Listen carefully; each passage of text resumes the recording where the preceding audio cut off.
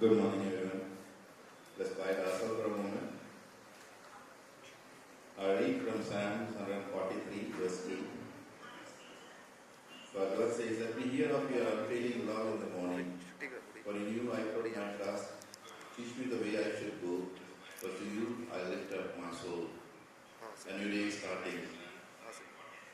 Let's give ourselves to God's hand and pray to God for lead us throughout the day. Let your will be fulfilled and let our lives be blessed. Heavenly gracious Father, thank you, Lord, for this beautiful morning. Thank you for bringing all of us together in your presence. And especially we are so thankful that a big number of our alumni are here back in the campus, the alma mater, where they have formed their life and they have reached to this point. And today, Lord, when we are here in the CME, we pray for all our resource people who are going to lead us into different sessions. Be with them, strengthen them. We pray for each and every delegate who is going to be part of this CME. Lord, let it be a blessed one. Especially we are giving our alumni association in your hands, Lord. Lord, when they are organizing and making arrangements and leading this whole CME, be with them also. Let today's day be a day of blessing. In your holy and precious name we pray. Amen. Thank you. Thank you, Reverend Alex. I would like to call upon Dr. Ajay Kumar, President, Alumni Association and Organizing Chairperson, to please brief us for the CME. Good morning, everyone. Welcome you all to this CME. Lord have been gone into the preparation of this CME with so many alumni helping us to organize.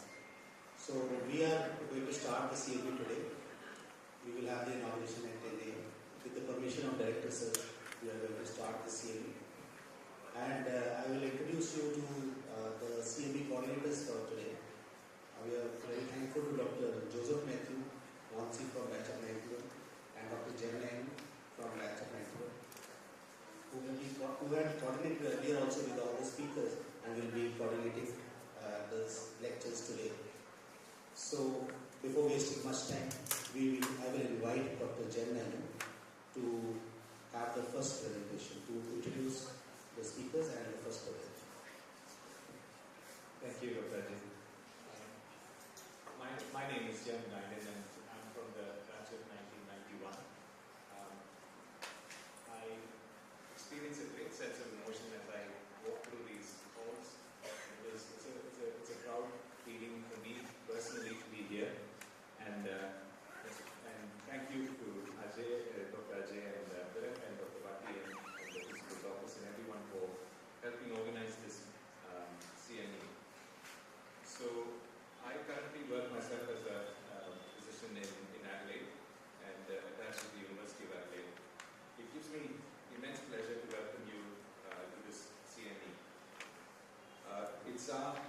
We're very proud to see each of you alumni members to be here, and it's a great privilege to hear from you. We're all proud of each of your individual accomplishments. So, in the interest of keeping the time, may I just request that there'll be a time keeper there, and we'll try and there'll be a warning at the end of before just 1 minute before your presentation ends. So the first person that I'd like to introduce is Dr. Vijay Prem Singh. He is from the batch of 92, and he's currently a consultant gastroenterologist and professor at the Mayo Clinic in Scottsdale. And he was previously at Rochester. And I invite him to speak on acute pancreatitis.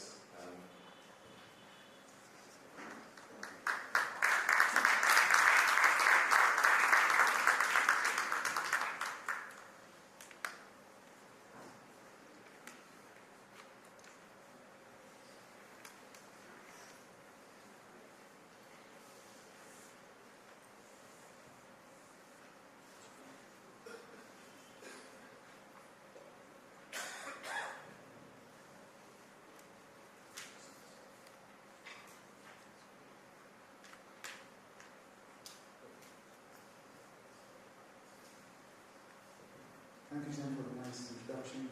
Yes, it's a great feeling to be back home, I must say. And see a lot of familiar faces, friends, and to present work. The topic is advances in acute pancreatitis. For the sake of time and giving time, I will go straight into the topic.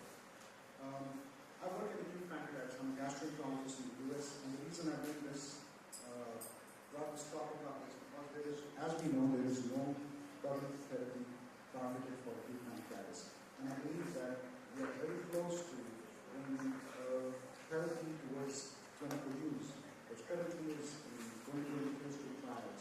And this is to introduce the concept for that therapy.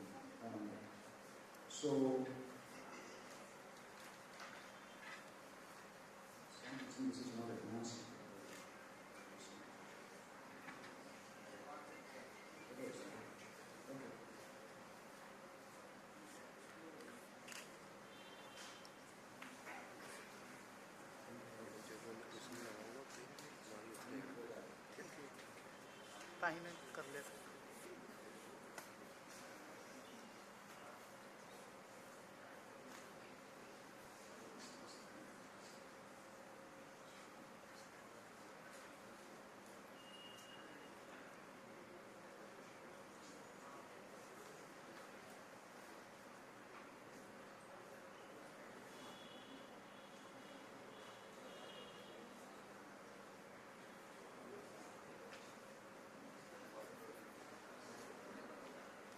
Thank you.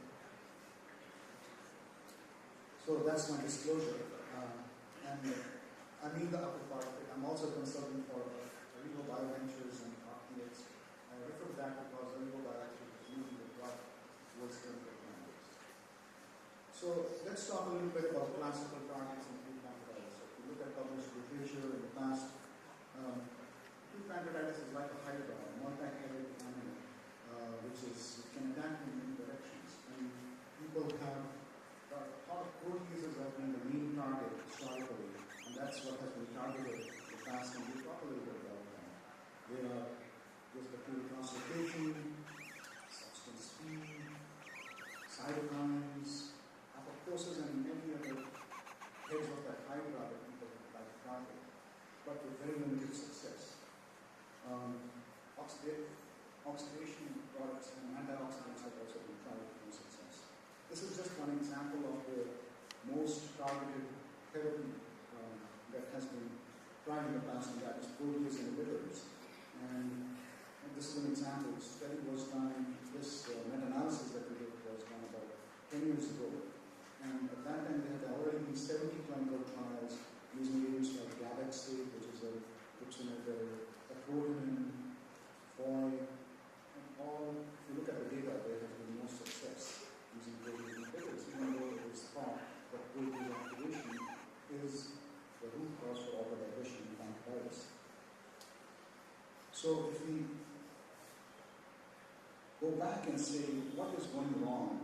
Why is there no therapy? If we look at data in humans, what really is happening? There are two solid evidence, types of evidence in human disease that we can handle. The first is data in human autopsies done by pathologists. So this is a paper from 1986, in which it clearly says that in our series of 367 autopsy cases, we recognized only one pattern of injury, which was dominated by peripancreatic fibrosis. So, very dominant part of pancreatitis is not the pancreas itself, but the fat around the pancreas that is getting induced. And they say this lesion was encountered in all cases of pancreatitis, irrespective of the duration, severity, or care. Now you would say, well, this is postmortem, maybe it's a diagnosis, it's not the disease itself. But then if you look at surgery, same time, 1986 published, this was not done. And in that time, they used to operate early. So patients were suspecting severity, they would go early. And he operated, this is a report on 79 patients that we operated on. And what he says is, the most vulnerable areas seem to be the peripancreatic adipose tissue. And where when it goes to spread, it is set up pancreatic parenchyma. And if you see that over 50% peripancreatic adipose was in 100% of cases within less than 4 days. And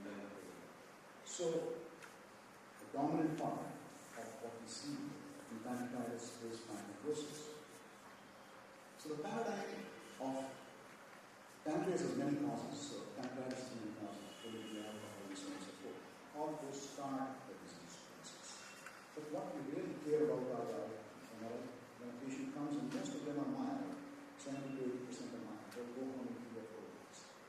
The ones that we really care about are the ones who are moderate to severe bronchitis, 20 to 30%. They're going to metastatic organ failure, ICU, infected necrosis. Those are the ones that are very concerning. So, but there's a disconnect that you can start bronchitis but not control the outcomes. Initiation does not go outcomes. And if you take the experimental data as well as what surgeons have said, as doctors have said, it seems to be that the modifiers of necrosis mechanistically this comes from the fact that the obesity around the country was very broken down and hyperlipidity in the fatty acids, which causes severity. So, if you look at this mechanistically, this is what is happening is there's vasolateral spillage of enzymes into the fat from the molecules. So, this is, for example, an acinus, which is meant to secrete enzymes from the center apex into the fat system and into the organ. But here it's spilling its granules around. And that is what is happening in pancreatitis. And when it spills these red granules, and what we see in the next slide is when it spills pancreatic lipase, so this is a movie of the same phenomenon showing adipocytes, and you will see when I click next, slight red glimmer coming, which is basically the breakdown of fat of the lipase being added to adipocytes. And that little red glimmer you saw was the lipase getting added. Now let's follow this over time as to what happens next. And you will see these lipid droplets and green lipid droplets breaking down. It's like a big explosion. And that's part of the process of infection. Those lipid droplets are very high levels broken down in fatty acids, which we can visualize in refrigeration. So now if you look at it in a composite manner, there is vasolateral leakage of enzymes, which we just saw, that spills into the fat and causes those adipocytes, which on CT scan we see as necrosis. This is the same patient CT before they develop bronchitis, and after they develop bronchitis, and you see this huge lymphoma. Just this progression which the surgeons and nephrologists describe in necrosis.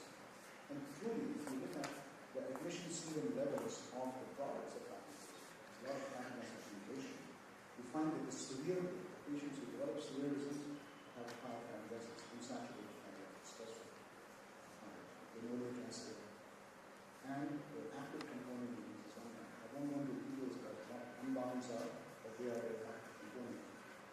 So, based on this paradigm, we have looked at this very closely over the last 12 years and studied this very intensively. And the paradigm is this: damaged pancreas leaks its enzymes into the surrounding fat, attacks the normal adipocytes, which have triglycerides in E-shaped form within normal adipocytes, hydrolyzes that triglyceride into fatty acids. That excess likelihood to use of fatty acids, uncontrolled lipolysis, is taking place, causes those fatty acids to enter the circulation, hits the organs, causing shock, renal failure, areas, and that is the paradigm of its eventual process of modern failure that we're really concerned with. And blocking this experimentally has shown great promise. We have 4 people using oral statin. Whenever, no matter what modern use, how you do it, the problem with oral statin is it's approved by FDA, is that it's a low dose drug. So what we see is we have to give the drug repeatedly and have to use all sorts of irrelevant vehicles that we cannot use in it. So that necessitated that we develop a drug, which is the lipase inhibitor, but does not suffer from these limitations. As a result, we developed something called Radin 767. This is a new drug which I will talk about over here. And what we see is that it is 20 to 200 times more potent than oral statin. It's much more active stable than oral statin. It doesn't require the awkward vehicles of oral statin. And this is just one example of an enzyme which oral statin is inhibiting 50% about 2 micromolars, whereas Radin 767 is less than 20 micromolars. So much more potent. And these are some of the examples of it. So much more potent drug is inhibited. And when we have experimentally compared this in mouse models, we have to do all these things initially in rodent models, we find that the mice given 767 do much better than they do oral statin. For example, this is a movie where when we flip the mouse to the back, we clear well enough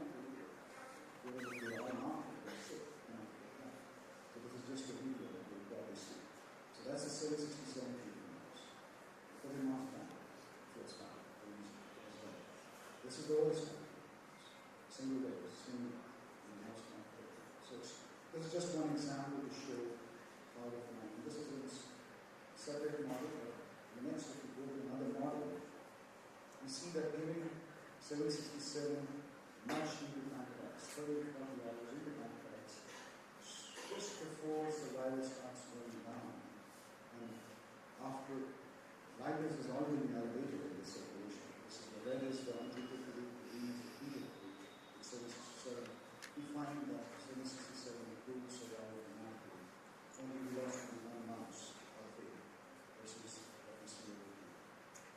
So it improves survival. We also find it to do the job it is supposed to do. At 767 can reduce serum fatty acids. Even though the fatty acid elevation was the same at 24 hours after pancreas, whether it was an untreated group in bed or a treated group and gave 767, we were able to reduce those, except on those groups. So we have to go further and we look at what happens in terms of organ failure. There's a big blue elevation that happens, a big creatinine elevation that happens in the group that gets on the failure, which is clinical. They go into hypothermia, severe surge, which is again prevented by 767. They go into shock, which is carotid pulse distension that we talked about.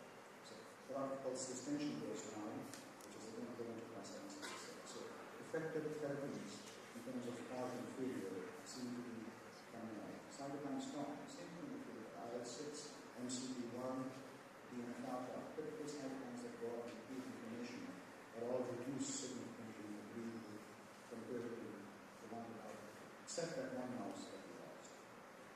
So based on this, what we have is a highly potent lipase inhibitor that works that's really improves survival. This is past phase 1 trials, it's going to phase 2 trials later this year. And let's see what we find. And I'll give it back to you. Thank you so much.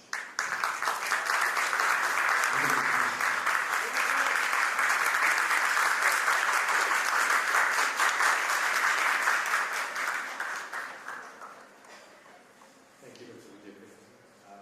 This floor is open for questions. We have time for a few. We have time for a few questions if pass the mic around if there are any. If you raise your hand.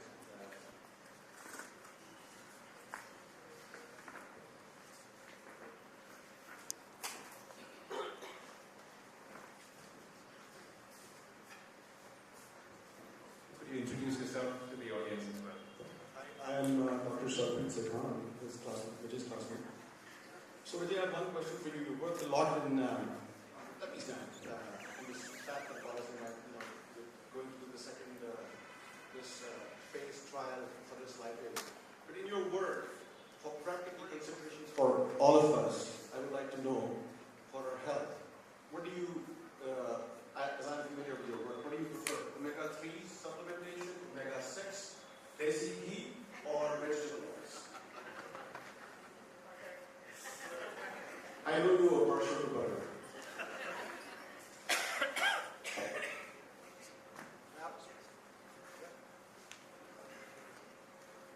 That's a great question, and it is indeed very relevant to our lifestyles, what we cook. And the answer is, if you were to, I like butter, and basically grass-fed. The problem lies in double bonds. Once you put double bonds, the aqueous stability of fatty acids, they can go and around. What I mentioned, unbound fatty acids, those are human unbound fatty acids. Doesn't know how hypoalbuminemia happens. So smear hemolysis, the unbounds go up. And they can only survive if they are aqueous stable. Otherwise, they'll just precipitate out. They have water. So when there are double bonds, aqueous stability goes up. And when aqueous stability goes up, then there was more damage. So to answer your question, grass-fed basically would be, don't take the oily part, it's the solid part. The rest all come from vegetable oils. What we call essential fatty acids is an illusion. Essential was essential because we were not going to have to access. We don't have the ability to put this together. So nucleic acid, arachidonic acid, linolenic acid are essential because nature will not plan that they are less than sense. We take it from old sources. Now the human crystal fat composition has become 20-30% removed acid, and that's what causes all the damage. So yes, cross-fertilization.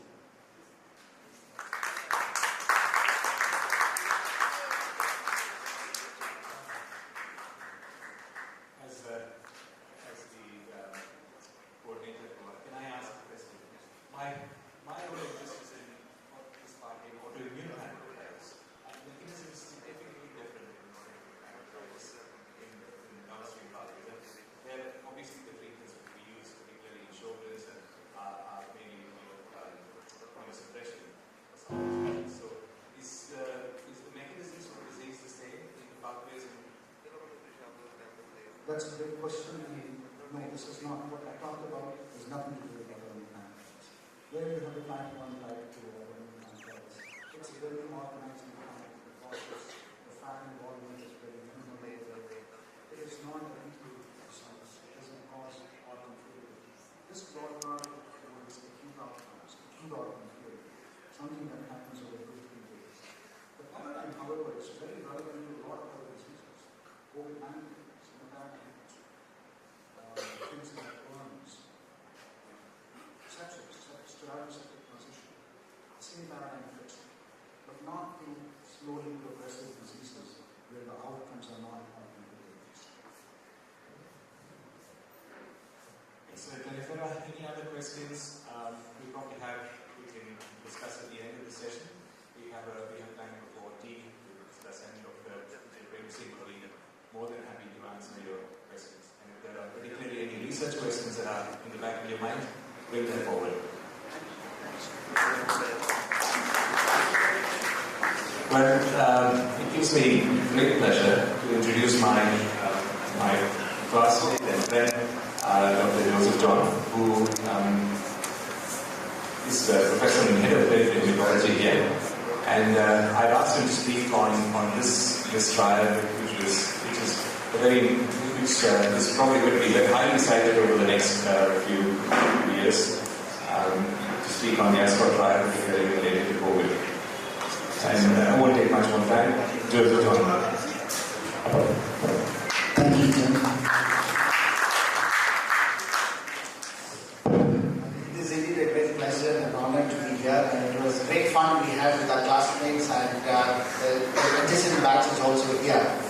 So when this trial, I was asked to present on this trial, I was thinking about the medical students in my mind when I presented, and I was making the presentation, so that I wanted to take home the process behind the trial than the subject itself. So the name of the trial is ASCOT trial and its implications, and this was a trial which was started when we have a trial is started when you have a clinical equipoise. What's a clinical equipoise? For the medical students to understand, when there is a difference of opinion and we don't know whether this is right or that is right, that is when we call about a clinical equipoise. So this is a trial which was published in NEJM Evidence, and a whole lot of work went into it. About 4 countries were involved in it. So just give you a background to make it a little light. That's a 1991 batch.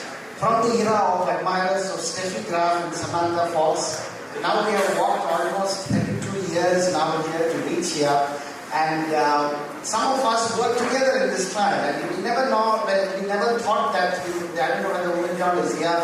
Women John was part of George Institute, which was coordinating this trial, and that is how CMC Ludhiana came into the picture. And that's the title of the study, and that came in NEJM Evidence. Anticoagulation strategies in non-critically ill patients of COVID-19. This was funded by the Australian National Health and Medical Research Council, and of course Joseph Matthew and many of our classmates from Australia are here. They usually begin with this fund for their studies and grants. So this started as a multi-center randomized adaptive platform clinical trial to assess clinical, virological, immunological outcomes in patients with SARS and COVID. So obviously it's quite a bunch full of words which is not really easily digested, so to speak. So I'll give you what is a little bit of an adaptive trial. Adaptive trial is, so to speak, is you go along the way and be flexible enough and change the strategy and not be rigid about how we started off. I have Prunus here who has done a course in biostatistics and epidemiology, unlike any other surgeon. And it's good to have somebody who are really into these discussions or trials, etc. So basically, you randomize, we update the randomization, and you have a termination rule is there. As along the way, if the results are not good, so you have a multi-pronged approach. You ask about 4 or 5 questions together. Along the way, if one group is not doing well, you drop it. So it's basically play the winner and drop the loser. So essentially you don't continue to give harm to one arm and then do the good arm and take it forward. So thumb rule, drop the loser, play the winner.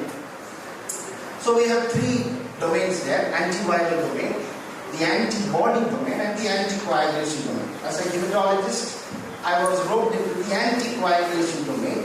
And you have a steering committee, will look at and there is the anticoagulation domain is there, the group is there, who will now get on to the Zoom meetings and discuss how to take this forward, and the other groups are also working alongside. So 3 different domains. In each of these domains, there may be different arms. So that is how this happens. So what is unique in CMC Ludhiana for this particular trial? You have thousands of papers published. In fact, COVID gave the surge of publications along the way. So we had the 1992 batch, Gen Z Maria from Maria Koshi. So this is again, Maria is clapping for that. Please do a clap to start here. So basically, this evening is all about 1991 and 92, right? And other batches of 50 years batch as well. So we have Dr. Sushil from Delhi joining in as the 1991 batch. And from CMC Ludhiana, we were the people who were there from the different alumni. So 1979 batch, Dr. Mehdi, 1991 and 2008 batch. Since CMC alumni getting together for a trial. So obviously that is all about teamwork, right? It's the epitome of teamwork. A few years ago we had this picture taken about teamwork, and that's all about 91, 92 and 93 we did not have. Obviously Sushil is not here, but his brother is here actually. And most of the people there are here today in this meeting. So how is the trial is published? It's a consort walkthrough. The part the randomized studies are done, you're supposed to say how many people are eligible into the study, and then they walk through the entire based on the platforms you walk them through, and that is enrolled into the platform. And then randomly assigned into the anticoagulation domain. So imagine so many people are enrolled, you got into the anticoagulation domain, and there are 4 arms coming along. And of course, it's all about playing the winner and dropping the loser. So if you play hard and you do well, you continue in the arms race, right? And that is, we have the 4 arms there. That is the low dose, the intermediate dose, the low dose plus aspirin. So these are the questions in mind of people. COVID patients are dying out of thrombosis. Should I give a low dose, low molecular heparin? Should I give an intermediate dose? Should I give a therapeutic dose? What happens if the bleeding is there? Should I combine it with aspirin? So 4 major questions. So if you look at the numbers you see, it's a given that the low dose aspirin, low dose low molecular heparin plus aspirin and therapeutic domain where they use this. So of course less number of patients are now recruited into that, and that's a consort diagram which goes through with these 4 arms. And if you look at the bottom line, you see that the primary analysis included in the low dose of 596, intermediate was 601, and with aspirin was 279, and the primary analysis was 50. So that's the importance of it. The number of participants from India were the maximum. 89% of them were India. The Australia and New Zealand were very less, and Nepal got recruited towards the end. So that is how the numbers became very good. And now the primary endpoint is death. So any trial for the students to understand, if you want to set aside everything aside and look at it, you need to know the primary endpoints. If you know the goal, you know whether you can measure it up to that. And the requirement for a new organ support at day 20. So death and requirement for organ support at day 28 were the two primary outcomes. Now comes the jargons in statistics, the Bayesian logistics model. For you to understand it, this is like a memory foam. So when you use Bayesian logic, your memory, the conditional is the priors are taken into consideration as opposed to a frequentist approach where the priors are not taken into consideration. Actually speaking, human brain works on the Bayesian model. You think about the previous and then you make adjustments based upon your prior results. So that is how the results were published. The primary outcome in low dose was 5.9% of the patients had the death or day 28 ventilator support. Intermediate dose had only 4.2. Low dose plus aspirin had 7.2%, therapeutic dose had 14%. So of course it looks like intermediate dose had less. Now the jargon starts again. The credible interval is almost like your confidence interval, and the posterior probability of effectiveness in adjusted odds ratio is quite a mouthful.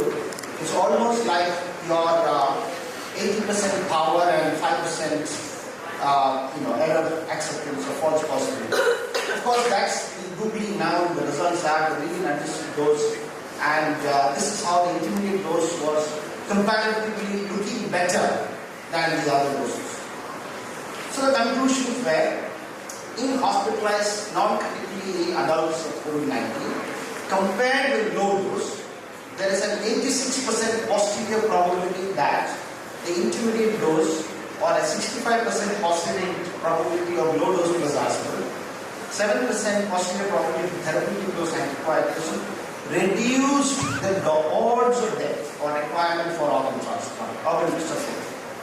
No treatment strategy met pre-specified stopping criteria before the trial closure. Now this is the exact excerpts from the article. We posted into our class group. So Rutu Channel asked, amazing contribution. Now tell me whether we should anticoagulate or not. I didn't understand. So of course that's I want you to take home saying that it is not uncommon that we don't really understand this. Sometimes these jargons do make us look, and you must ask the question again and again very critically. Is it trying to confuse me, or is there evidence there? So critical thinking is very important. So then we replied, thank you for asking me. Current practice in Australia is to give low-dose anticoagulants. So that was an Australian practice at that time. There were not a lot of international contribution, and therefore bringing India into the study, asking them one question: which dose, what anticoagulation is going to help a patient of COVID and reduce death is the question we have. So it is a middle ground we are taking, with the intermediate dose being most beneficial. Intermediate dose of anticoagulation resulted in also less risk of bleeding. No evidence of benefit from the high dose therapeutic dose coagulation. So intermediate dose was better to reduce the death and was able to give less bleeding. And also, this was that time there were not much studies coming from low middle income countries. It was underrepresented in COVID-19, and this is one of the few studies to have significant involvement in LMIC. So essentially, if you look at it, Nepal and India actually contributed maximum. So it was a Bayesian hierarchical logistic model to compute the posterior contribution of the odds ratio of each treatment compared with low dose prophylaxis. So basically that is how the statistically it has to be packaged and said that its intermediate dose is going to be higher. It is profound stats there, but mostly to confuse a little I would say, but you have to have a critical thinking there to go and understand it further there. So there is nothing to worry. Ritu has chosen wisely. Intermediate dose is better. 6 packs of 95 pick up and put. And that is the take home of this. Intermediate dose is better. Ritu has chosen wisely. Thank you so much for that.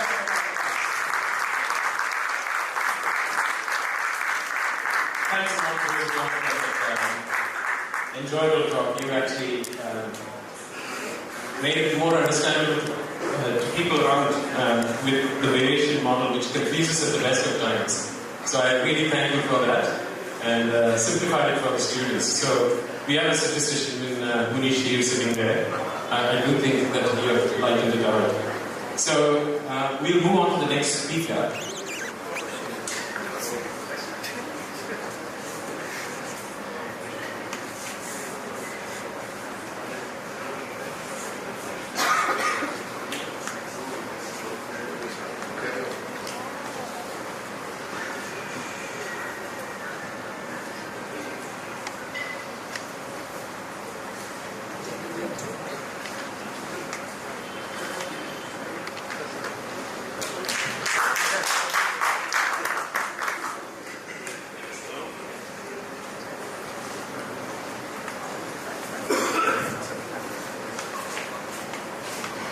It gives me great pleasure to introduce Saprit Sekho. I remember Sekho, you have changed quite remarkably just as I have changed over the years. It's a great pleasure to invite you to come and speak on the next topic. Saprit did his MBBS.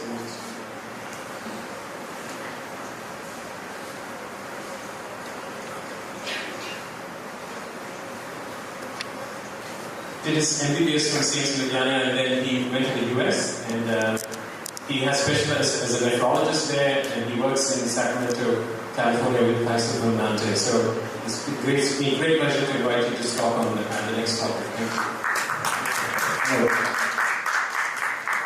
Hello everybody. It gives me great pleasure that we do research, done great work, and it is my great hope, wish, and desire that CMC becomes one of the most preeminent research institutions in India and the world.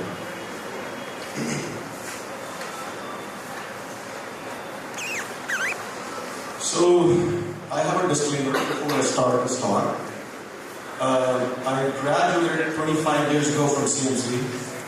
After that, I've never read a medical textbook. I know everything in the books, but I never read a textbook after that. So I wanted to give this talk. The second disclaimer is I, tend to be scientifically accurate. The point I was going to make about books is that I will give some take-homes to manage a very common condition, but part of this will be a practical approach that I can easily use to focus on one or two conditions which I've learned by my own experience, based on evidence, of course. And as I said, I'm going to simplify and not make it, just completely scientific, non-analytical stuff.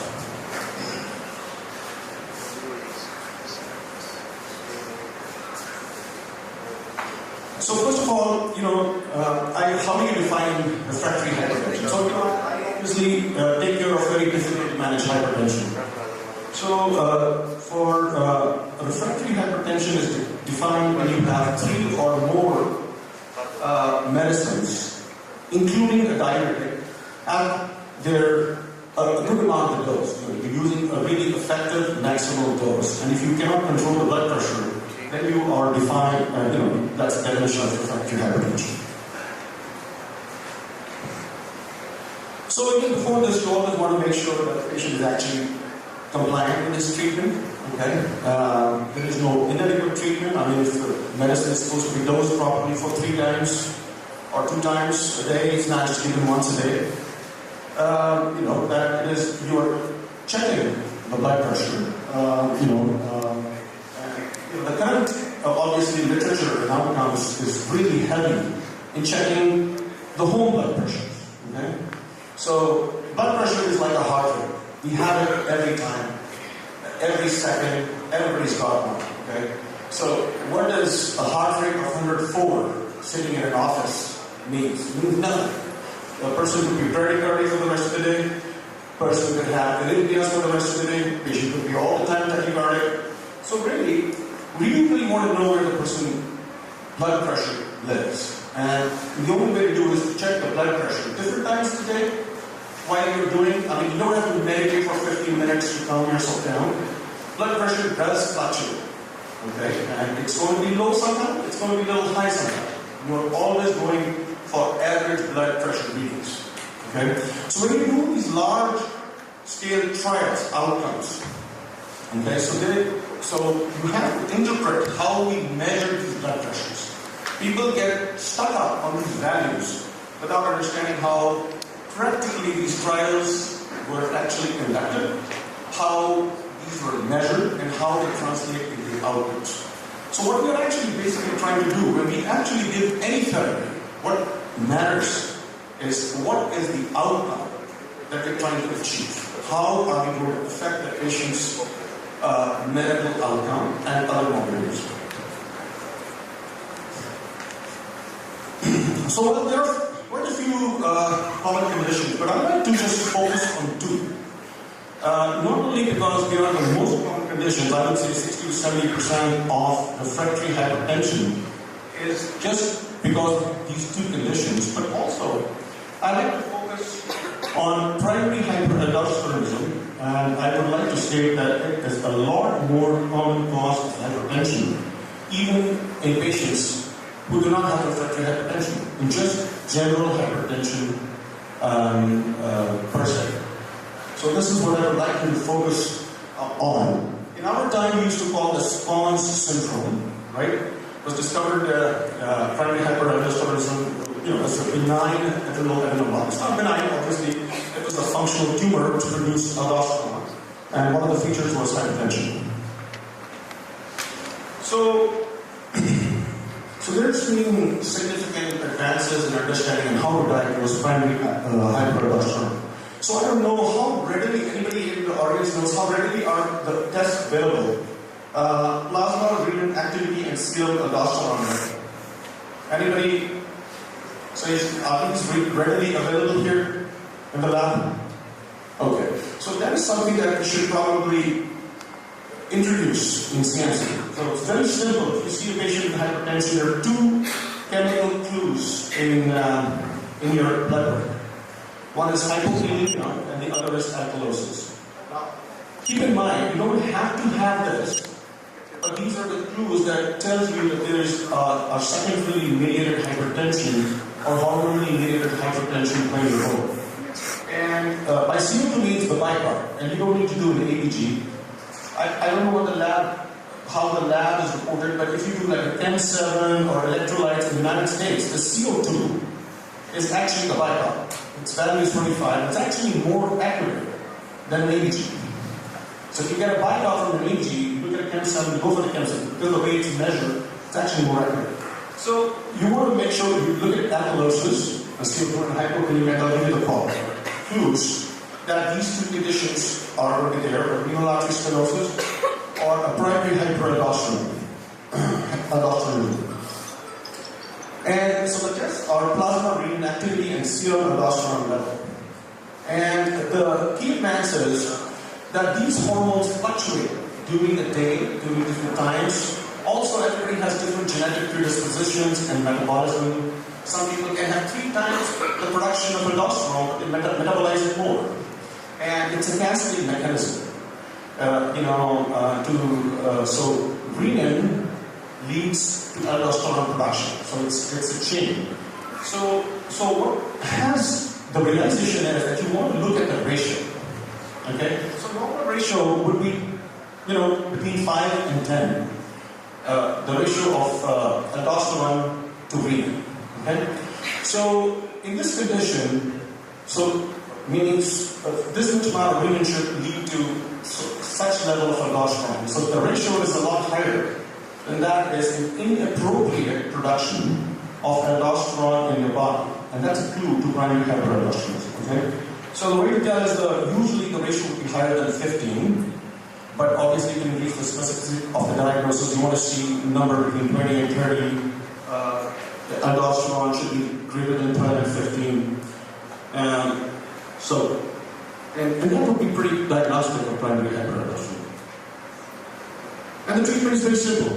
Spironolactone is a drug that has been for 30, 40 years, very well tolerated, amazing response to difficult to manage hypertension. In women, it's treated, women tolerate this very, very well.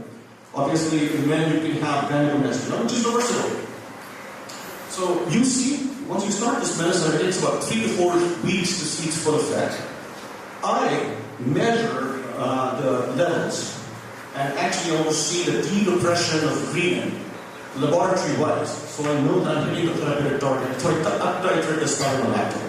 But you're not going to see any effects for 4 weeks. And you got to reassure the patient, it's okay. The blood pressure is high. Treating the blood pressure is always a marathon. So you want to have a process. You want to have, and tell them that we want to get to the goal in the next few weeks. So for men who have gynecomastia, we have another alternate aldosterone blocker, eplerenone, and it's not as potent, so you have to use the dose 2 or 3 times. But it's pretty effective. The second is diagnosis of renal artery hypertension. Actually, one thing I'd like to mention is if you find and you don't have the availability to the test, and you have difficulty managing hypertension, just go ahead and empirically start the patient on spironolactone. So you don't have renal test available, you don't have aldosterone test available, you don't have it, but you have patient blood pressure is not, and just add spironolactone to your blood pressure regimen. Pretty simple. Start 25 milligrams a day and monitor the blood pressure. And if it responds, that's an empirical evidence of primary hypertension. So you don't do any of those fancy tests, but you can just work your way backward. So a practical approach. The second is renal atherosclerosis. Obviously, 2 major categories. One is just like we get, people get heart blocks, atherosclerosis. Atherosclerotic involvement of the big vessels of the kidney, called renal atherosclerosis. Obviously, same risk factors found in higher, older individuals. The second would be individuals, especially in women. And you have a condition called fibromuscular dysplasia, which is a congenital condition in the narrowing of the artery. So those are the 2 main conditions. One particular condition about renal atherosclerosis and adults I'd like to mention is these patients develop a little bit of renal insufficiency over time. And they have paroxysmal hypertensive urgencies and congestive heart failure exacerbations. So the patient will come, get a pulmonary edema, get to the hospital, creatinine goes up a little bit, and the blood pressure shoots through the roof and causes the condition decline. And what happens is, the first thing when the kidney condition deteriorates, the first instinct is to stop the ACE inhibitors. And this would be one condition, and one condition that would be a wrong therapeutic approach. So I see this medical mistake being made in the management of these patients in the hospitals all the time. So anyway, the condition is easy to diagnose. Ultrasound Doppler is just operator dependent, but I know it's probably more available. I actually like CT angiogram if the kidney condition is, kidney function is normal. We do have CO2 angiograms available. We have practice because if you want to avoid the IV contrast. Other way we can do an MRI of the renal arteries, and then we can intervene accordingly. But the good treatment is ACE inhibitors, or I particularly like to use direct renal blockers. I'm not sure if they are available here, but if they are, they take about 2 weeks to work. Very good response, better tolerated than ACE inhibitors. And that's about it. I would like to leave here and leave some time for questions. Thank you.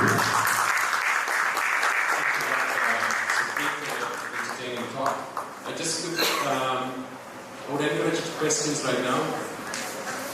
Anyone from the audience have any queries to Sabri? Yes, Joseph. So you're giving a contrary view of starting spironolactone as number one therapy. Is that, did I get it correctly? As the first choice, or it's only when, I mean, what would be your algorithm for treatment? When would you use spironolactone? Oh, yeah. So, let me clarify this. So, not as a first line of treatment for therapy, but I was talking about resistant hypertension. But the first line of therapy, if you have used an ACE or a diuretic, and the blood pressure is not getting well controlled, then empirically you can add spironolactone. Because it is a common cause, secondary cause of hypertension, but it's obviously not, a benign essential hypertension is a much more common cause. And some people just need warranted treatments. Thanks, Apri. There's a question from Munish Lee. Munish is a renal transplant surgeon in Australia. I'll hand over the mic. Thanks, Ego. Very interesting talk, Mike. I wanted to ask you about renal artery stenosis. When do you think it becomes a surgical problem? Not asking about FMD particularly, which is probably a very surgical issue, but more atherosclerotic renal artery disease. And is the approach any different in the single kidney model, like a transplant or a unilateral kidney? Thanks, Munish. Manish, I met you outside. I didn't recognize you. Neither did I, sorry. Hello. Okay. So it's a great question. I didn't want to go into the details, but so first thing is we intervene in renal artery stenosis as if you can manage the blood pressure effectively with medications, control it, you don't need to go and intervene. However, if you're not able to control the blood pressure effectively with medications, then you go ahead and do angioplasty and stent it. That's, if there's renal insufficiency, you will use angiogram, guided angioplasty. Depends upon the location of the stenosis. Sometimes you can do a bypass on the artery. So that's just uncontrolled hypertension. Second is and transplant, when you have renal artery stenosis. Also, stenting is done when the hypertension becomes a problem. I don't know how many people we here with renal transplant, but when you do venous stenosis, renal artery stenosis in a transplant, in a graft, is a common complication. Obviously, it can cause renal insufficiency, it causes high blood pressure post-transplant. It's a post-transplant complication. So blood pressure and renal insufficiency and proteinuria are the clues in the graft for transplant. In atherosclerotic renal, there is another thing. Once you know renal insufficiency, the kidney becomes relatively ischemic. So I go a little bit beyond. So this is pretty standard guidelines. I want to preserve, as a nephrologist, I always want to preserve the kidney function as much as possible, and also take care of long-term outcomes. It's not just take care of blood pressure. So I look at both kidneys, see the relative function, and I have other tests available. Sometimes in this particular situation, I would do a renal gram and get the split renal function to accurately guide my, But a rule of thumb is the kidney function is greater than 9 centimeter, and you have a renal artery stenosis, which is not just anatomical, which can be a problem with MRI. You want to then I do a diagnostic test to make sure it's a functional renal artery stenosis, meaning it's a hemodynamically significant renal artery stenosis. I want to prove that to myself, and there is salvageable kidney. Then I might go ahead and intervene and do a stent. Okay, so I hope that clears. Thanks, Apri. We might take no more questions right now because the time to inaugurate the CME. The Chief Guest has arrived, and I hand over to Ajay.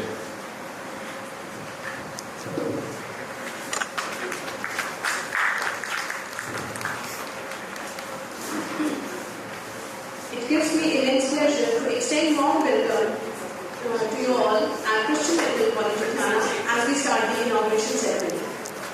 As written in 1 Corinthians chapter 10, verse 31, so whatever you eat or drink or whatever you do, you should do it all for God's glory. This is also CMC's motto, my work is for day. We thank God for this day, the gift of life and work. Thank you all for joining in. I want to thank our chief guest, Dr. Vinod Soti, for taking out time from his busy schedule. Thank you, sir. I request Ms. Surbi to please welcome Dr. Manoj Chopri, Member Punjab Medical Council, with the bouquet.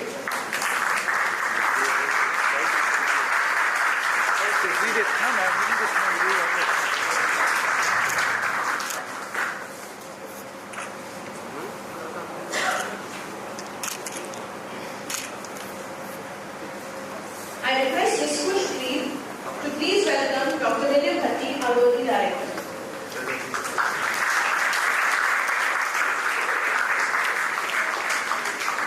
Next, I request Ms. Anshika to please welcome Dr. Jairaj Pandyan, Principal Medical College, CMC Ludhiana.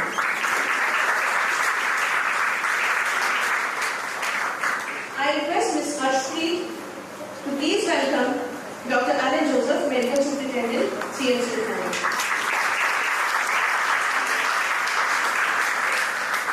Thank you. I request Reverend Alex Peter to please lead us in prayer.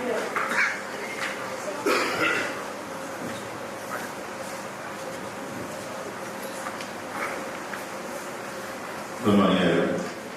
And we will pray. If you can bow your heads and close your eyes for a moment. I raise my eyes up to the mountain from where my help comes. My help comes from the one who created this whole universe. Yes, Lord, you have created us so beautifully. And Lord, we are so thankful for this physical body that you have given to each and every one of us. And Lord, we are also thankful for the knowledge of this human body to be used for its healing, for its betterment.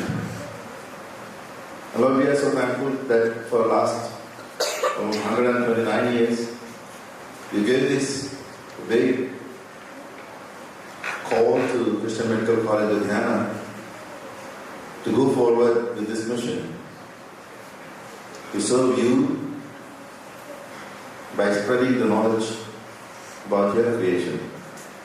And today, Lord, when we are here, we are so thankful for each and every one of our alumni who are here from all the different corners of the world. Thank you, Lord, for bringing them safely to their home, to their alma mater. Let coming 2-3 days be a blessing to each and every one of them. We are so thankful also for Punjab Medical Council for coming together with CMC to have the CME Prunus. And especially we also pray for our chief guest, God be with him and strengthen him. And especially we give our college and everyone who is involved in today's CME. Especially, Lord, we pray for our Alumni Association, each and every member of them.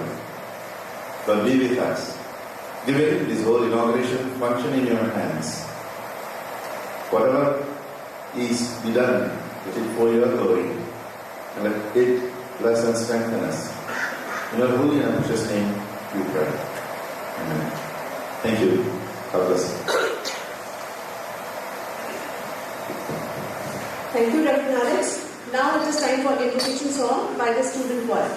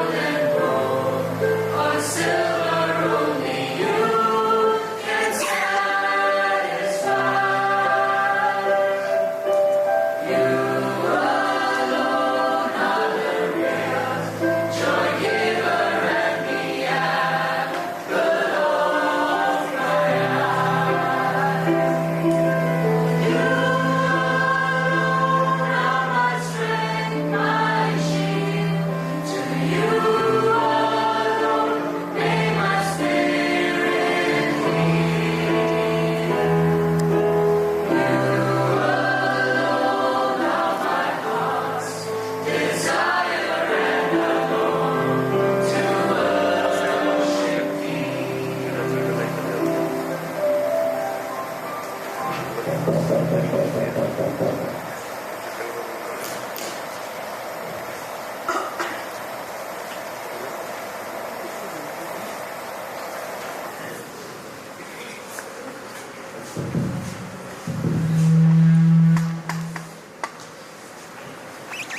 you for the wonderful song.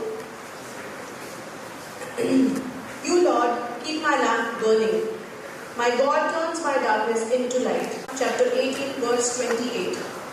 Now I would like to request Dr. Manoj Sopri, our chief guest, Dr. William Bhatti, our director, Dr. Jairaj Pandey, Principal Medical College, Dr. Alan Joseph, Medical Superintendent, Dr. Ajay Kumar, President, Alumni Association and Organizing Chairperson, Dr. Kailash Chandra, Secretary, Alumni Association, Dr. Kavita Bhatti and Dr. Ravinder Singh, co-organizing secretaries, to please come forward and light the lamp.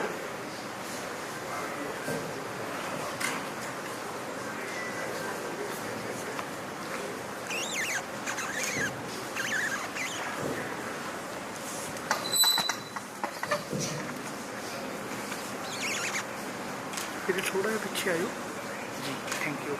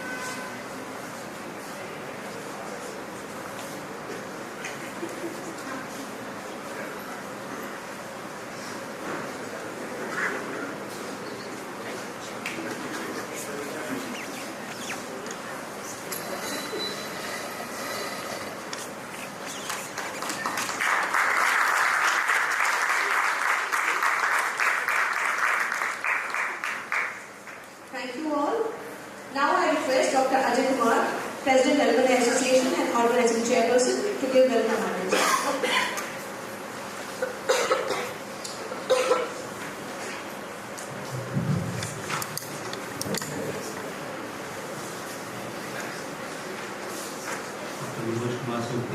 Chief guest for today, Dr. William Bhatti, Director CMC, Dr. Jairaj Pandey, Principal Medical College, Dr. Alan Joseph, Medical Superintendent, national and international speakers and delegates for the CME, alumni of CMC, CMC faculty, students and dear friends. It gives me immense pleasure to welcome you all for this CME, Prunus 2023. The speakers of this CME are eminent faculty who have graduated from CMC Ludhiana and achieved expertise in various medical and surgical fields. Prunus, the name is the name of the tree which was artificially created through the process of grafting. Also known as the tree of 40 fruits, it is a single tree that grows 40 different types of stone fruits, including peaches, plums, apricots, nectarines, cherries, and almonds. Christian Medical College Ludhiana, our alma mater, is that fruitful tree which has nurtured all of us since we were sown in the soil of CMC as saplings some 50 years back, some 25 years back, some 28 years back, and have continued to grow till now when the answers have become fruit-yielding trees. Our speakers in today's CME will exhibit the variety of taste, color, and aroma of all kinds of different fruits of CMC Ludhiana. The logo for the CME, this tree, it represents the tree of CMC, bearing multiple fruits of different size, shape, and color. I hope you all will relish the academic feast which is going to be laid before you through this CME. I thank you all for your presence, which has made this CME a successful. Thank you very much. Thank you, Dr. Ajay. Now I call upon Dr. Reunion, Director, to please say a few words. Morning. Dr. Prunus, the chief guest of today's CME, is a member of the Punjab Medical Council. Our alumni from various parts of across the globe, country, from India as well. Our staff, faculty, students. I welcome you all for today's CME, and it's nice to see so many familiar faces and to whom we know personally, and they are visiting after so many years. We always look forward for your visit, interaction with our alumni, and they have contributed in various ways. And today is a great day when they will share their academic growth with all of us. Not only that, through your lectures, our students and staff will come across what challenges you are facing and what is expected from us when we go out. So that will be an important aspect of today's CME when we will interact with you. At this moment, I would like to thank Dr. Ajay and Dr. Monsi Thomas Matthew. So I don't want, I don't want, others should not be Monsi. And Dr. Jim Nair, and they have organized various Zoom meetings, and Dr. Ajay was regularly telling me what all arrangements they are making to make it a success for CME. And we are grateful to Dr. Manoj Sopti for creating 4 hours, 4 points for today's CME. I'm sure it will be an event full of learning from each other, and a lot of question and answer session will be there. God bless you all. Thank you. Thank you, sir. Next, I call upon Dr. Jairaj Pandey, Principal, Medical College. Please conclude us.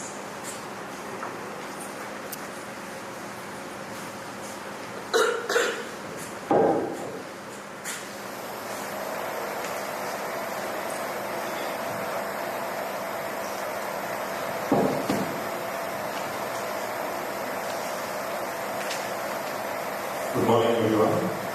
Respected Chief Guest, Dr. Manoj Sopti, the CEO, Neurosurgeon of Punjab, member of PMC and past president of the State of Punjab, Dr. Reunion Director, alumni from batches of 1972, 1973, 89, 1991, and 1992, faculty and students. On behalf of college administration, I welcome you all for the CME 2023. This is probably the first time during the Alumni Association meeting that we have a standalone CME. In the past, it used to be merged with the alumni program for 1 hour or 2 hours, and that time people are not at all interested. They were just trying to socialize rather than listening from people. And this is probably the first time a standalone CME has been organized. I congratulate Dr. Ajay Kumar and Dr. Matthew for coordinating with all the batches and finalizing the program. Prunus, the tree of 40 fruits, is an example of CMC family. Now, each of us have gifts, talents, and expertise. The tree CMC empowers us to identify these hidden gifts to bear much fruit. The CME covers a wide spectrum of medical and surgical topics. I am confident that all of us will benefit from this academic event. There are 3 suggestions I will put forward before you. One is CMC Ludhiana has an official scientific journal called CRISPR Journal of Health and Research, which is 9 years into the publication, and we are preparing it for indexing in PubMed. So probably I should have suggested earlier, if you can compile the abstract of this CME, we can publish it in our official journal. And we have several MOUs with different universities at national level and also international level. The few ones are Thomas Jefferson University, Philadelphia, Western Health University in California, and we have University of Birmingham, University of Central Lancashire in UK, and we have within the country Georgia Institute of Global Health, India office, I think Dr. Umar John probably is here, and lovely professional universities. What has helped us with these MOUs is exchange of faculty, exchange of students, and particularly with Thomas Jefferson University, we have regular online webinars every week, and our faculty and students can join those webinars. So I would request all of you to explore similar opportunities with us. And there is a provision for adjunct faculty as per National Medical Commission. Medical colleges can have adjunct faculty from within the country, from other institutions, and also from overseas. So I would suggest that if anyone is interested, please contact us. And lastly, I would also urge you to interact with your respective departments at CMC, the area of expertise that you have. That will really help all of us to work with you and maybe explore some future collaboration in terms of research grants or developing services. So on behalf of the college, I extend my wishes for the success of this program. Thank you.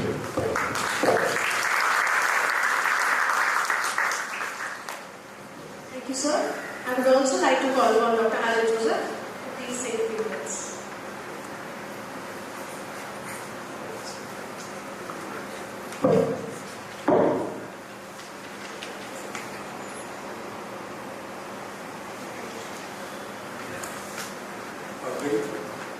Warm good morning to all of my seniors and juniors.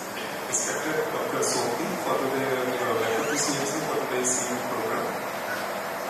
With great honor and pleasure, I welcome you all on this auspicious occasion of Institute's Founders Day celebrations, which is Canada, and today's CME and the alumni reunion. Not only it's a moment of happiness and nostalgia for all of us, but also an opportunity to reflect on our learning and achievements. Our alumni have established themselves as successful individuals in almost every field, and we could not be any prouder. It has been 129 years since our institution was started. We all are trying to compete for the excellence and carry forward the legacy of CMC Ludhiana as done by our predecessors. These 2 days of program will surely make you feel nostalgic. I would like to appreciate all the efforts made by the alumni office members, especially Dr. Ajay, and hope you will like the arrangements made by them. Last but not the least, I would like everyone to roam around and cherish the time we spent here. So let's dive into the nostalgia and relish the days of our lives. Wish you a wonderful and a great day in CMC. Have a good time ahead. Thank you.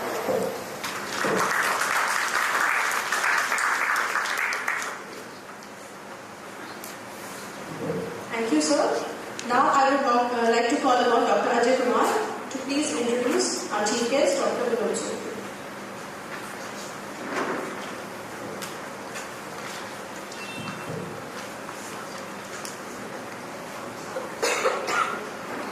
Thank you, sir, for accepting our invitation. It is an honor to have you with us.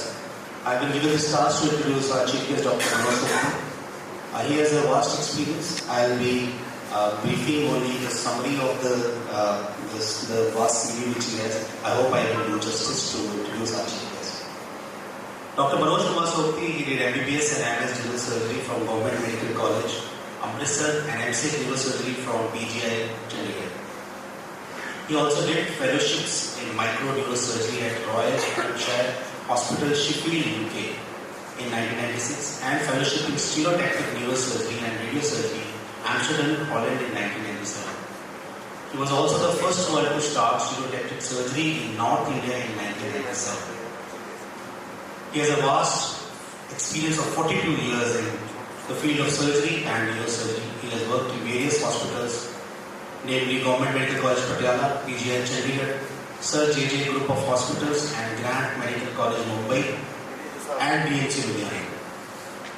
Presently, he is the Managing Director and Chief Neurosurgeon in Sokti Neuro and Super Specialty Hospital, Civil Lines, Ludhiana. This hospital was started by himself in the year 2001. Also, he is serving as member Punjab Medical Council, veteran IMA Ludhiana and member Core Committee IMA Punjab. He has multiple publications in various national and international journals to his credit and has also delivered various guest lectures at many national and international conferences. Multiple awards he has received, of them a few are State Award by Punjab Government on 15th August 1994 by the then Chief Minister of Punjab, Shri BNC. He has received the Pride of IMA Award in December 2013 by the Chief Minister Sardar Prakash Singh Badal. He has got the Best IMA President Award and at state and national level for his excellent work. Dr. Prunus, it is an honor to have you among us. We would like to acknowledge you by presenting a small token of our appreciation. May I request Dr. William Bhatti, our Director, and Principal Dr. Jayaraj Pandey to present our token of appreciation to Dr. Prunus.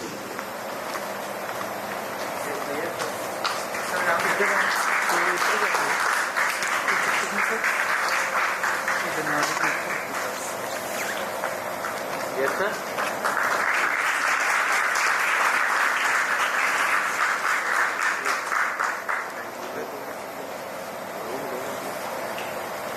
I also request Dr. Prunus to please share a few words with us.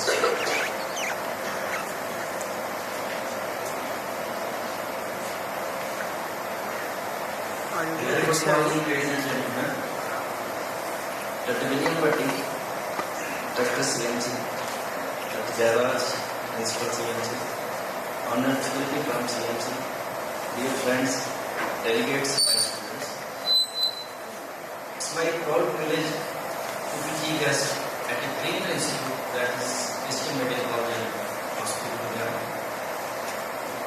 I commend Dr. Ajay and his team organized this CME and a reunion meeting that is holding celebrations and celebrations. There is a lot of development has taken place in surgery as well as in medicine.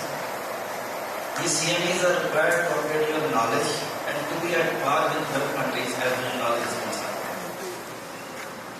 In the CME, you can share your experience with your colleagues and you can upgrade your knowledge also. All the topics in today's CME are very good and accurate. All the speakers are of repute. I am sure you will be benefited by the deliberations in the CME. I, on behalf of Punjab Medical Council, announce 4 gratas for today's meeting. As far as Punjab Medical Council is concerned, it's there to uplift the image of the medical profession and to ensure that the people does ethical practice. There are few who are doing unethical things and PMC is there to mend them. I am sure you must be feeling nostalgic today after meeting your classmates, seniors and juniors. It feels good when you recollect your college days, hostel days and classroom moments. My advice to young budding doctors is that you must work hard, sincerely and honestly and ethically. Don't be after money. I know money is required by everybody else said money is required, but money is not everything. Money will come to you if you are working hard. I myself, an example before you, I started from a small village. It was a village school, government DC school. I had to compete with my colleagues who were from different families and from convent school education. So even then I could do MS, MCH way back in the 80s. I am amongst the first few neurosurgeons from the Punjab. So friend, there's no end to it if you are working hard. Not taking much of your time. I wish you all success in life. Thank you.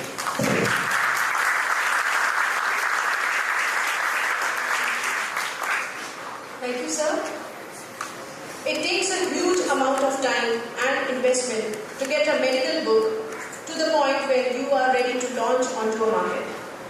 much discovery need. We have 2 books to be launched today. Illustrated Reviews Pharmacology by Dr. Dinesh Badyal and Current Trends in Labor Management by Dr. Kavita Bhatti. Congratulations, sir and ma'am. I request Dr. Jairaj Pandey to accompany Dr. Dinesh and Dr. Kavita Bhatti for the release.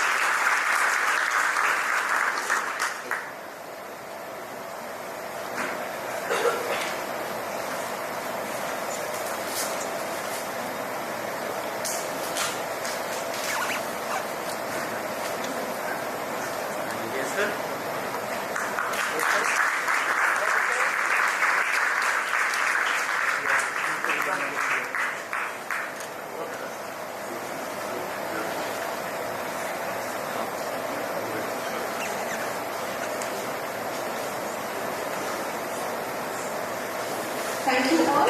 We are now going to continue with this meeting. Over to Dr. Joseph Franklin.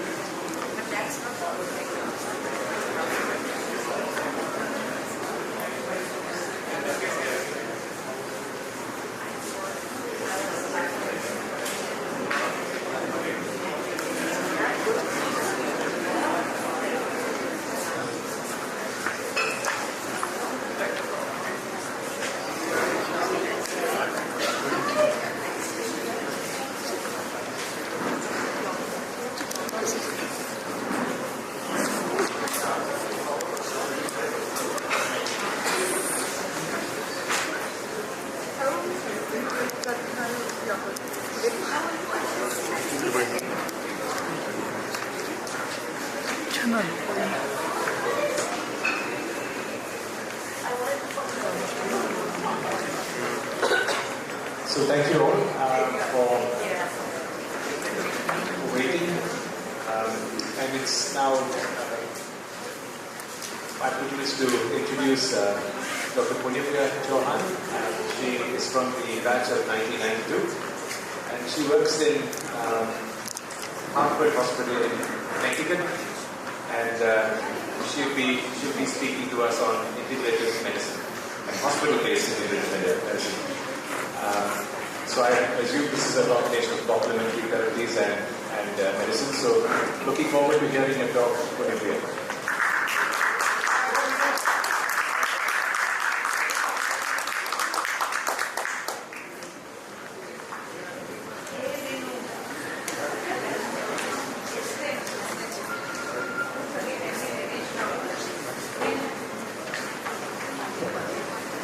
Hello everyone. I don't think I can describe what a privilege it is and what a joy it is to be amongst all of you. I did not think I would make it here, but I am here and I begin by saying that one of the things that has stayed stuck with me from CMC is what used to be written in the ward walls. My work is for a king. My king changes, but my work is always for the greater force that I cannot control. And I think that is one of the reasons why I drifted towards an area of health which is not considered mainstream, but which is very prevalent, unseen, when patients seek wellness. So Hartford Hospital is in Connecticut. Today it is called Hartford Healthcare. It was the first hospital in the United States in 1998 to launch inpatient Reiki bedside, so people who go and handle patients while nurses are giving care, something very different.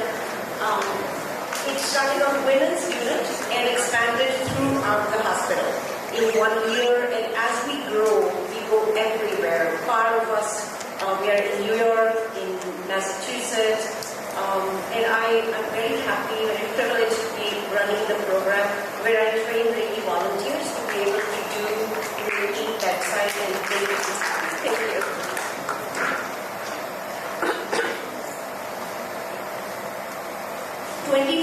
Years, more than 124 volunteers, 78,000 Reiki sessions, many happy patients. On the left is Carol, who was one of the first volunteers who recruited in 98. And on the right is a meeting that I had at my home just like last month to go over how we are going to expand to some of the satellite locations. So where does modern medicine meet ancient medicine? If you cannot read, it says that we don't have a health plan, but my accountant knows Reiki.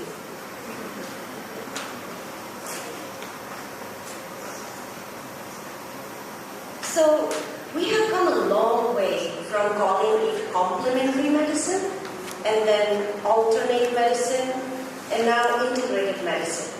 And where I work, I think it is truly being integrated with mainstream medicine. The problem is what cannot be fully understood often falls in the voodoo category because you cannot reproduce. There is little scientific proof.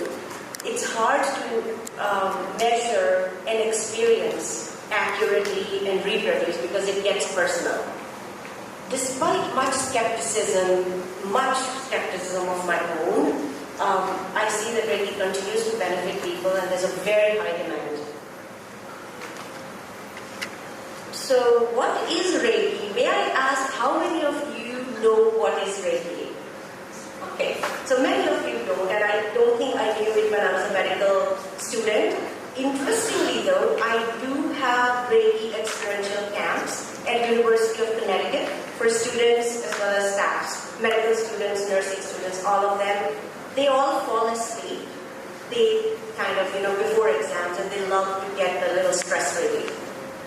It's a gentle technique which uses a skilled practitioner's hands to facilitate a deep relaxation state. It can be delivered hands-on or hands-off. Hands-off is beneficial for people who have touch-associated trauma. Most people love to have you lay your hands on to relax them. It opens the intuitive flow of energy where people become more aware of what their body is trying to tell them. It optimizes body's homeostatic pathways, and I could have created the next slide trying to figure it out myself, that how is it achieving all this? And I have been doing this since 2013, and I see a lot of unique things that I cannot explain, but much of it I see that when people are dealing with a lot of challenges, especially complicated healthcare problems, it does add a lot of stress to their life. And doing something like Reiki, it helps them get back in touch with the natural order of things within their body. And many times people report benefit from this at a physical, emotional, as well as spiritual levels. So how is it different from other holistic therapies? Some of the other holistic therapies that we do have are yoga, tai chi, acupuncture, naturopathic physician consults, healing, art for healing, expressive arts. There are quite a number more which I forget. Meditation. So the way this is different is, first thing, profound relaxation can be achieved in a very short period of time, right at patient's bedside. Sometimes when I used to do these sessions as a volunteer, I would see blood pressure normalize, pulse normalize in a state of anxiety. And it can be done on a patient's bedside, even with the ongoing care. So some people have even asked Reiki practitioners to come with them inside the operation room where, on the anesthesia side, the Reiki practitioner's hands are there and the surgery is going on. No machinery or apparatus is required, so it can be done in most challenging clinical situations as long as a person can be present. It does not interfere with medical treatment at all, it rather supports it. I would say the only time it would interfere is when someone will say, hey, my chest hurts, can you do Reiki? I don't want to go to the hospital. There is no learning curve or practice required on part of the patient, and I think this is the biggest benefit, that you don't have to learn meditation. The kind of relaxation achieved often takes years of meditation practice. It is an effective non-pharmacological way to reduce stress and promote well-being. The next few slides are some from the Reiki pilots that we done at Hartford Hospital before I joined the program. So, relief of nausea. You can see that at least 49% reported significant relief of nausea, 42% a little bit. Sleep improvement, 58% reported a great improvement. And reduction in pain and stress after Reiki, it's consistent. They always report stress relief. Pain is a little bit more complex. Sometimes there is no effect. Most of the time there is improvement. So this graph is patient satisfaction rating. How many patients are more likely to choose Hartford Healthcare for their future care because of the integrated medicine program? And you can see 84.45%, they love all the services that we offer. So I think that it is there in India as well, although maybe we're not aware of it when we're students. But in America, I see people see something more than medicines and surgery. And I think we are all aware of things that we don't see, an intuitive flow of energy, well-being. I'm not going to go into that realm here, but if given a choice, patients would like to have the best of both worlds. And we are getting there. I used to work at Yale as well. They have the same program, and I have been doing back and forth between the two. Right now, because of commute, I only do it at Hartford. But I see that a lot of modern, advanced hospitals, some of the best hospitals, Harvard has the whole mind-body institute. So we are getting there where perhaps there will be prescription and a design of treatment based on holistic therapies. Outlook, a very, very high demand, expansion to behavioral health. We did a pilot on virtual Reiki during COVID, which went very well, but there were too many scheduling conflicts. We have CNAs as Reiki certifications for nursing staff, physicians, or anybody who's interested. So there's one thing which I missed saying, that it is so relaxing. A lot of patients ask us, can you please come at night because we don't want to sleep in the day? Questions?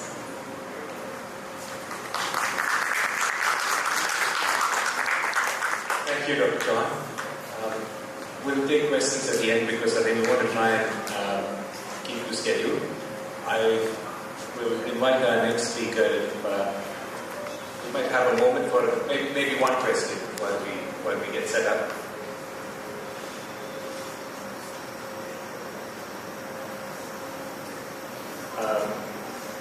Do the insurance plans in America cover the cost? Excellent question. So it does. For people who are certified to practice medicine, there are physicians, there are anesthesists, there are nurses, there are psychiatrists, behavioral health clinicians, social workers.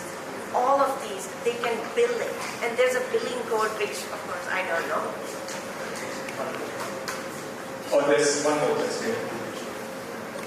This is not a question, this is just a comment. So it was very interesting to see what you have presented. And if you remember when your MD thesis topic was being discussed, initially you had to do something with exercise, where the cancer patients could go to physiology department. So you are in line. Yes, you are right. And I also just wanted to say, touch is so important. So it is so important in palliative care also, where when we say palliative care is a low-tech, high-touch techniques. I think it's the same principles. We actually, we are currently working with palliative care to ease the discomfort and make the complex care easier.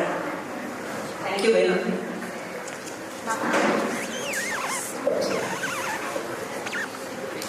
It's again my privilege to introduce to you Dr. Ritu Chahel. Ritu was also from the batch of 91, and she lives in the United States at the moment in Virginia. She was associate professor at the University of Virginia in psychiatry. She's dual trained in internal medicine and psychiatry, and currently working in private practice. So it's you ready for you?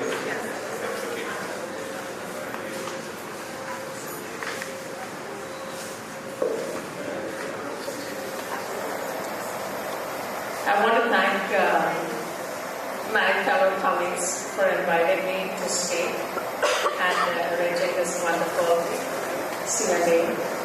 So when Dr. Monsi called me, I was vacationing, sitting on the beach, looking at the blue waters, reflecting, thinking about Reiki and other holistic treatments and how to incorporate them into my practice. He asked me on the spot, choose a topic to do. And I thought about Dr. Jan Lyden, how he was ahead of his time when he would show up for frenzies. All he wanted to talk was Ozzy Osbourne and how he took acid for all of his concerts. So I chose the topic novel treatments in psychiatric medicine because I wanted to show you the data on psilocybin, LSD, etc., etc. Dr. Joseph John, who is the voice of reason in our batch, reminded me that psychiatric medicine is in its infancy in India.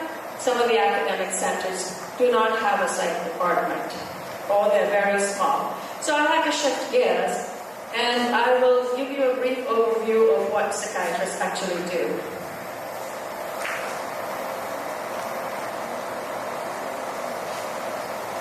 So the WHO defines mental health. It's more than the absence of mental disorders. Mental health is an integral part of health. There is no health without mental health. This is directed towards all the surgeons that are sitting in this audience who picked on me when I was doing my training.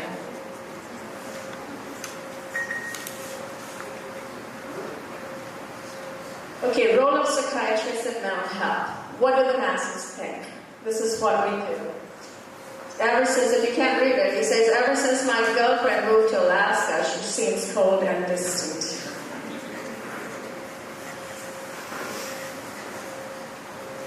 The field of psychiatry involves holding an MD or an MBBS degree. So I often get asked, oh, so you're a psychologist. And I have to remind them over and over again, no, I'm a doctor. You have to specialize in psychiatry, and we also have numerous subspecialties to include addiction psychiatry, child medicine psychiatry, geriatrics, consultation liaison, forensic psychiatry. We do interface with the legal system, and now we provide mental health to inmates as well. Mood disorders, etc., etc. What I decided to do for the purpose of this talk is to classify based off of the ICD-10 diagnostic coding. So we actually have specific diagnoses that we treat, and we code them from F0 to F99. So from F0 to F10, these are disorders related to cerebral dysfunction, and they fall in the domain of geriatric psychiatry. It's very important to understand this as our population is aging, that psychiatrists play a very vital role in the treatment of our aging population. We're often called to ask, we're often consulted by our colleagues to treat agitation and behavioral disturbances in the ICUs, med-surg units, and it's really vital to differentiate delirium from dementia. So not everybody who is confused is having memory loss. They could also be delirious. So we go back to the internist and say, hey, you guys need to look at the electrolytes. You guys need to check their oxygen levels, etc., etc. Understanding that dementia is irreversible. And so we do have treatments that we offer in the initial stages of dementia, and it can be categorized into mild, moderate, and severe. Medications used for treatment of the cinnamout, and medications used for treatment of behavior disturbances with or without psychosis in dementia. I got asked several times during our Kasali trip about elderly patients having, elderly parents having behavioral problems. So I wanted to show that to you, that we do use different types of medications to help control behaviors. These include some of the seizure medicines, the SSRIs. It's important to regulate the sleep-wake cycle. Please do not use benzos. It's very common to write Xanax or Alprazolam, but please do not use benzos.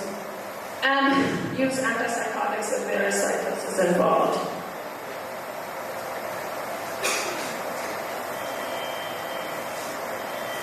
So F10 to F19 covers the use of psychoactive substances. So it's very ironic that while we treat drug addiction, we are also using certain drugs to treat mood disorders. This comes under the domain of addiction psychiatry, and I wanted to highlight opiate addiction. And one particular medication, which is buprenorphine. So, medication-assisted treatment actually saves lives. There's a huge push in the developed countries to treat with agonists, which is methadone, and buprenorphine, which is a partial agonist, and extended-release naltrexone, which is actually a blocker. So, there's actually a reduction of mortality by 50% in opiate use disorders, something very preventable that we all can push our patients to get treatment for. Of course, since we're using quote-unquote drugs, it's really important to monitor for abuse. And I wanted to highlight naloxone. It's commonly known as Narcan in the US. I think every practitioner should have Narcan in their office. It is a blocker and it is given to prevent respiratory depression. It should be freely available without prescription at pharmacies. We give our addicts Narcan to take with them, to keep with them, just in case of an overdose. Alcohol use disorders, we use naltrexone and camprosate disulfiram. Of course, it's always important to refer to therapy, support groups. And as a family doctor or a primary care provider, it is really, really important to screen for comorbid mental health disorders. Remember that these patients are using drugs to self-medicate. So it is a change of mindset. We cannot be judgmental about our addiction patients. They're actually using these drugs to regulate their emotions and mood. F20 to F29 is your schizophrenia, the psychotic disorders, and the second generation antipsychotics have brought about a huge change. I just wanted to list them now, giving you an overview of the pharmacotherapy. The traditional ones are Haldol, Prolixin, Thorazine. Now we have olanzapine, quetiapine, risperidone, Abilify. So the game changer in this patient population is the long-acting injectables. Remember, this is a population that does not like to take medications because they don't think that they have an illness. So the latest and the hottest off the press is Invega Hafyera. The injection is given once in 6 months. And it really, really normalizes the brain. I have a patient who is now back in college. He's a math major and is studying calculus. So 2 injections a year prevents relapse. There's phenomenal data on Invega Hafyera.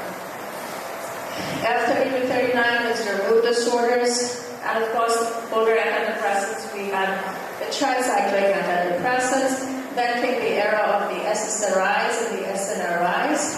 Mirtazapine is its own little field. And then we also use augmentation with second generation antipsychotics. Abilify is really good. And salty, I don't know if it's salty, it's available here. Treatment-resistant depression. So this is the topic that I wanted to talk about initially, is the psychedelics.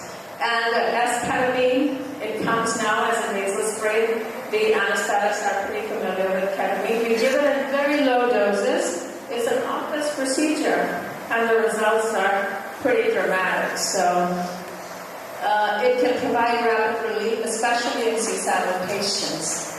Of course, when a patient comes to get ketamine, be prepared. They are going to go on a trip.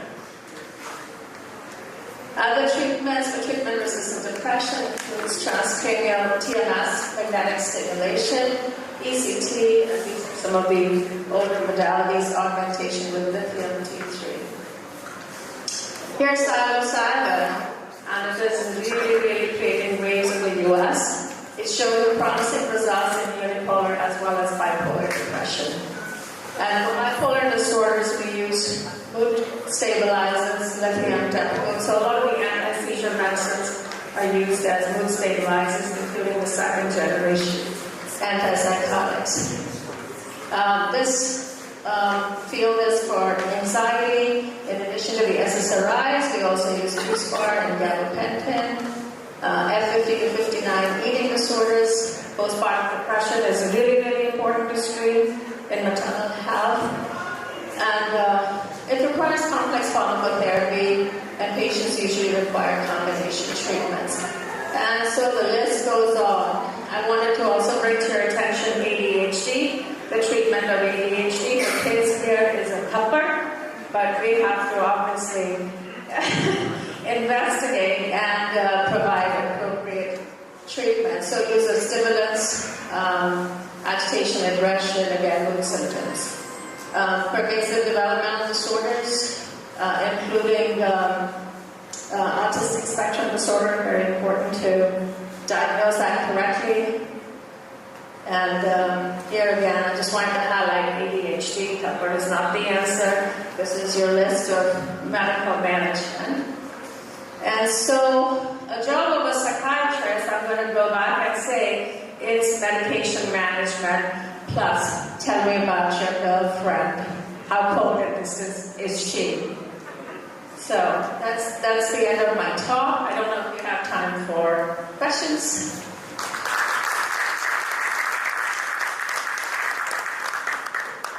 That's great. Thank you. We've certainly got time for a couple of questions. I have a question. I guess, yes. So do you use microdosing or a retreat type of psilocybin for your mood disorders? So it's not out in general practice? So it's really not out in general practice. There are some centers that are conducting trials. Hopkins is one of them. And typically everything is a microdosing.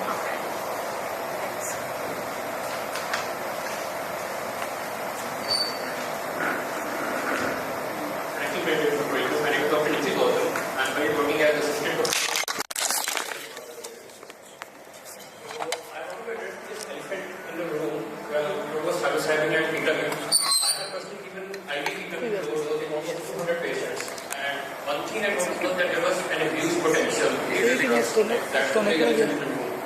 So what are your experiences regarding that addiction that can develop in the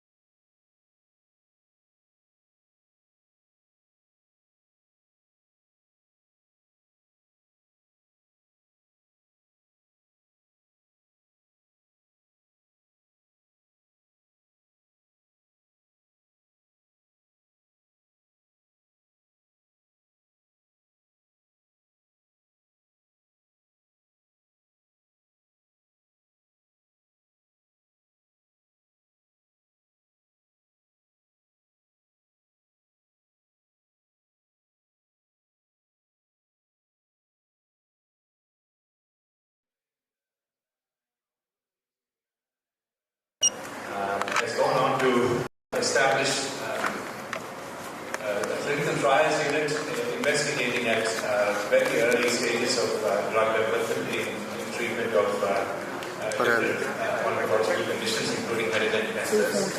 So, his list probably runs very long, but I probably will stop there and hand it over to him to take over.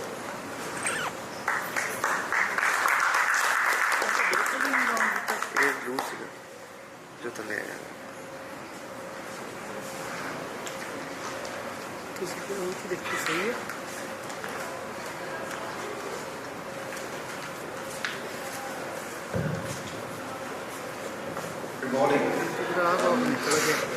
Thank you so much for inviting me here. Thank you for sponsoring this We're going to go through immunotherapy to some extent and see how we go through that.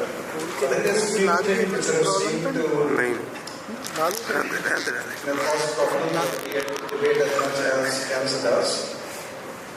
And if you have to read one paper to try and cover everything, it probably is covered paper by in 2011 it was updated. So it goes through all the major parts and what you can do for each one of them. And I guess the problem is that even if you do multiple biopsies in the same cancer, they could probably be quite different. So that's the problem. You treat one thing, it doesn't sort of cover everything. And the problem is that even though you have early stage cancer, there's a fair chance you're probably metastatic even at diagnosis, which is why breast cancer tends to come back. So the idea is disease elimination and control, improve survival and better quality of life. So we've sort of traditionally used chemotherapy. I remember when I was in green unit, we used to sort of finish work in the whole day at the end of 10 or 11 o'clock at night, go down to ward 5 or ward 6 and make it chemotherapy in our homes. It's quite different now than what it was then. And one of the drugs, or class of drugs is called immunotherapy that's come along in the past 10 or 15 years. So essentially trying to mistake the immune system and that would actually fight the cancer. It's not a new thing, it's been there since the late 1800s, but never really sort of came along from that. So somebody had taken one of these bacterial bugs, re-enhanced them and used them. So put things into context, if you think of an innate immune system as well as adaptive, you sort of traditionally sort of thinking of both classes of things that are there. But you can try and modulate each one of them to make it work better. So it's a bit of how the immune system picks stuff up that medicine and sort of destroys cancer. I won't go through that, but just to realize that there is possibly mechanism to try and target them. But the good thing is a bit more of simplicity. It's like an inverted triangle. So if you've got something which is very early on, the immune system will pick it up and eliminate it.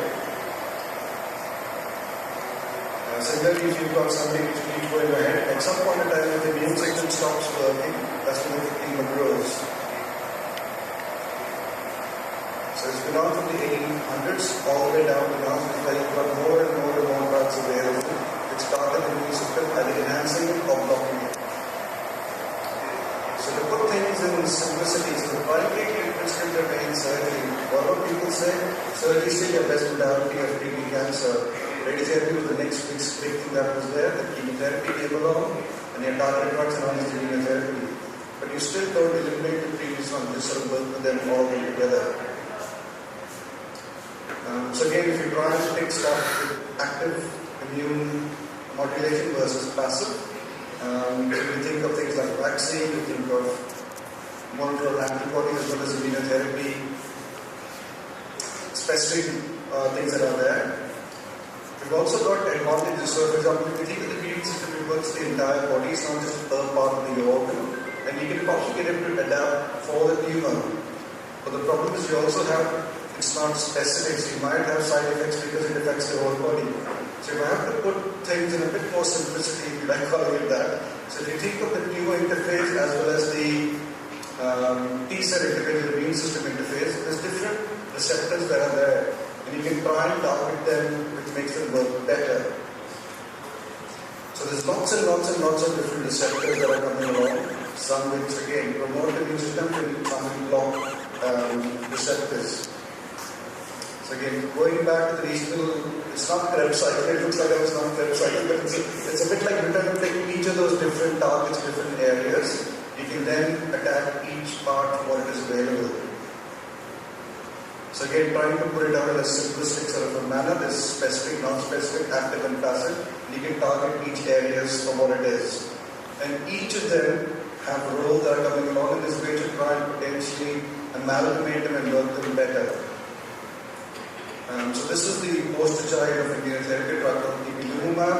So this came along for melanoma, and it's completely transformed the way we treat melanomas now. These two drugs, nivolumab and pembrolizumab, has got probably the most publicity.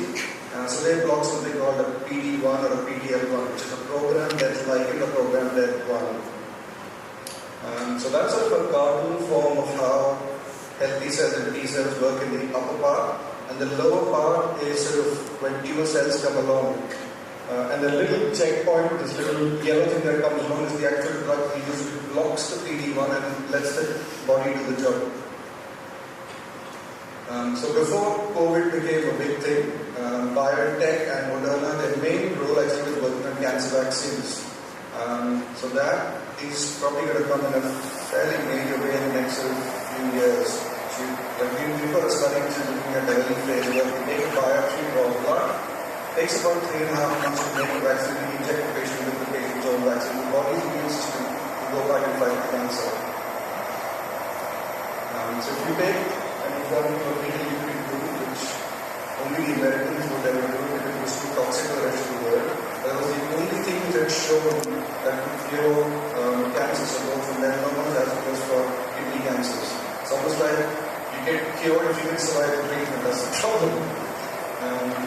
And this was the drug which we do now. If you think of that red dot that is there, so people die initially, this is what they found in melanoma, but from that 30% mark, these people live on forever.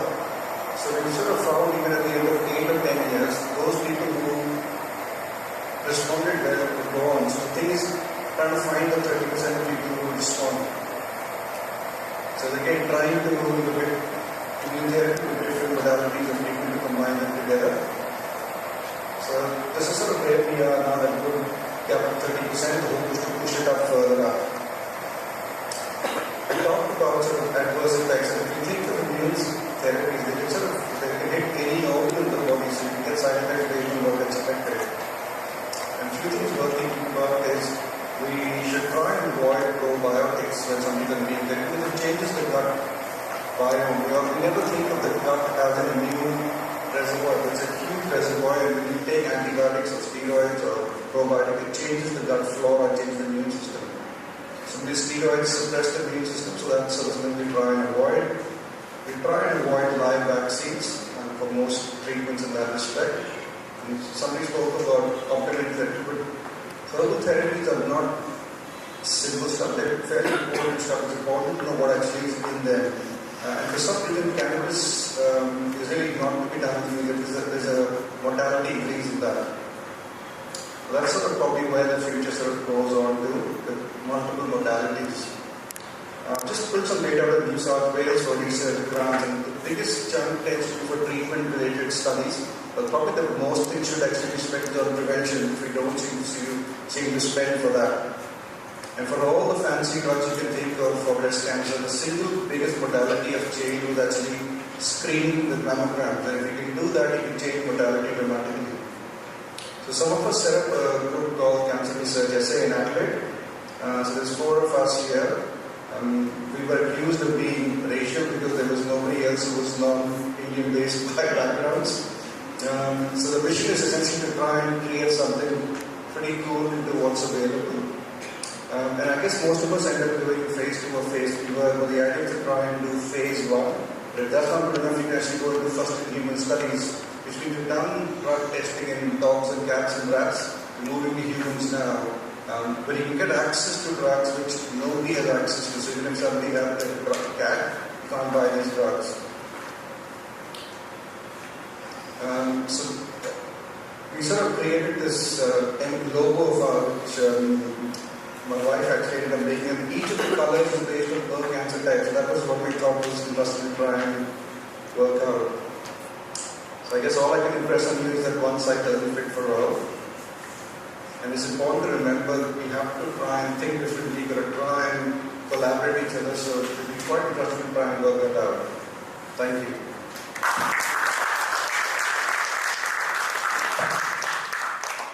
Thank you, Dr. Joshi, for that excellent overview into immunotherapy in cancer. I leave the floor open for questions.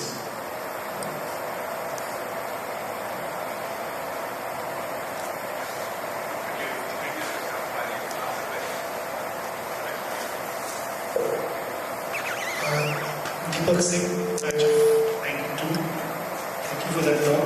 My question is on the immunotherapy, but you did touch upon the interleukin being very toxic. These new modalities are toxic. The interleukins, which are very toxic, survive the therapy, live. The newer modalities, how toxic are they?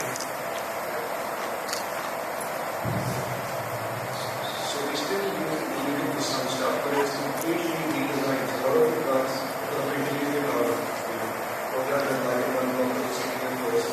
They are very different competitors. The initial interleukin used to be this higher interleukin which was infused. We still use interleukin for studies, but a lot of them have been remade. So you get different toxicity but still benefits are there. For example, if you think of something like oxytocin, generic drugs which are made of hair fall off. So we've now got cold drugs for oxytocin which don't make hair fall off. They don't make cardiac oxygen. It's the same drug but instead of reenact anything the way they work now. So toxicity tends to be minimal except if the just goes berserk in some people, small percentage. I wrote it good talk. So you mentioned about, so I'm just curious, I have read that there are a few companies who are trying to do outcomes research for different clinical trials here in India and other countries. And, I know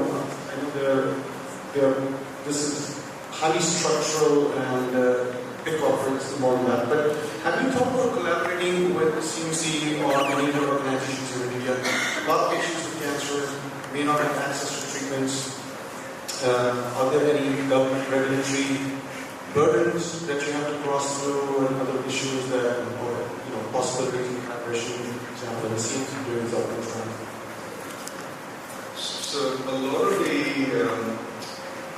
if you take phase 3 trials, for example, which is sort of fairly standard, if they're run by pharmaceutical companies or maybe CROs, they tend to be worldwide. So whether it's across, they sort of try and stratify people based on North America, Central America, Asia, India. So it's based on that. So I'm sure there's lots and lots of studies within India which are here. Like for most of, I guess for us as a group, we tend to work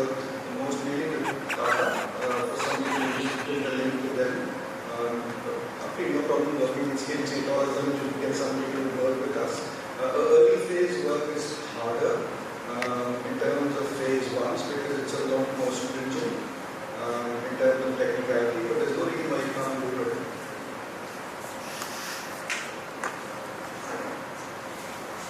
Good morning. I'm Joseph McGon, Robert's classmate and fellow Aman and Sandra Chula aficionado. Which Chawla chicken group. Maybe it's not a very fair question to you, but you encourage us to ask questions outside the box. So in the US, there's almost 50% overlap of depression with cancer treatment.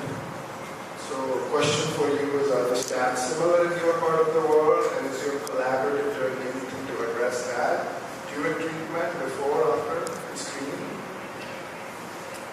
Yes, so the Adelaide Uni, University of Adelaide, so they actually opened the study last year.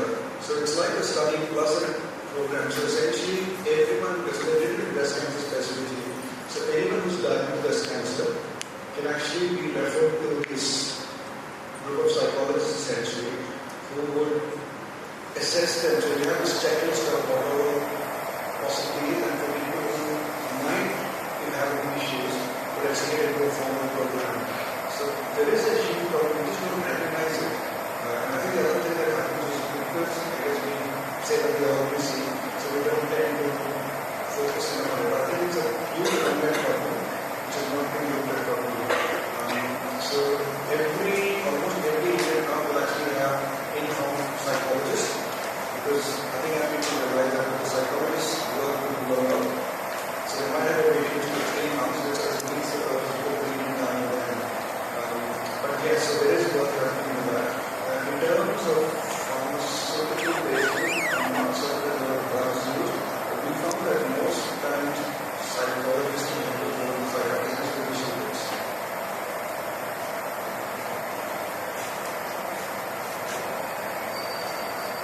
Are there any more questions? If not,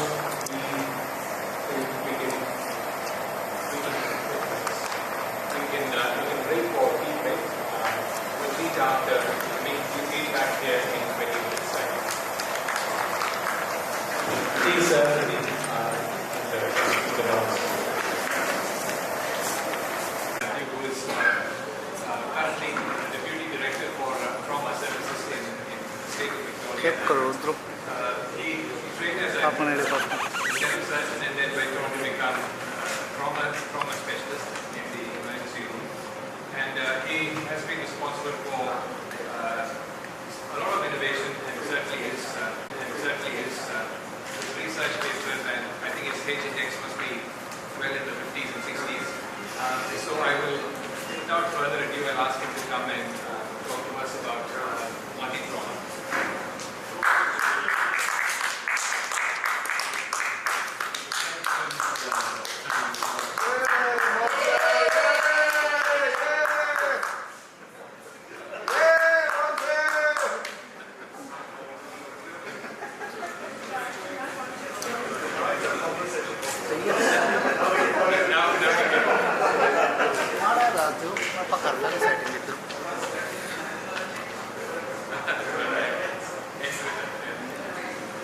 Yeah, I'm going to be talking about multi-trauma and the advances in damage control of vehicles. So it is a topic that is passionate to me. Unbeknownst to most Indians, people in India and in Australia and across the world, the number one killer for trauma, number one killer for the ages between 15 and 45 is trauma and multi-trauma. There's so much attention that is being paid on cancer research, cancer interventions, and I'm not saying that it shouldn't be spent on that. Cardiology and other issues. The two most unrecognized causes of death in the world currently is trauma and psychiatric conditions. So I think there's been a stress overall to actually create a system of care to develop systems and processes to improve our approach to trauma across the world. Unfortunately, it is not dependent on one single surgeon or an emergency physician to have the best outcome. The To have a really good outcome, you have to have a trauma system. And I've been working across in India and other places to try and establish a system of care. And specifically, I'm going to be focusing on what are the advances in damage control interventions, which is quite a terminology that we actually use regularly in the field of trauma. So I'll talk about where I work. The Alpha Trauma Services sees, it is the largest trauma center in the Southern Hemisphere, third largest in the world by the number of admissions per year. It sees around 10,000 admissions per year, 4,500 and 4,500 trauma service admissions, and then it's transferred to other specialties for ongoing care. But we see 1,700 major trauma. Major trauma is described by an injury severity score, which is injury severity score more than 12, which means the different parts of the body are involved. And there is a death and mortality associated with it, which and also loss of daily activities of living going forward. So if someone has a brain injury associated with a chest injury, the ability for them to recover is very minimal. And when they do recover, they do have significant deficits that continue for them and plague them for the rest of their life. So it is a major issue. But with the interventions and advances in damage control surgery and damage control resuscitation, things have improved significantly over time. So I'm going to classically present about this particular patient. Let's imagine this patient is coming to CMC Ludhiana. The 24-year-old male. He had an altercation with the knee, and he has a penetrating knife injury in the back. We just know that the patient is not stable. And at C, we have been informed that the patient's blood pressure was not recorded, though his GCS was 7, and he had 2 units of Paxil's given. Let's assume that the pre-hospital services here has got some blood available, which is not the reality. But in the trauma resuscitation bay, they arrive at 5:15 in the morning, the most under-resourced time of the 24-hour cycle. And then when we assess the patient, the airway state, the patient is actually talking, but confused with the GCS of 7. Breathing spontaneously bilaterally abdominally. SATs at 98%. Circulation shows the patient is definitely in shock because the shock intensity is high. We have tachycardic patient and the blood pressure of 105 systolic. And by the time the patient reaches the hospital, he's 40. His exposure, we see that he's got a stab wound right to the right scalp and stab wound to the right posterior flank with profuse bleeding. No other bleeding in the chest or peritoneal cavity unless we understand. So how do you manage this? There are many ways. Because this is an inaccessible part where he's bleeding, which is the retroperitoneal area. You can give pressure, but it's not going to be successful. You can suture it, but you're not going to deeply reach, the suture is not deep enough to reach that space. And most surgeons will realize retroperitoneum is a very dangerous place to enter. And the next is packing, and packing again, you're trying to reach a space and then achieve tamponade effective packing, which is going to be struggling. Then you're going to struggle with that. And then you're talking about occlusion of the aorta, or then you decide to go to surgery. So trauma and hemorrhagic shock especially is to the inadequate tissue perfusion following blood loss after injury. Unfortunately, this is the majority cause of death across the world. Head injury used to be, but now trauma and bleeding related to trauma is the #1 cause of death across the world, across all age groups. And the deaths are usually either immediate or there is an early onset, which is in the first 24 to 48 hours. What happens is the patient goes into shock-related activation of what we call as the second hit. So the second hit is when the body's response to trauma is actually an inflammatory response. So that means the patient vasodilates, then vasoconstricts, interleukins 6 and 8 are released, significant immediate inflammatory response. So even with all the resuscitation that you're going to throw in, and you're still going to have a vasopretic patient with you. And even if you throw in multiple units of blood, there are complications related to the blood itself which causes an inflammatory response. So the second hit, so to control that bleeding, you have to go in and operate them, and the stress level on the patient increases significantly. And that is the second hit. The second hit is the actual surgery or the intervention we do. So we have to minimize the time of surgery. So that is where the concept of damage control comes from. But to do all these things, you have to have improved decision processes that increase survival. One of the greatest problems in developing nations is not having a regular system or process to approach and resuscitate a patient in the ER or the emergency room. So you have got the life threat on one hand, and you know these particular life-saving interventions has to be done.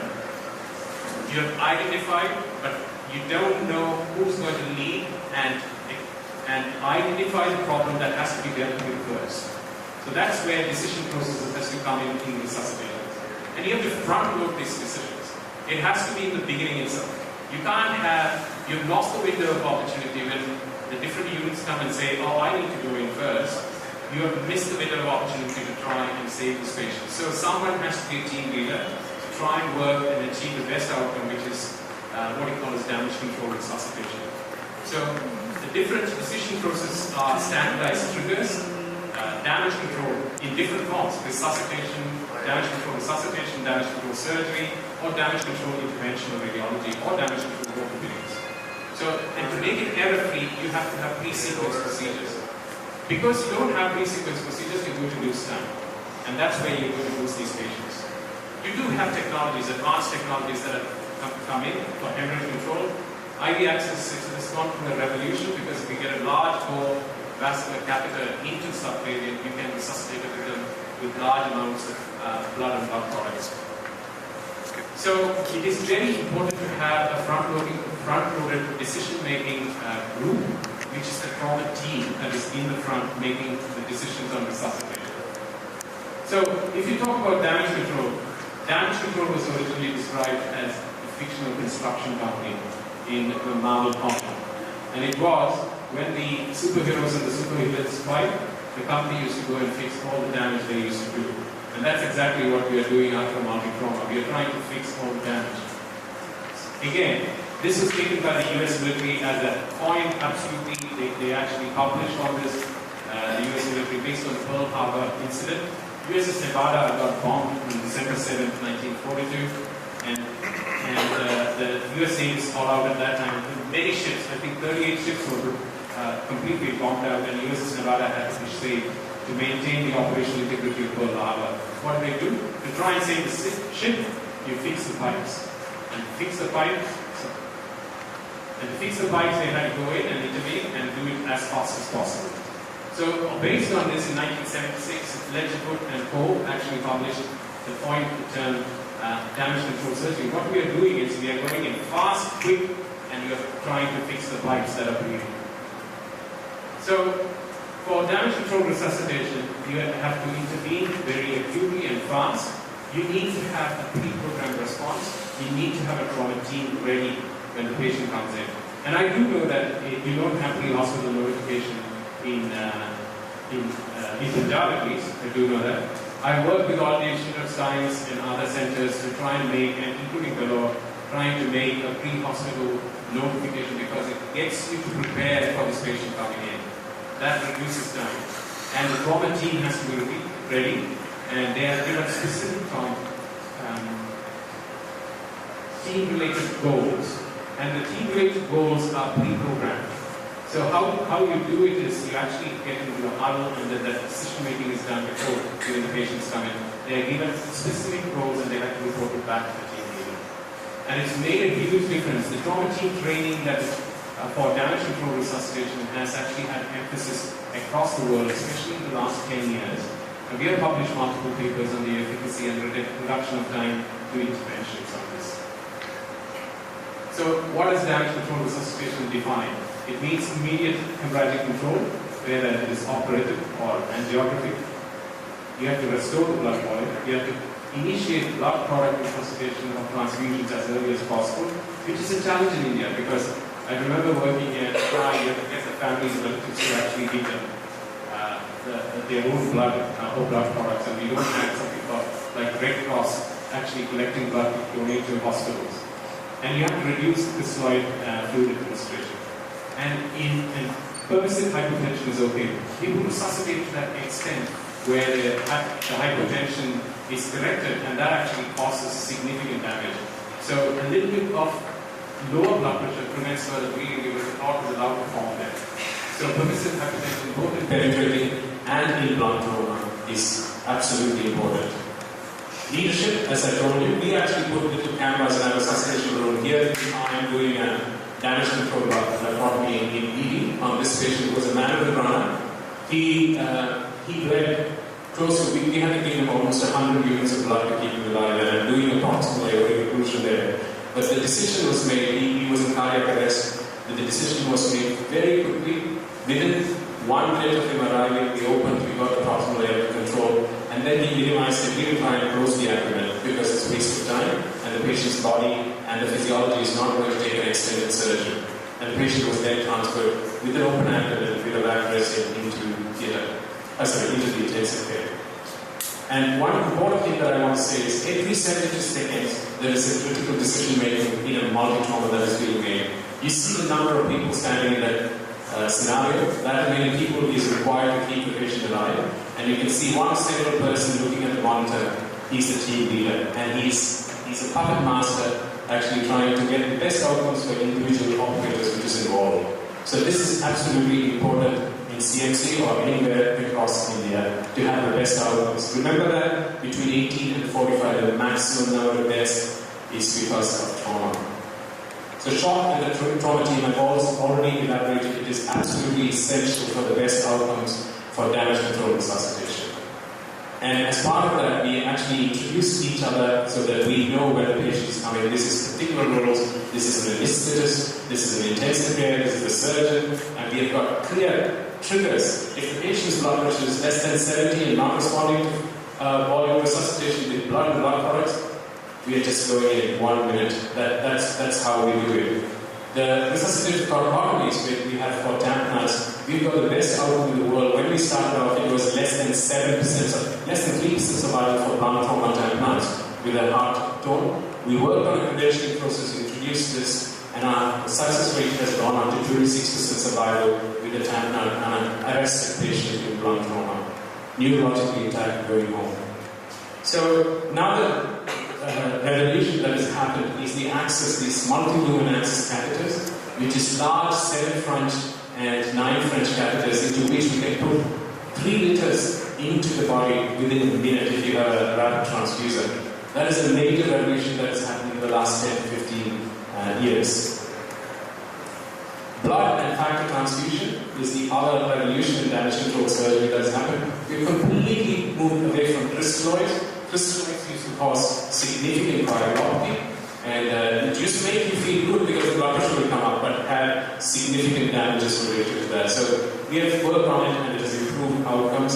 The other product that is there is pack cells, and it has to be given a 1:1 ratio with FFPs and platelets. Nowadays, what we're trying is TXA and freeze-dried plasma. There is not enough evidence out there. This trial we are publishing in July, which is a randomized control trial on TXA called the Batch trial. Let's look out for the results for it to show whether the outcomes are good or not.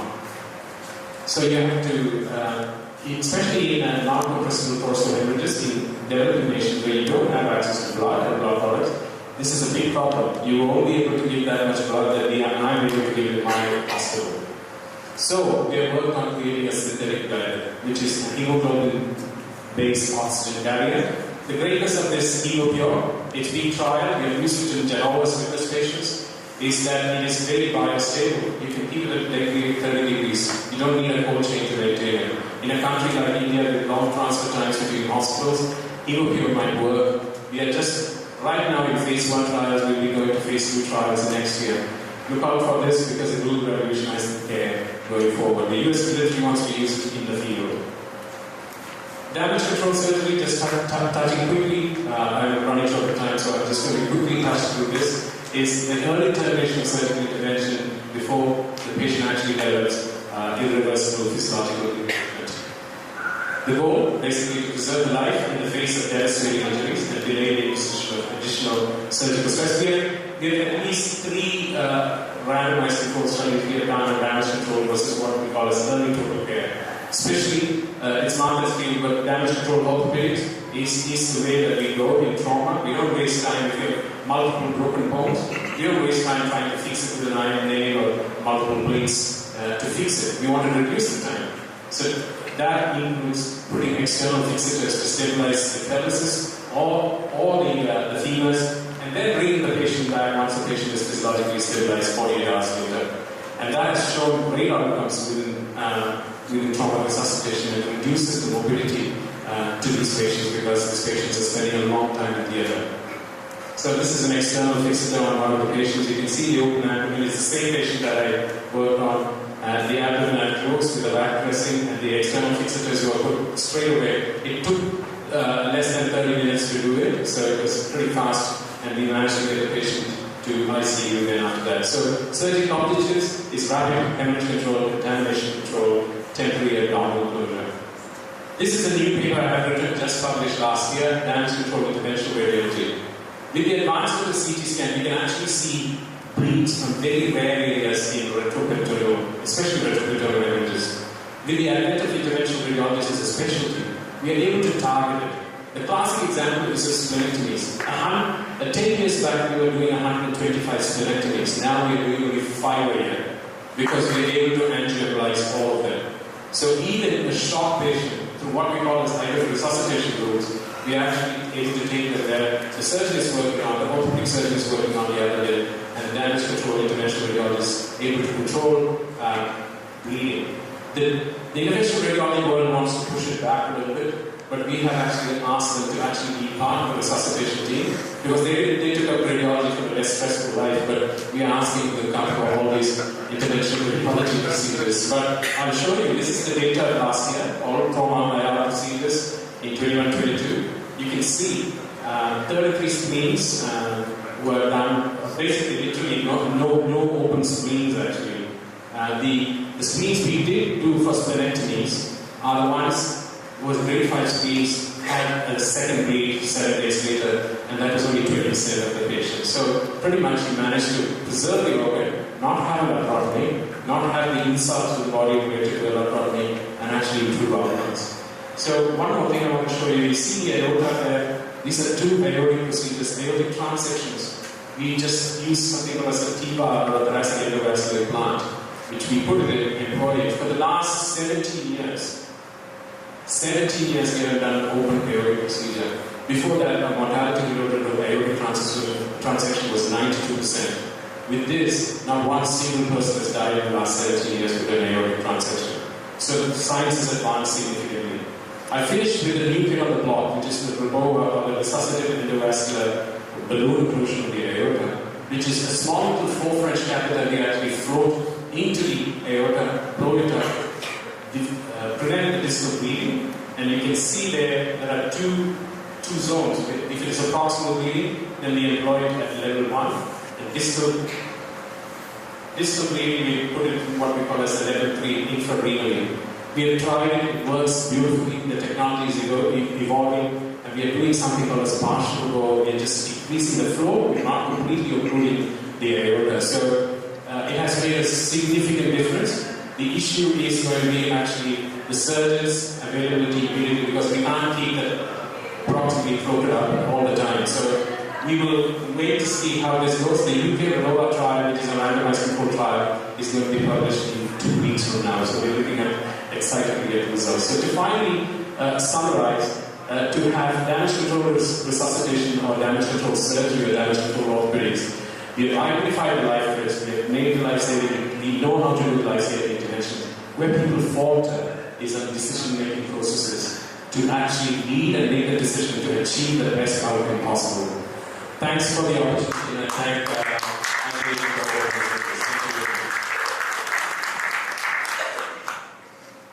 Thank you, Professor Joseph Matthew. In the interest of time, I think we're running about at least 49, so I'll move on to the next one, which is Dr. Manish Lee. And Manish is also from the batch of 1991, and he's a well-recognized transplant surgeon in Australia now. And he's currently at Newcastle Hospital and heads the transplant unit there. I'll hand over to Manish. Thanks, Jim, and thank you for giving me this opportunity. The chairman actually asked me to present something on HLA, and I was like, I don't know much about HLA, it looks like a very kilometry, it takes something I noticed the other day. So the program I started in our small classical management unit. I get my technology working.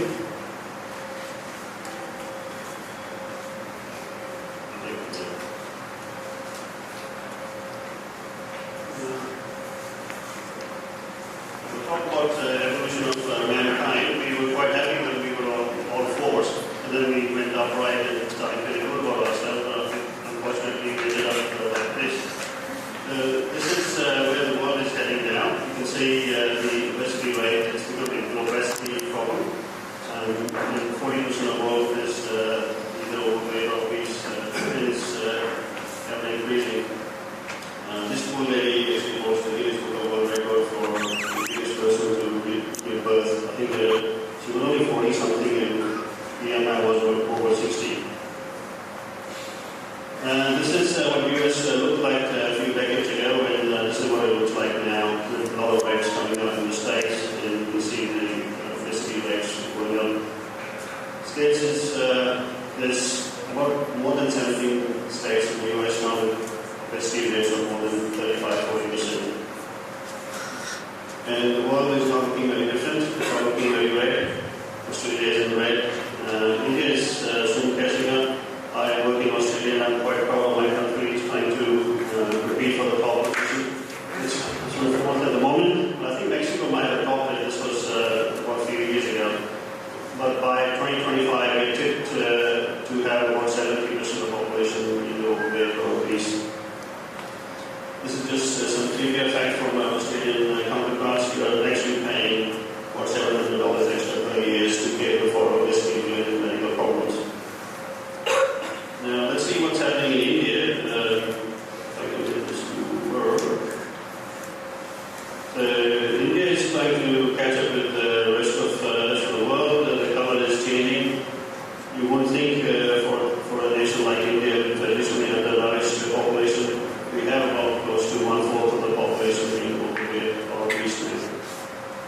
So, why do we need to worry about this obesity? This is the chart that looks at the mortality by risk factors, and I want you to focus on this area which will show you there.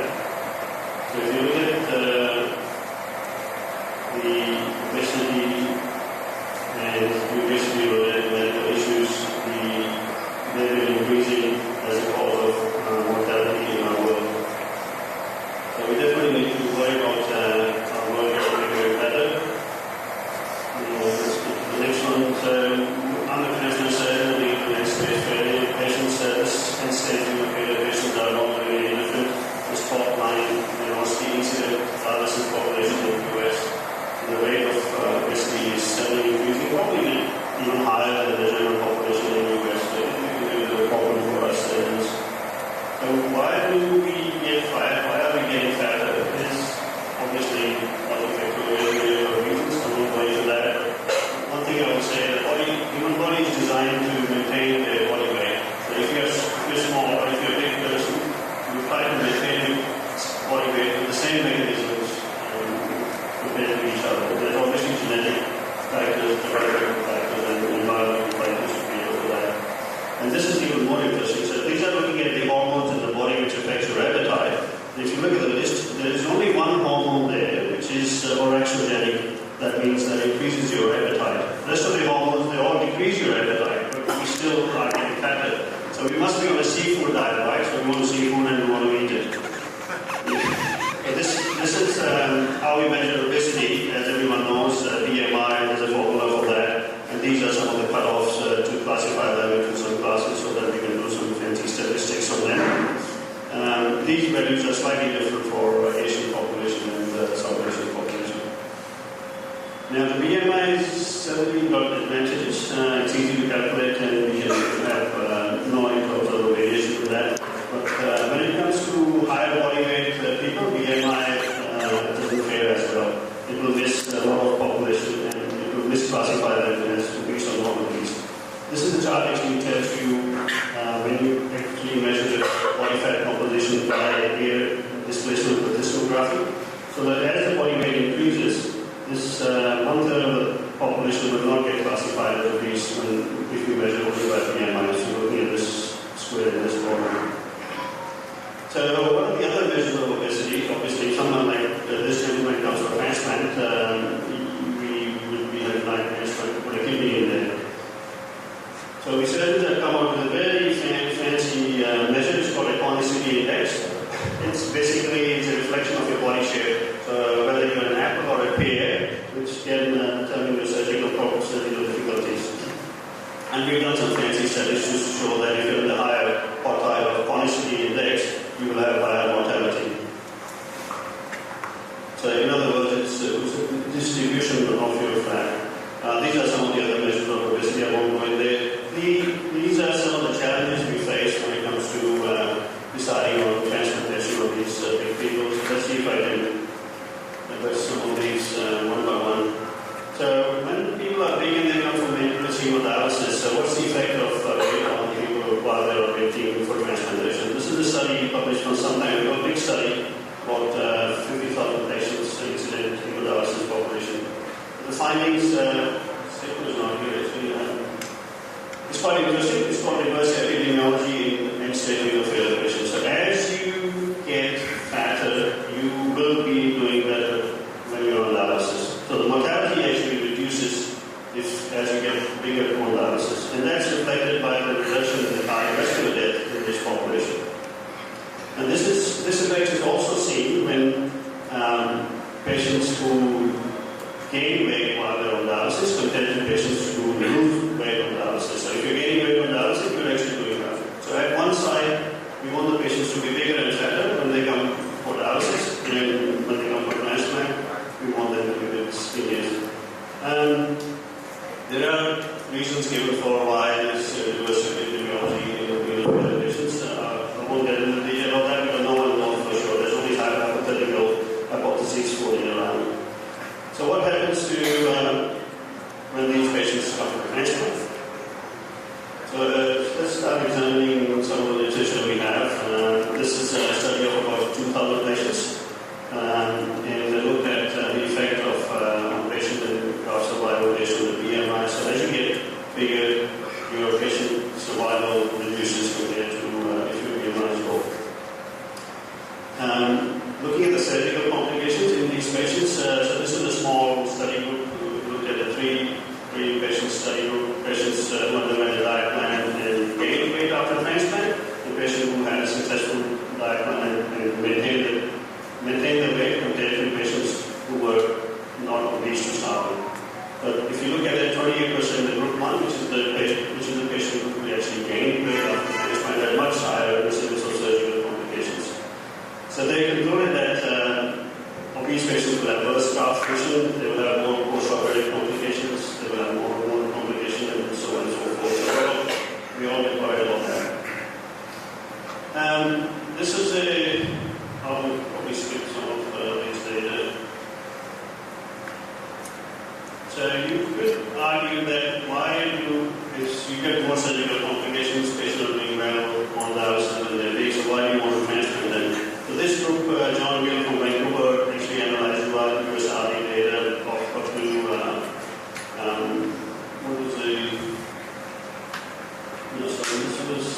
so they compared the data of people who were transplanted compared to their survival on the wait list.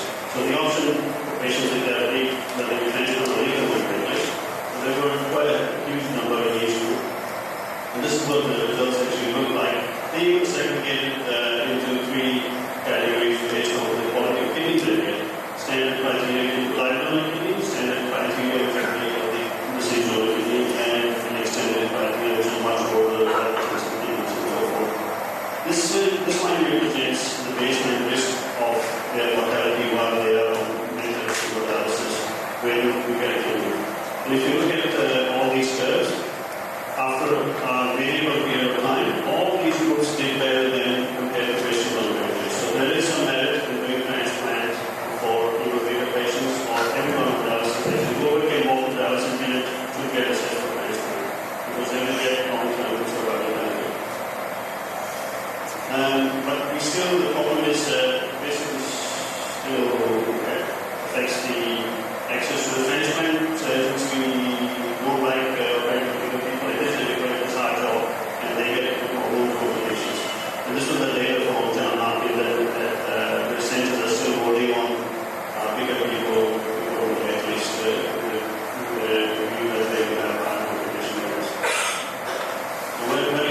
pinnacle of the evidence. It's a analysis and meta-analysis to look at the issue of obesity. This was a meta-analysis of about 2,000 studies, which ultimately ended up being 21 studies. This is a final report. I won't go into the details of that. There was no difference in acute rejection in obese or non-obese patients. There was slight difference in the graft loss after at 1 year, but most of the studies, if you look at that, the confidence interval went across the 0 line, so there was no statistically significant. The graft loss at 5 years was slightly marginally worse in the bigger people, but only by a small margin. The deaths by cardiovascular disease, yes, it increases by a small hazard ratio, but most of the studies again do not cross the 0 line. So, some of these ones.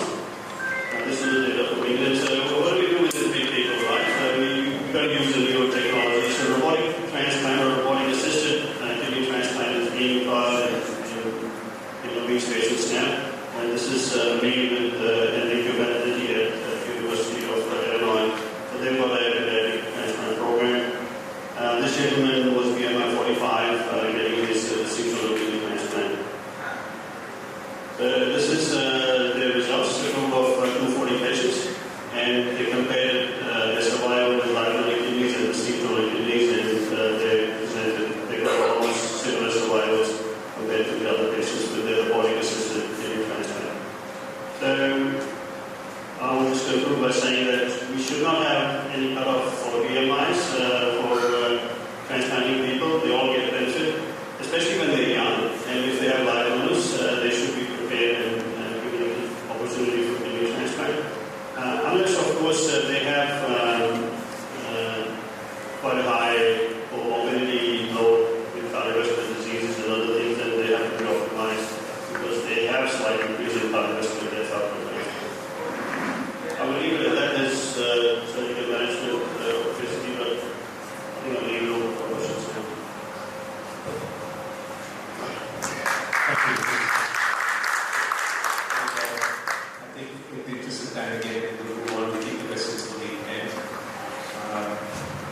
It's again my privilege to introduce Dr. Martin Martin, or Mr. Martin Martin. Martin is again from the batch of 91 and is an orthopedic surgeon in Melbourne. And I'll hand over to you, Martin, as soon as we've got the slides ready. He is going to speak to us on complex elbow surgery.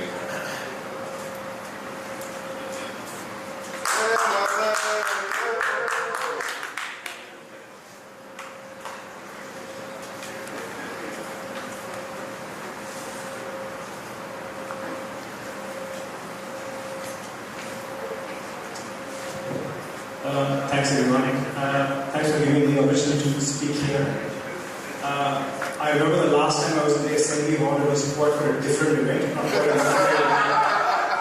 But it definitely is good to be back. This is my talk. We do a lot of elbow work and a lot of sporting work back in Australia. For those who don't know me, back in 91, did my MSc in 2001 and I've been in Australia since 2010. I've got both the public and private presence. One of the big things I found when I went from India to Australia was the amount they take their sport seriously. They really push the limits in terms of getting outcomes and pushing it. And it obviously is associated with a whole lot of injuries. See if we can play this.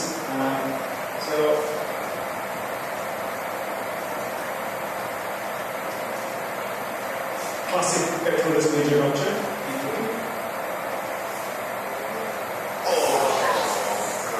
Not a rupture tension. This is just someone who was doing something she would all love to do. The video had a lot of audio, and there was a snap, and anyway, there we go. Similarly, this is quite a common thing. Certainly the folks who want to watch the elbow.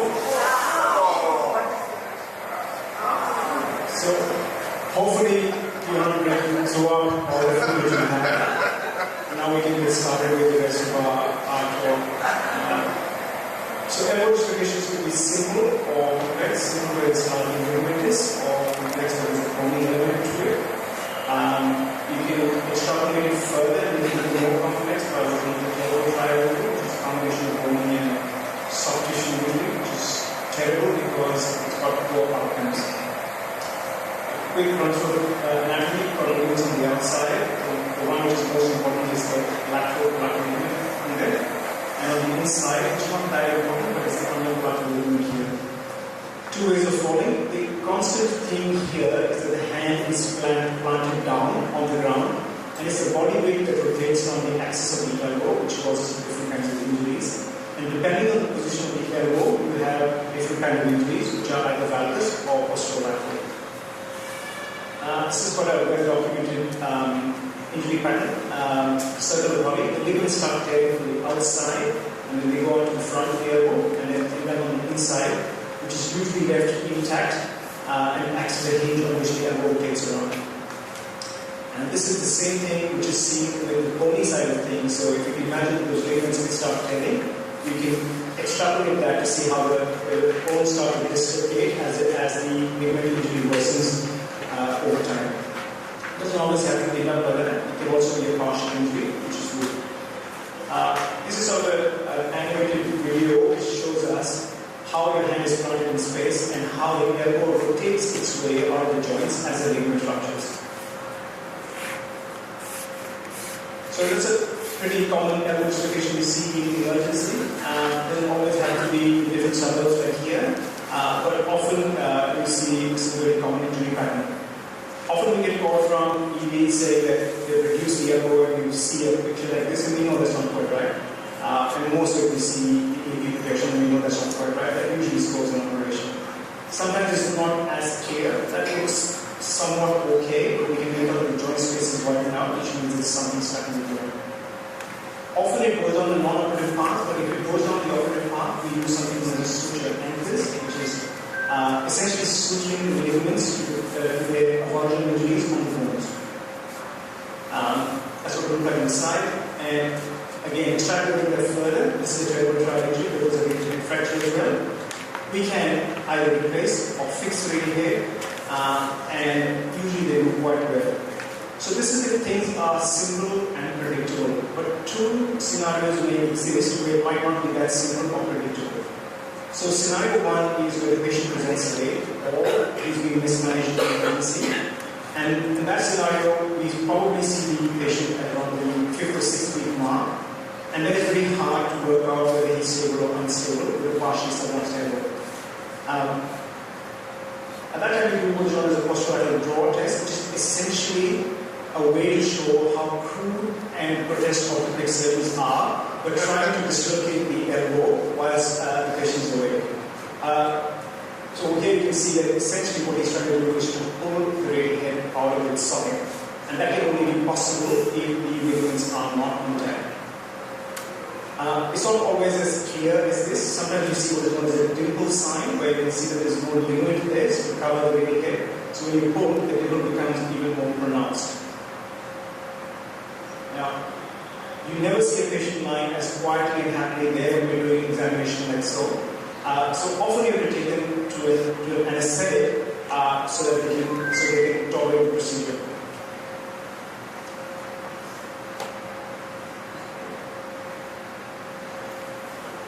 I have few issues.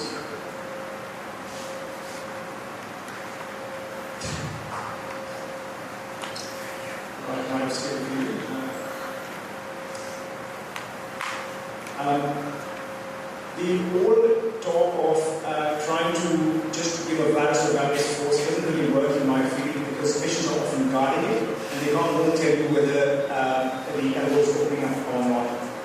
One of the tests we do is a chair lift-off test. So you can lift yourself off the chair using the affected arm, the ligaments are most likely intact. It's a crude test, but it works really well in working out whether there's lateral and lateral instability or not. The second part of my talk was, what if you are in theatre and you've done everything possible to repair the ligaments, you've done the radial fixation, and it's still popping out.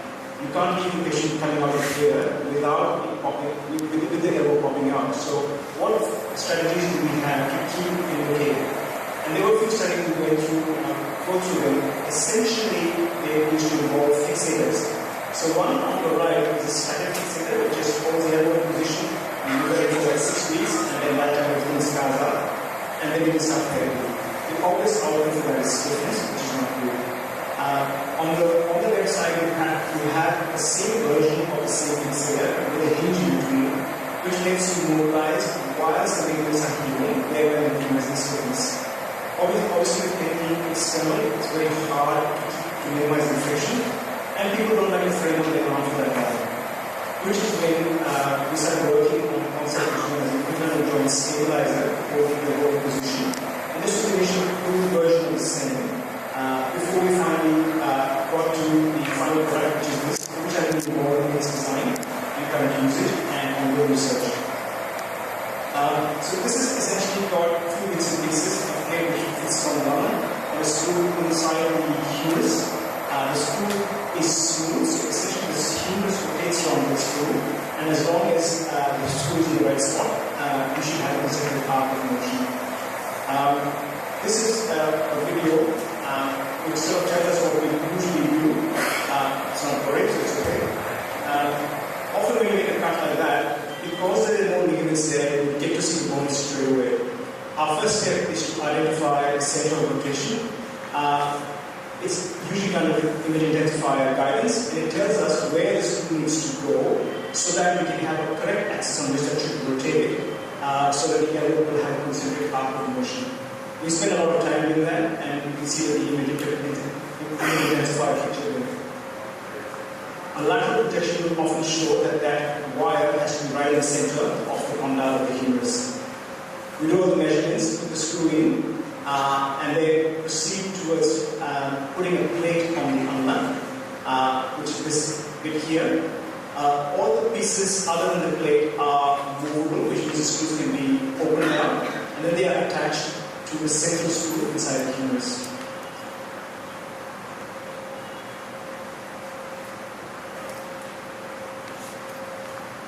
Once that's done, the linkage is made between the plate outside and the screw within the humerus. And as long as that's in the right position, the elbow should move in a concentric arc of motion.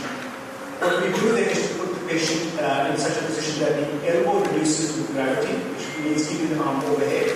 That reduces the elbow, and then we can tighten the other screws so that the elbow moves in a concentric arc of motion.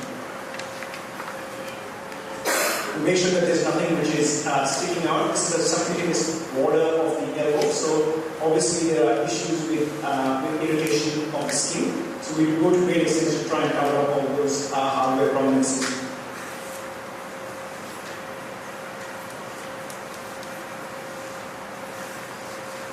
Alright, so more body pictures. Same thing, done now with the elbow.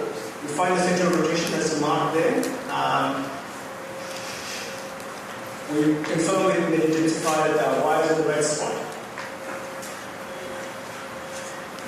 We attach the base plate and the side plate, and then fix it with the screw, and that's the finished product. That's the X-ray, this time with the radiation replacement. Often we can do a video at the same time to check whether things are working concentrically or not. And then we do a live flow to see if the elbow gets concentric toward an arc of motion. So this was the slide that was given to me by the manufacturers. Obviously, they try to tell how good it is, but the carry home message really is that it is a back out or a laid out option. It's not to be used for every case. Issues so far, hardware irritation is a big problem. It's kind of clunky, which is associated when it's used with radiator replacement. There's some sort of lysis around that central screw. We don't know the long-term results yet, but that's a work in progress. Do they need to remove it? A lot of the studies say they do. We don't do it routinely. We do it only if it's irritating the patient. And how often is the further scarring is warranted? Those are the answers we're working on. Usually we get a good result, so that the image of the right elbow is the one which is being operated on. We get into more effective motions, and we can find that most of the movements are quite good. Obviously, for the purposes of the talk, I'll only be choosing the ones which are quite good movement. I won't be showing any of the bad movement. That's the final product. You can see the license that we spoke about. Thank you.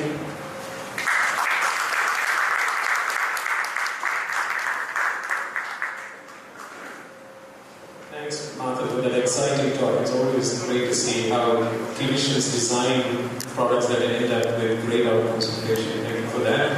I think we will keep the questions to the end of the session. So the next speaker is Dr. Tapasya Bhar. He's a professor in obstetrics and gynecology at CMC Ludhiana. One of class of 90, or batch of 91, one of our two classmates staying back at CMC, looking after CMC even now. And I hand over to Tapasya to talk about obstetric causes of ICU admission. Thank you. Thanks a lot, Nancy, for the introduction. And I remember getting a phone call from Jem saying, I wanted to present this talk. And since obstetrics has always been my passion, and it still is, although people are shifting to IVF and gynae and having 8 to 5 jobs, I think obstetrics still gives me a lot of pleasure. So I took on this challenge, and I'm going to be talking on obstetric causes of ICU admission. So why do we need actually to identify a sick obstetric patient? That is because it is a direct, it's a small balance that you have to maintain between the mother and the baby. And obstetric emergencies, they can occur at any time, even in patients who are low risk. So you have to be always alert, even though you might be delivering a low risk. This patient can have massive hemorrhages, and they can land into ICU without even you realizing it. Also, the physiology of pregnancy is very different from that of a non-pregnant patient, and we need to identify this. Most patients who become critical and are admitted to the ICU are mostly postpartum patients, and you need a multi-disciplinary approach, and always the mother is the first priority whenever you're dealing with an obstetric patient. So what are roughly the ICU admission rates in obstetrics? It ranges from 0.7% to 13.5%. In the developing world, it is very high, like in India, it is more than 10%, and this is what we need to reduce. In the developed world, it is less than 2%. And maternal mortality rate or ratio is an important indicator of obstetric care. Hence, we need to actually go in and see what are the indications that these patients are admitted to ICU, what are the characteristics, and where can we use preventive obstetrics to actually decrease the amount of maternal mortality rate.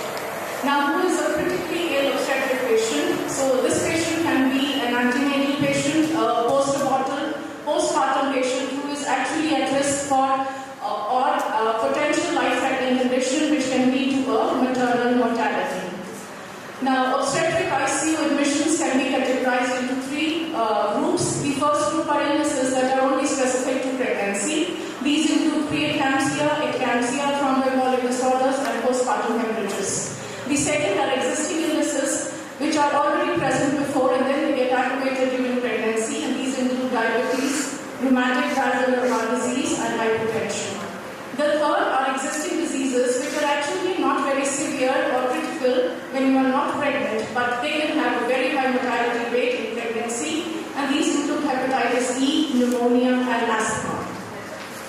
So what we need to do is actually evaluate the near miss, because now that has become the tool for quality of care. Also, most of the near misses are admitted to either the HDU or to the ICU. So we need to have a monitoring system of these near misses. Now, what is basically an ICU care?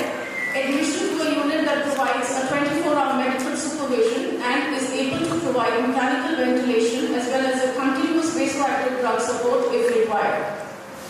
Now, why are obstetric critically ill patients different? We have already said that there are changes in the physiology, there are changes in the anatomy. The response to treatment in pregnancy may be different. There is a different presentation of certain diseases in pregnancy, and also the disease as well as the treatment is going to affect not only the mother but also the fetus. What are the issues that we generally face? Sometimes intubation can be a problem because of laryngeal edema, especially when patients are more prone to hypertension. Second, they can have intra-abdominal pressure which is increased, and so mechanical ventilation become a problem in these patients. Also, whatever drugs that we give these patients are going to cross the placental barrier and are going to affect the fetus as well. So a few changes that go around, I'm just going to list a few only. So the respiratory changes are that there's going to be an increase in oxygen consumption and an increase in metabolic rate, an increase in tidal and minute volume, but there is no change in respiratory rate and there is respiratory alkalosis. So whenever we are doing our settings for the ventilator, we need to know these changes because that is how we are going to manage our patients. The cardiac changes, there's going to be an increase in cardiac output by 30 to 50% because of an increase in stroke volume and heart rate. There is going to be a decrease in systemic and pulmonary vascular resistance. The other thing that can result is that the increasing size of the uterus is going to lead to supine hypertension syndrome. Also, shock can be missed till a significant blood loss occurs, and after shock, with the severe blood loss, if there is catecholamine surge, that is going to affect the fetus because the uterine blood vessels are going to get constricted and cause fetal hypoxia. The hematological changes that generally take place are increased plasma volume, hemodilution anemia, thrombocytopenia of pregnancy, and pregnancy, as we all know, is a hypercoagulable state.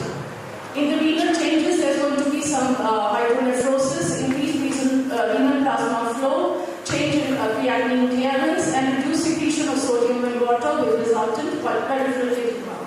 Now, various systems have come into place wherein you can categorize the early warning signs so that you can pick up the patients which you need to shift to the HDU or to the ICU. So, the UK actually started this early warning system wherein they took in certain vital criteria or vital signs, and that allowed early recognition of patients who would benefit actually with more aggressive interventions and transfer to a higher level of care. And so basically these were a few things that were taken, the vital signs were taken, and patients were put into 3 different pathways. The green pathway was the normal pathway, you did not require an HDU. The yellow ones were the ones where you had to get alert because if they deteriorated, then they would go on to the red pathway, and the red pathway patients had to be shifted to either the HDU or to the ICU. And these are basically the triggering points in the Muse criteria, wherein these patients have to be shifted to the ICU for better management, and they include a change in systolic and diastolic blood pressure, heart rate more than 120 or less than 50, a respiratory rate which is not good, oxygen saturation less than 95%, oliguria, and maternal agitation, confusion, unresponsiveness, or patients with severe headache who are pre-eclamptic and have come with shortness of breath. The other thing, there was another score that came up, it was Apache 2 score. Again, a lot of studies were done with this Apache 2 score. And this scoring system has to be done in the first 24 hours when the patient is admitted to the ICU. Why this score was done was because a score of 25 actually predicted a mortality of 50%, and if the score increased to 35, it predicted a mortality of 80%. So these are a few markers that you take. These include actually the temperature, the respiratory rate, oliguria, then the other chronic illnesses that are taken into being, and so the Apache score were used. There were other scores also like the Q-SOFA and the SOFA, but I have not added them here for lack of time. Now the WHO also actually made a certain criteria for maternal near risk, and they were divided into 3. There was a patient criteria, a lab criteria, as well as the management criteria. So these are the patient criteria which, if present, the patient needs to be shifted to the HDU or the ICU for better management. These are the lab criteria where the patient needs further monitoring, and for this monitoring, again, patient needs either a step-up unit like an HDU or an ICU for further care. And these were the management criteria where you needed vasoactive drugs or when you needed more transfusions, dialysis, intubation, etc., where the patient had to be shifted to the ICU. So generally, the contributing factors included when the patient was clinically unstable, either hypoxic or hypotensive, if the patient needed mechanical ventilation, if the GCS was deteriorating, or the patient required level 3 care. The main indications of ICU admissions in obstetric patients, seeing all the data, the first was hypertensive disease of pregnancy, the second was hemorrhage actually, antepartum, postpartum, and antepartum also included ectopic pregnancy. A lot of patients in India are still admitted with hemorrhage, and because they don't come to the hospital in time,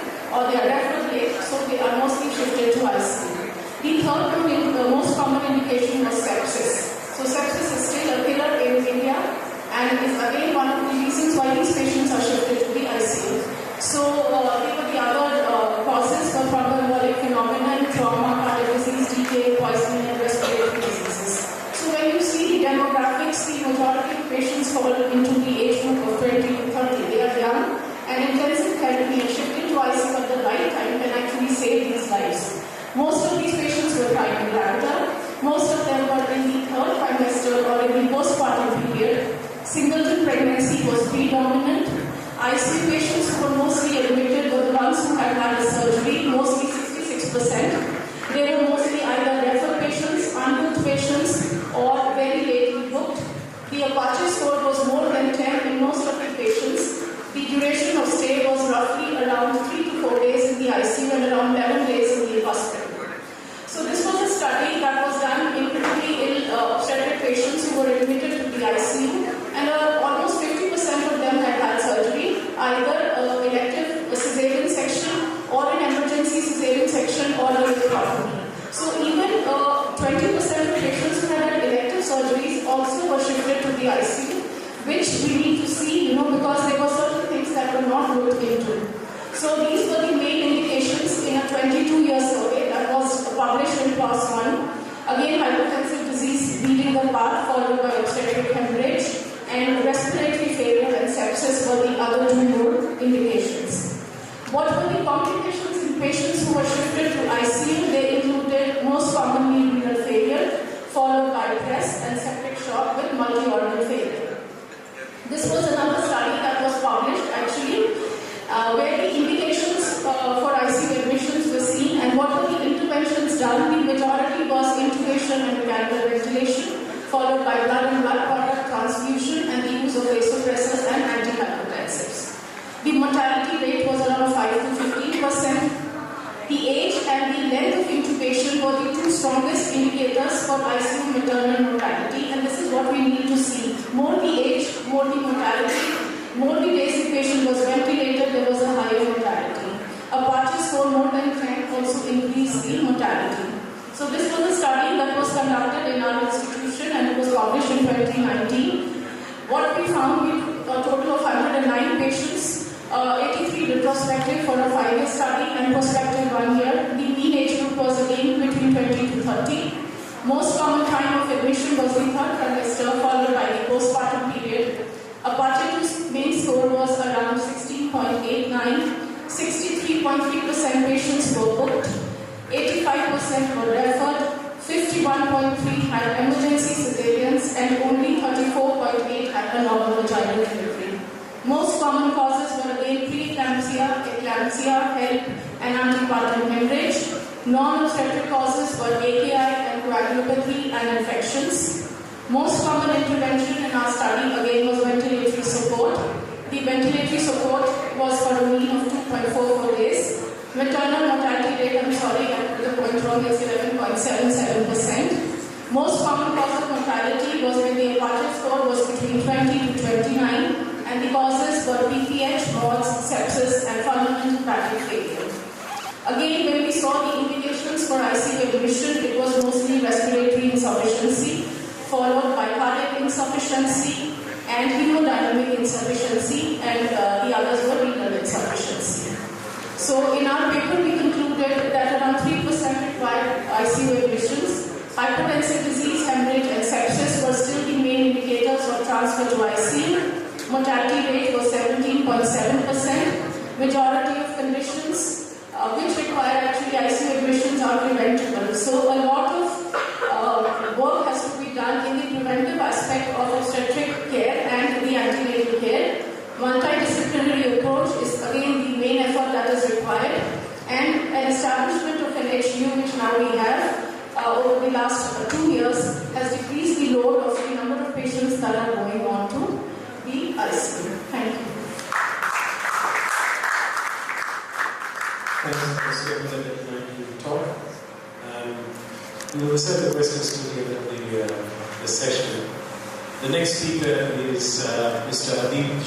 Majid, who is a hepatobiliary surgeon from the batch of 91 we did a surgical work together here. He's going to be speaking on advances. He works in Newcastle, John Hunter Hospital. It is public work. He's working in Calvary Hospital in the private work. He's going to be talking about advances in laparoscopic liver surgery.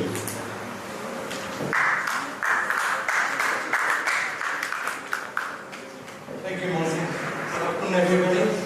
I'm not going to keep you long. It's lunchtime coming. just start our presentation.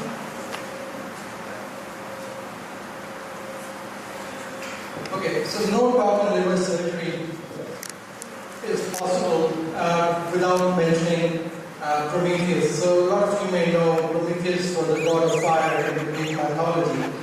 And he was punished by the Greek god Zeus because he gave fire to humanity and enlightened them.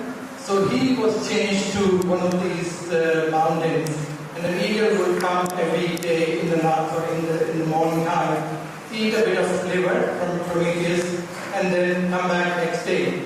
But this went on for years, and that was because the liver had an amazing regenerative capacity. So every time the eagle would come, eat the liver, the liver would regenerate next morning. So this was meant to be an ongoing punishment for Prometheus. So from there we know that the liver has an amazing regenerative capacity, and that's probably the first account of liver resection. These are some of the landmarks in liver surgery, in the modern liver surgery. The main things which I would like to mention is somebody called Listens, who defined how the portal vein, the hepatic artery, and bile ducts, they sort of bind together and enter the liver. The next main thing was the Prunus segments, which define the modern liver anatomy. And another chap called Prunus, who was the guy who was responsible to discover what was called the Prunus maneuver, which is very widely used in liver surgery and in trauma surgery. So my talk is going to be basically on laparoscopic liver surgery, and we in these days can do this liver surgery safely because we know the anatomy, which is the basics of liver anatomy. These are Prunus segments. The liver has got segmented blood supply, and because of that, we can actually dissect liver into these 8 segments which I described, and you can do a liver dissection based on the vascular supply of the liver. So it's got a very distinct blood supply. Some of them do integrate together, but most of the time we're able to remove a particular segment of the liver based on the vascular anatomy. And this is what we follow when we do liver dissection, whether it's open or laparoscopic. Now, the liver dissection used to happen in the 1990s and 80s, but the classification of what people were doing was not very clear until 2000. So in 2000, there was a big conference held in Brisbane, in Australia, where they actually defined the kind of liver dissection and gave names to these procedures. And this is what we follow now, and this is what is considered the standard of care in the hepatectomy, the classification for liver surgery. So obviously, open liver surgery has been going on for a few years. The laparoscopic liver surgery is relatively new. And why is it new? Why we didn't go into this previously? It was because of a lot of reasons. Liver surgery is complex, whether it's open. The laparoscopic surgery makes it more complex. So why do we want to do laparoscopic liver surgery? It's because of the obvious advantages of smaller scar, which means less pain, reduced blood loss. Because of the high pressure that we work when we do liver surgery, faster recovery because of the small cuts, there's a reduced risk of infection. The main thing here is the oncological outcome, that's the same. So there's no difference between the oncological outcome between open and laparoscopic surgery. So that's one of the main reasons why we're starting to do more laparoscopic liver surgery. Now, what are the disadvantages? And the disadvantages sort of mostly technical. Liver is a very vascular organ. It's got a lot of blood going in, coming out. It's quite a heavy organ. It's one of the biggest organs in the body. And to do laparoscopic liver surgery, there is a steep learning curve, which takes a lot of time to get used to. The access is also limited because the liver is surrounded by the diaphragm and the ribs. So there's not much of access there. It's quite hard to get to. The laparoscopic liver surgery also takes a lot of time because of the difficulty in access. And major hepatectomy is still not considered the standard of care.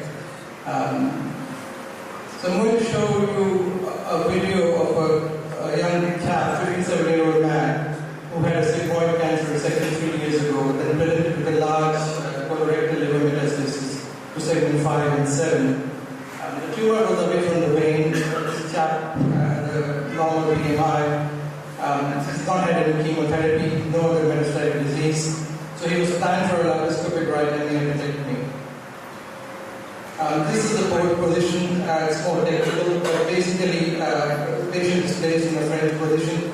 We stand in between the legs of the patient. The port position can vary depending upon the site area in the liver resection. So here we start with dividing what is called the falciform ligament. Then we go on to the diaphragm and we're dissecting on the incision of the middle and the right hepatic vein. We're trying to find out where the right hepatic vein and the middle hepatic vein sort of join. This is the landmark for resection at the top. So the top structure that you can see is the IVC.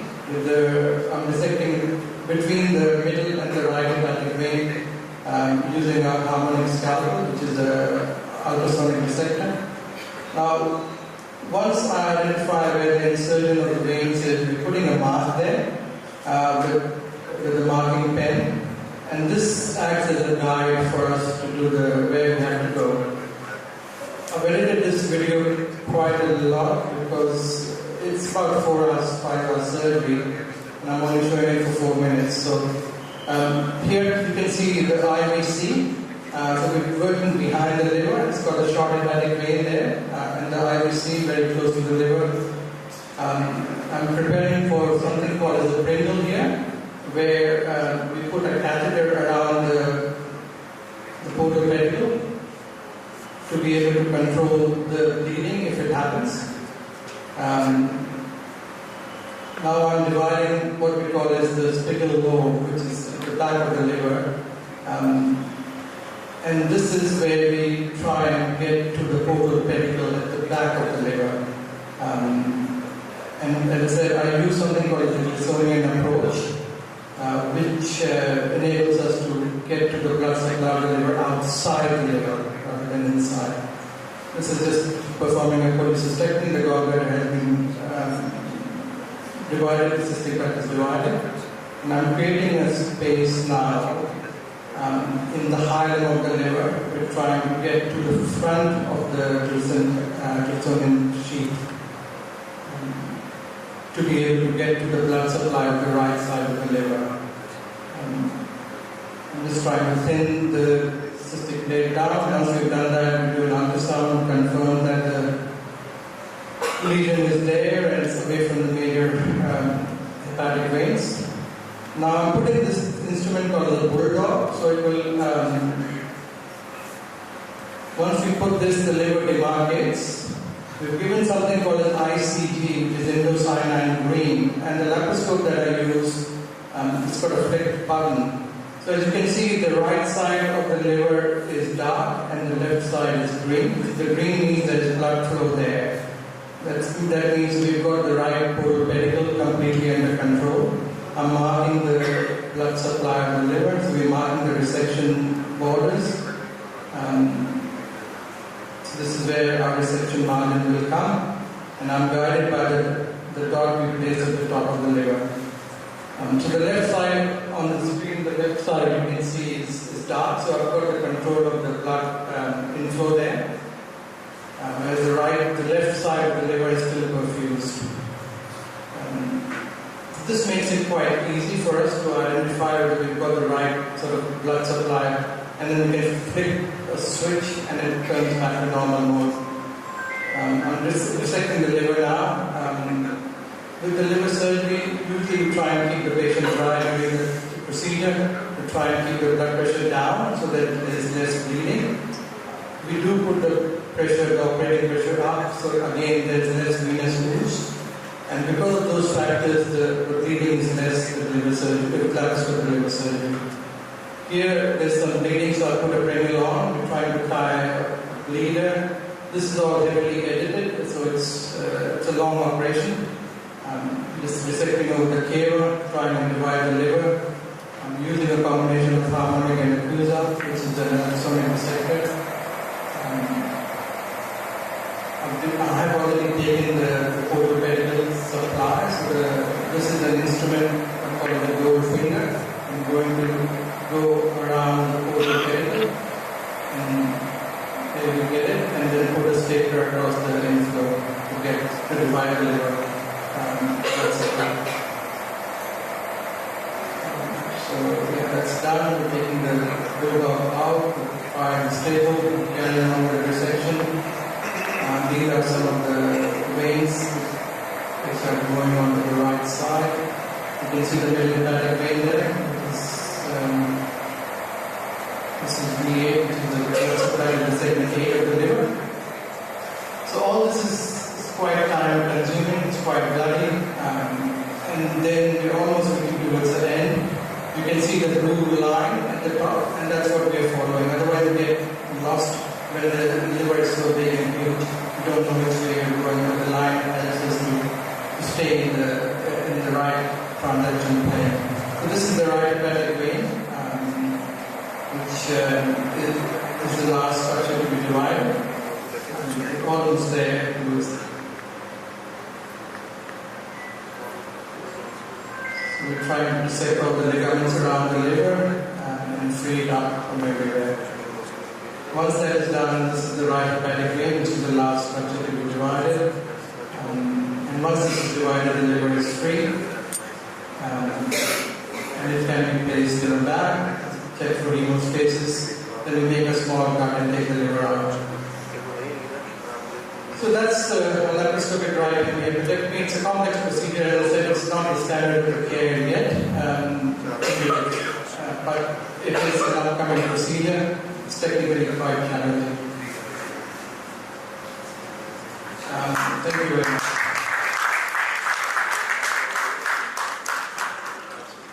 Thanks a lot, Marjan. Exciting stuff. Watching laparoscopic surgery replace the open surgery across the spectrum.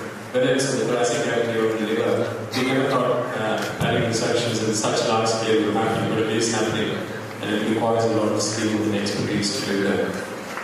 Thank you for all the speakers in this session. So I'm just opening it out to the audience to ask for questions. There were four speakers.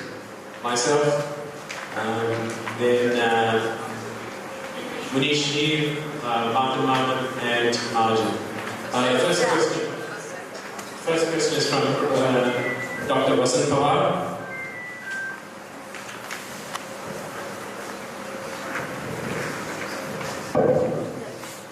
Just a couple of comments. Monsi, you showed that your patients were going back to the ICU with their abdomens open. And I think that's an advantage for nephrologists because we nephrologists don't like post-operative compartment syndromes in the abdomen because they reduce the amount of renal blood flow and renal venous flow. And a lot of them, if you close their abdomen, they go into acute renal failure. So I think you're aware of that. So that's just highlighting a point that we don't get too stressed about, even though we are physicians. And Manish, I just one comment about you. You made a very good presentation, and I have a couple of comments to make. One is that the surgeons would always insist on dialysis patients who are overweight to lose weight. And we used to always tell them that the mortality becomes high if you ask them to lose weight. So that is one thing. And we used to always have a joke that the cutoff BMI for a patient is usually the surgeon's BMI, not the patient's. So I just sort of make it clear. You need to change your surgeons. Thank you, sir. Just to answer for the comment that you made about compartment syndrome in abdomens. So if you look at diaphragm resuscitation, one of the main points about diaphragm resuscitation is salinity of crystalloid. So it is interesting. We published a study last year in Lancet on this. We looked at a temporal study on how compartment syndromes have literally disappeared from the trauma centers. We don't see compartment syndrome anymore at the moment because we don't use crystalloids. It is, if we will let the patient bleed to death, we will never use crystalloids at the moment. Yeah, but you're right, absolutely, the compartment syndromes were a big problem. So now we are just using blood and blood products for resuscitation. Munish, you want to answer this first comment? It's all okay. Change this. All right. Someone from here put up the hands. Did you?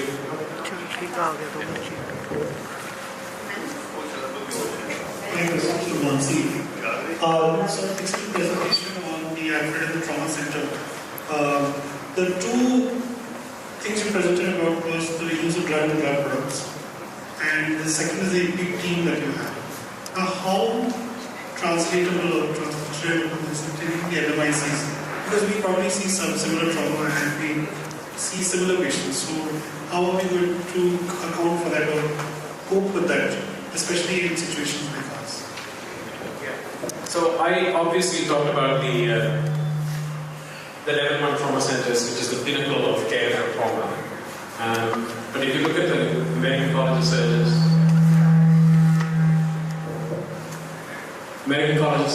and also the Australian College of Surgeons, they published certain verification criteria for resuscitation of trauma. And one of them is to actually cater for the needs in austere environments that you're talking about. So we don't have to have that entire team that you had there. We have worked on a minimum requirement in an austere environment, which includes a couple of nurses, 2 doctors, basically to how to do trauma team training. We actually have developed a program for trauma team training in austere environments. About blood and blood products, that is a challenge in India. Because I recently came across one of my cousins having cancer surgery, and the family had to donate so much of the blood and blood products. And I remember my time here, we were running to get patients to convince, but the patient's already bleeding. How can you convince the patient's relatives to actually donate? Because you don't have a centralized repository. So that is something, as an advisor from the Indian government, I have been advocating that we have to have a central repository from which you do educational videos for people to donate, so that the blood and blood products are immediately available to patients with trauma. Now, that's not going to happen. It's going to take some time. That is exactly the reason we are developing this HBOC, or the hemoglobin-based oxygen carrier, because if you really look at it at cost of production, it is going to minimize the amount of money that you need to spend for blood and blood product. The cost price is just $10, which is 500 rupees. And it's biostable, and it can last. You can keep it in a cupboard for 2 years and it still can be using. So I'm hopeful for a country like India, which it is absolutely required, that Hemopure or hemoglobin-based oxygen carriers will be approved. Till then, it is going to be a challenge, I agree with you. Vijay and then Vijay. Oh, sorry. Thank you, Mohammed. These are comments more for Manish. So this is more of a comment related to the obesity part. This is an area that we work in also in great detail, and our aspect focus is on 2 things. One is the composition of obesity. It's not just amount, it is what the fat is composed of, and all fat is not the same, which has big relevance to a few things which I will delineate later. And our context is usually to what we call acute outcomes. We start with pancreatitis, but the same paradigm is applying to a lot of other acute scenarios, like wounds after the disaster period of trauma, later outcomes that happen, sepsis, and various things. Now, coming to composition of obesity. Basically, obesity is excess adipocytes. Full of triglyceride, 80 to 90% of an adipocyte is triglyceride. And the composition of the triglyceride largely dictates how quickly it is going to get metabolized. A saturated triglyceride does not fit into the common pockets. The lipases, whether it's adipocyte lipase, or hormone-sensitive lipase, heparin release, by the way, which we use for dialysis. The pockets of those are very stereotypical. A saturated one like butter doesn't fit in. So there's a slower lipolysis, delayed lipolysis that takes place. So the patients who lose less weight or don't lose weight in the dialysis won't go into that lipolysis. We see heparin releases lipoprotein. Lipase is catalyzes stuff very well. However, the ones, so if you consume a lot of vegetable oil, which has come, so cola was the first thing that we had in the mid-1980s. With Sofola, the linoleic acid consumption in India has gone up dramatically. Most of the visceral fat now is unsaturated. which then fits into that library's pocket very well. Once that fits, we go to the category state much more easily with the same listeners, and thereby have worse outcomes, because those pro-inflammatory practices are used. Causing all sorts of endothelial damage, vascular leak, immune paralysis, sepsis, irretrievable injury, loss. So we cannot take all fat to be the same. And that's part of the reason, the logic why India's BMI cutoff is 23 or 25, and so is China's and Korea's is 23, whereas the United States says you can be 30, 35 and still go up. Is simply that composition thing. Here we are very, very stable all the time. Here they are not. So it's the composition that may play a very major role in the outcomes that we see in an acute catabolic state or a progressive catabolic state in the very rapid progress associated. Thanks, Vijay, for your comments. And just give it to us. Firstly, it's nice to see all these guys who are wearing shorts and bunking classes and hanging around cross canteen and doing all these fancy things, right? Great job, guys. For Deepak, I think one of the suggestions is I know in Alfred are using cell salvage as a good investment. Buying a cell saver would be a very good investment for small hospitals because blood banks and the price of having blood readily available would be a good investment for smaller hospitals. Because the other things that you're talking of will take long. Because we use cell saver in our hospital or for obstetric hemorrhage, and it's quite an effective thing. It's not a big investment, but I think for smaller hospitals that will be a good suggestion for them. Because it's easy and it's the same patient's blood that typically transfused. The system itself, I think, should be very expensive. I think most hospitals have it now, so that would be a good. That is a fantastic point, actually, George. I completely agree. In osteoarthritis, a cell saver is important. Forget of osteoarthritis, we use cell savers also.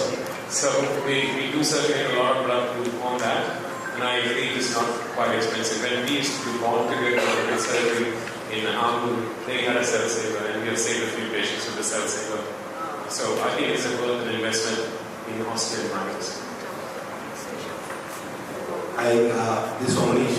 This obesity and renal transplant, I understand. No, see, operating down the iliac fossa there, anastomosis, that's a difficult task. But once you finish that, you're already exhausted, and then you come to closure of the abdomen. You know, even though after dialysis and all that, so they still have that flabby abdomen. And when you have this obesity, there are high chances that the wounds open. So do you have any technique for closure there, or you just go by layer by layer? Or? That's the part of the presentation you didn't do. I didn't get to that part. That's a very good question. And as I mentioned earlier, there is certainly increased risk of wound complication in these bigger patients. With the renal failure population, one thing that affects the outcome is what happens to the kidney in those patients. So if you give them a kidney that will work quickly, the wounds are going to heal. If you give them a dodgy kidney with delayed graft function and delayed recovery of the graft function, your wounds will fall apart, no matter what amount of fat they have. In terms of technique, there is a technique of positioning to start off with so that the surgery goes quickly. Operating time has direct risk factor for wound complication. So you need to reduce your operating time, which can be quite high in these bigger patients. So there's a position I can tell you later on I use for these big patients. Give you quick access to iliac vessels. You do your job quickly and then close the wound normally. You don't need to do any fancy things. Minimize the amount of suture you put in these patients. They will heal already as long as the kidney heals already. The new Provena dressing, or you can use to modify the back dressings, work very well for these patients. Just slap that on for 7 days, don't touch the wound, make the kidney work. Thanks a lot. Any more questions across the session? Yeah, Jennifer. Because I have a vested interest in obstetric medicine, partly because my wife is an obstetric physician in high-risk pregnancy. Do you have access to serum flits for FLT, for differentiating between preeclampsia and A few labs are doing it still, but they are very expensive and we don't get return on 5 to these tests along. So we are not just in the second. sometimes it can be different, particularly with lupus arthritis.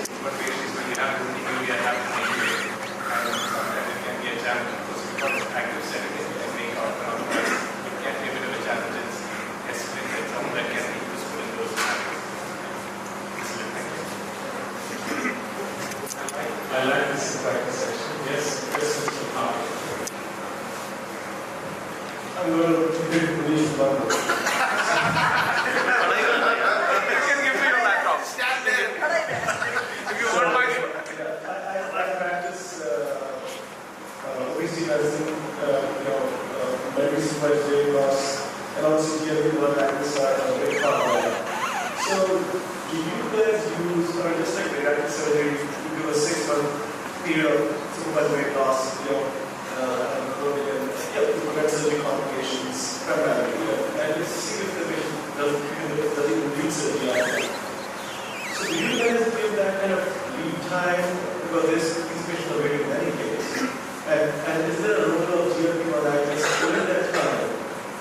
It's good for diabetic disease, for some patients.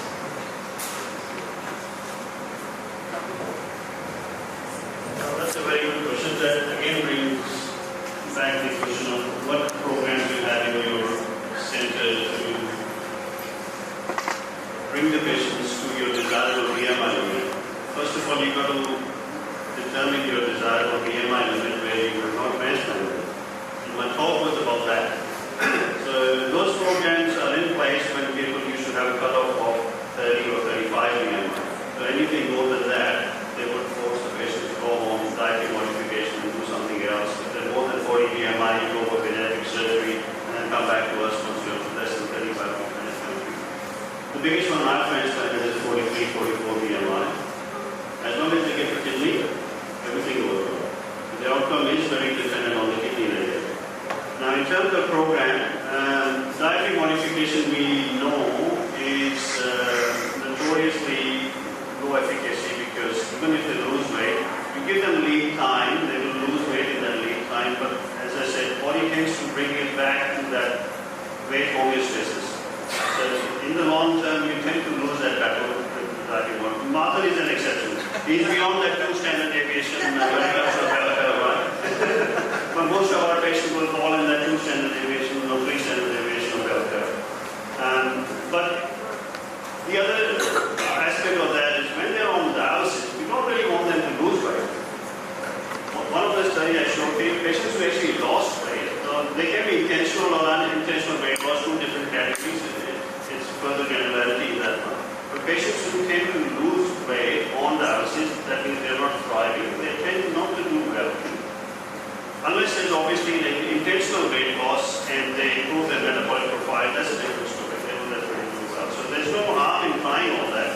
But the best treatment for these patients is a kidney transplant that will work for them. So we've got to figure out how best to do transplant. Obviously, they have 55 BMI, that's a different story altogether. I can't even get into all that. So there is the role of them surgery because dietary modification won't reduce your body weight by 50% of the excess body weight. So they need very high amount of loss of body weight so where to go into bariatric surgery.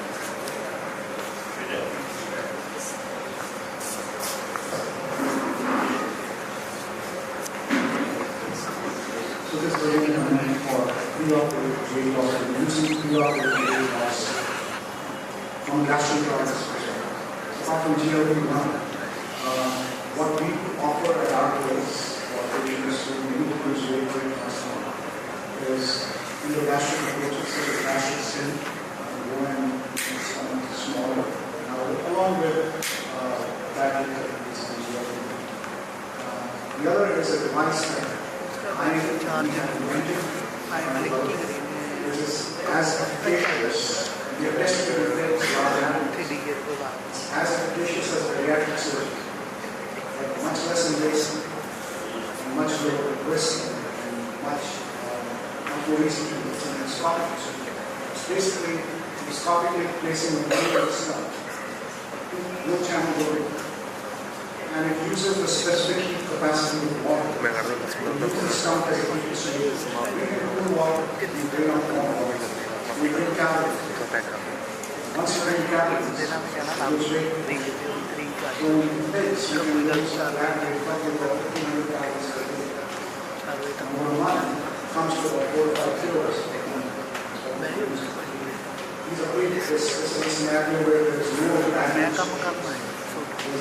This can be done when it's totally immobilized, lying in bed, incapable of exercising,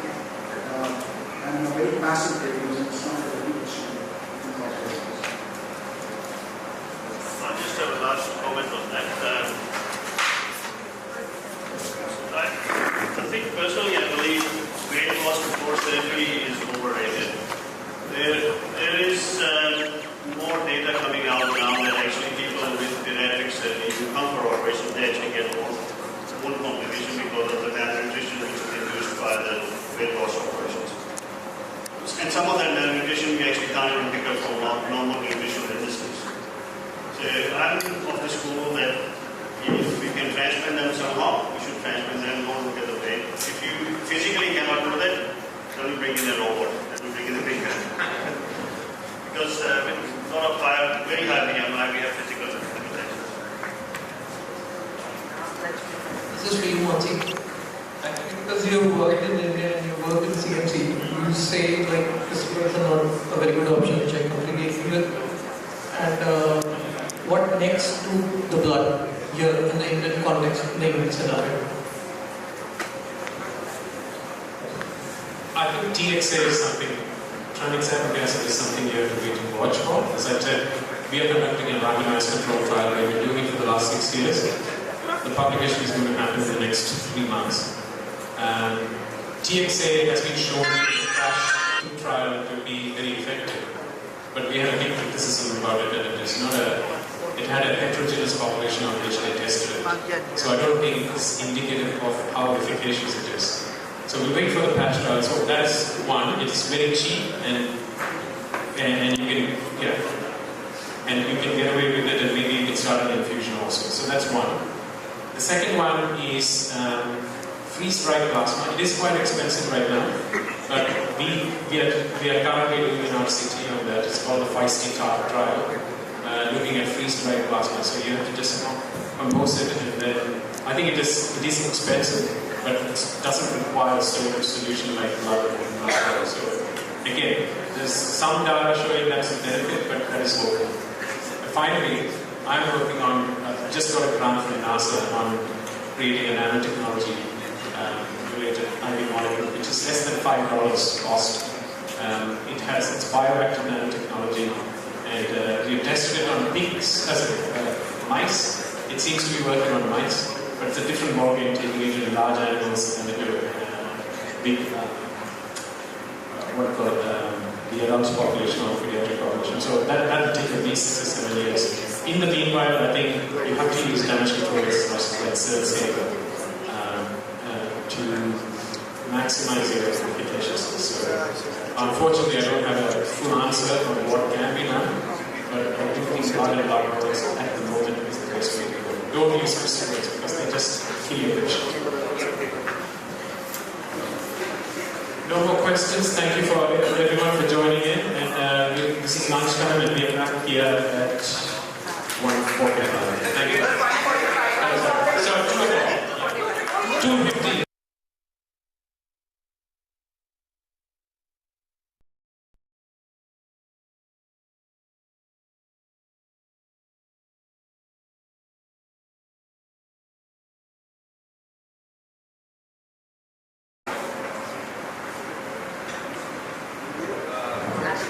For those of you who know me, and those of you who knew me, and those of you who know me as Monsignor said, and I will be speaking on this topic which I prepared, renal disease and the nephrology sector of Australia. And my disclosure is that I have a vested interest in this, so bear with me. Now,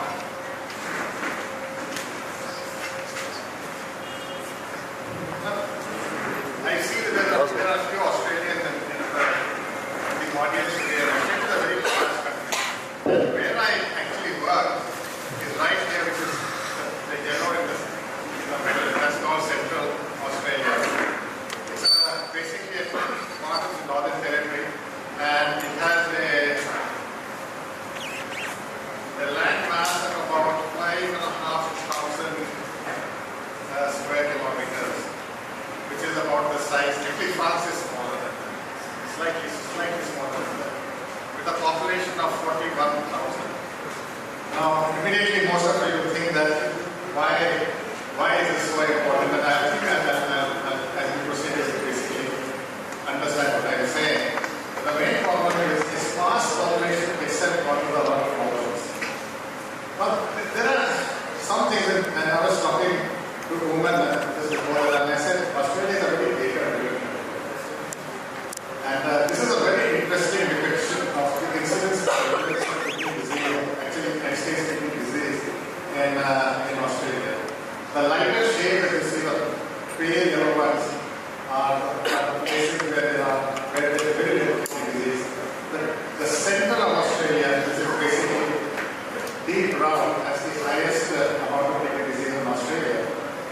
Now, does that make a difference? Of course, it makes a difference. And if you notice here that there is a skyscraper in the graph, which underlies in the Northern Territory. And the Northern Territory has the highest incidence of prevalence of kidney disease in the world, by far. And this is a huge health problem in the area that we are working in. No jurisdiction in the world has this incidence of prevalence. And when I used to give this talk, a similar talk to the health authorities in Australia, and Monsi probably knows what doctors do in Australia. We carry a very polished begging board and go to the government and ask for more and more millions of dollars. And I used to always tell them, please understand that if that last graph were to basically be the white skyline, the Northern Territory was the most Khalifa of Australia. And in fact, we basically the worst city of the world in terms of incidence and prevalence of kidney disease. And the problem is that kidney disease is, with all the excellent health care that the Australians enjoy, it is not going down, actually going on. And you can see this going on every single year predictably. And this has been causing a lot of problem because more kidney disease makes the government pay more money, and no government likes to pay more money on health care anywhere in the world. And this is the amount of patients, how our patients increase every year post will start new hemodialysis in the Northern Territory. And there were other differences as well. For example, kidney disease all over the world is known to occur more in men. However, in Central Australia it was in women for some peculiar reason. And they all had a very high comorbidity burden as well. I'm not going into details of it. So, what did we achieve? When I joined the Alice Springs Hospital in Central Australia, I must say that for that entire region, Alice Springs Hospital was the only hospital.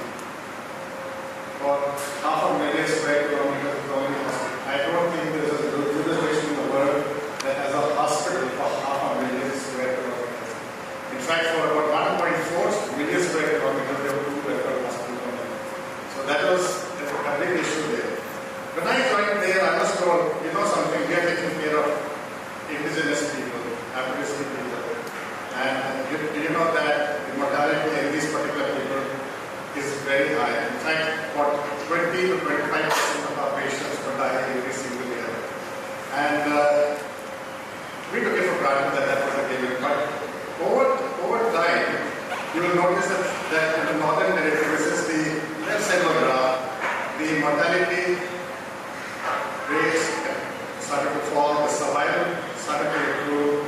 And if you look at Australia on the other side, Australia remained more or less steady, but drop of only 15.2 to 11.8 per 100 patient years. So the whole country didn't make a big difference, but here made a huge difference. And this is the graph. These 4 graphs are very, very interesting because the change really came around in 2007 when we started to basically equalize the mortality rates of the rest of the country. Very slowly, if you see the red line on top, our survival figures started to improve very significantly. And in a moment of vanity, I can say that I joined in Australia in 2007, but I'll refrain from that. And as I mentioned, Australia is a very, very data-driven country. This is a funnel plot. And if you notice that every number there represents a hospital that offers dialysis.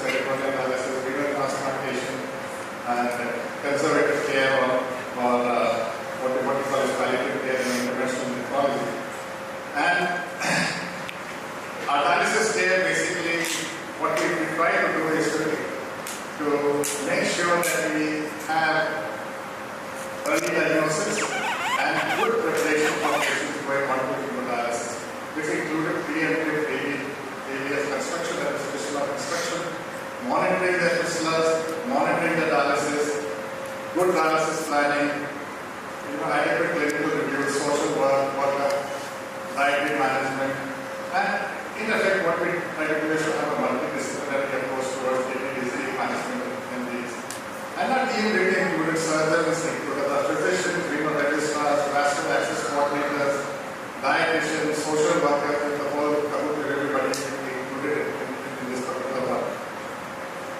Now, one of the most interesting things of nephrology in Australia is that we have ARMS data. ARMS data is Australia and New Zealand dialysis and transplantation registry. This is the world's best registry for anything. Not only for kidney disease, but we talk about oncology, we talk about anything. We have an average reporting of 98 to 99.5% for that. This is really incredible, and all credit goes to the Australians for having this. And Rohit will basically recognize this futuristic building, which they affectionately call the cheese breaker, in which the ARMS data and other registries are based. It's basically the head office for Saudi, and they basically do all the research activities for South Australia there. So, what about our dialysis provision? We had about 130 to 130 dialysis units that came under our basically management. And these were in different particular sites, and the number of dialysis per annum done by our unit was 90,000. Now, is that a big number or small number? To basically put in perspective, CMC does about 6,000 dialysis per annum. So, this is a very large number. In fact, this is the largest dialysis unit in the southern hemisphere, and would basically compete with some of the largest anywhere in the world. And we did a bit of peritoneal dialysis, but not a lot of it. So this would be our dialysis unit, which we constructed very recently, and this was basically a private or public partnership model. We gave all the clinical governance, we gave all the training to the staff nurses, we basically overlooked the management, while the provider was a private player in the whole thing. And then we had satellite units everywhere. This was another satellite dialysis unit about 550 kilometers from where we worked, which came under my basically administration. And then we worked with an NGO called Western Desert Dialysis. And they always said that you can say this word Anamma, Valatia, Palyakaju, Jupatu, you would never leave Australia. So anyway, this was basically an NGO which was owned and run by Aborigines. And we helped them basically perform analysis in a very culturally appropriate way with that. Then of course we did renal transplantation. We did not do a surgery per se, that went to Adelaide. We did patient selection and we referred to the renal transplantation center, and then once they came back we did their management, and of course we reported to ARMS data as well. One of the big success stories in our place was interventional nephrology.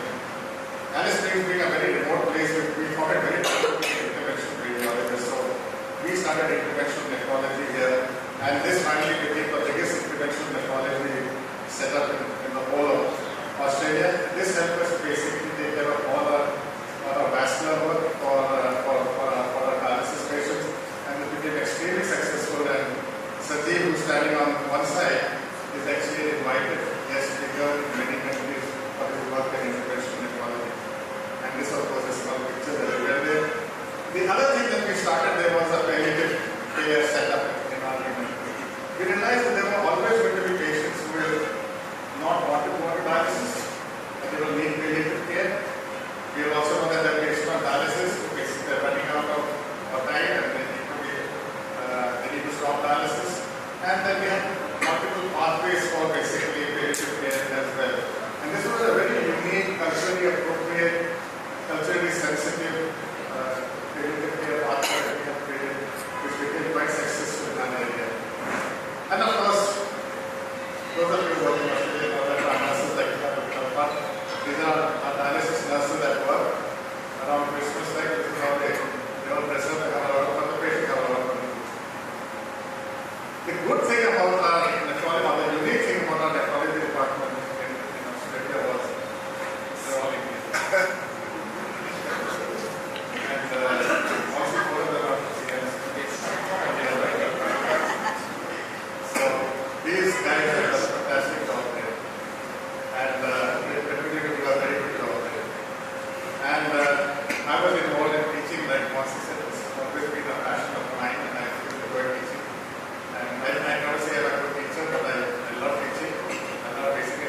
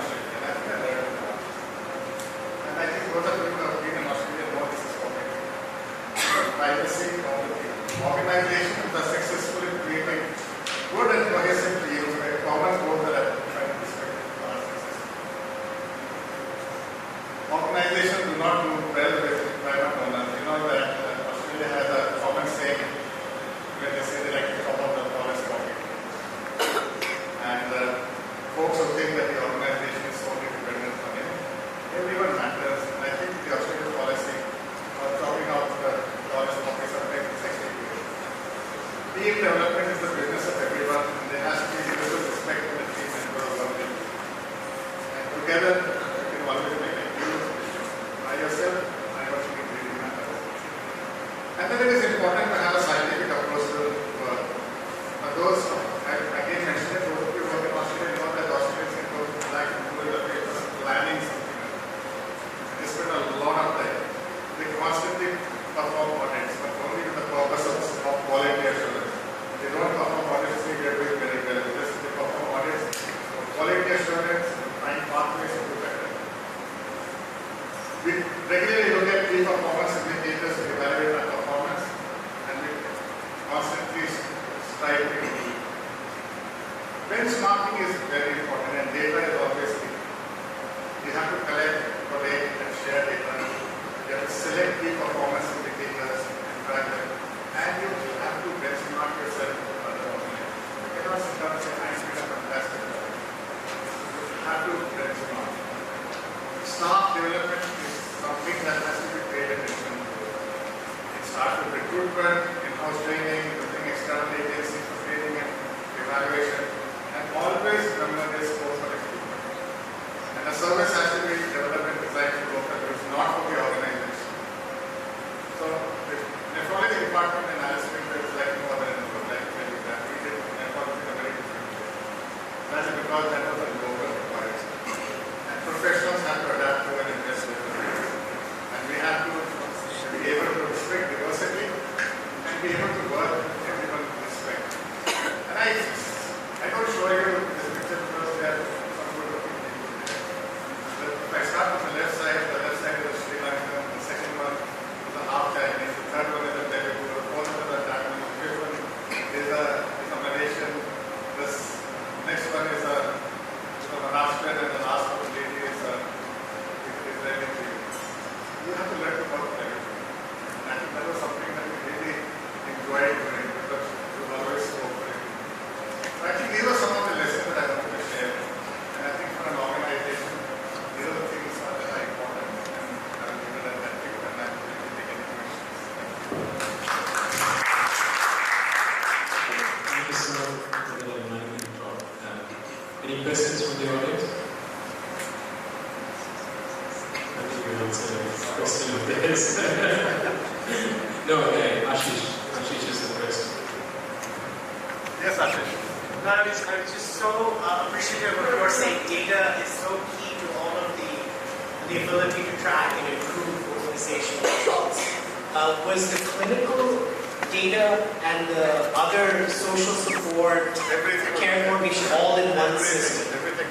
So our social workers had to create their own database. Yeah. And they also had to create their own KPIs. And they also had to basically make sure that they tell us what their outcomes were. So if somebody is homeless, then we have to basically say how many people have inappropriate or inadequate housing, how many people are homeless, and how many people we have been able to find a place for them to stay. That's amazing. Because again, a lot of times that information sits outside of the evaluation of risk factors. I think there's a movement now to actually combine medical factors of diagnostic risk along with social and environmental determinants to truly predict which clients are going to actually have the most significant needs in the future. I asked my students here in CMC, if you were to select 3 things that would make maximum, would really improve outcomes, what are those 3 things would be in nephrology? And they told me ACE inhibitors and ARBs and SGLT2 inhibitors and everything. And I said, no, that's not that. I said, if you could ensure every patient lives in a house with less than 5 people, a mean income of about $4,000 to $5,000 per month, and an education in which half the household has finished schooling, will basically reduce the incidence of any chronic disease by about 50%.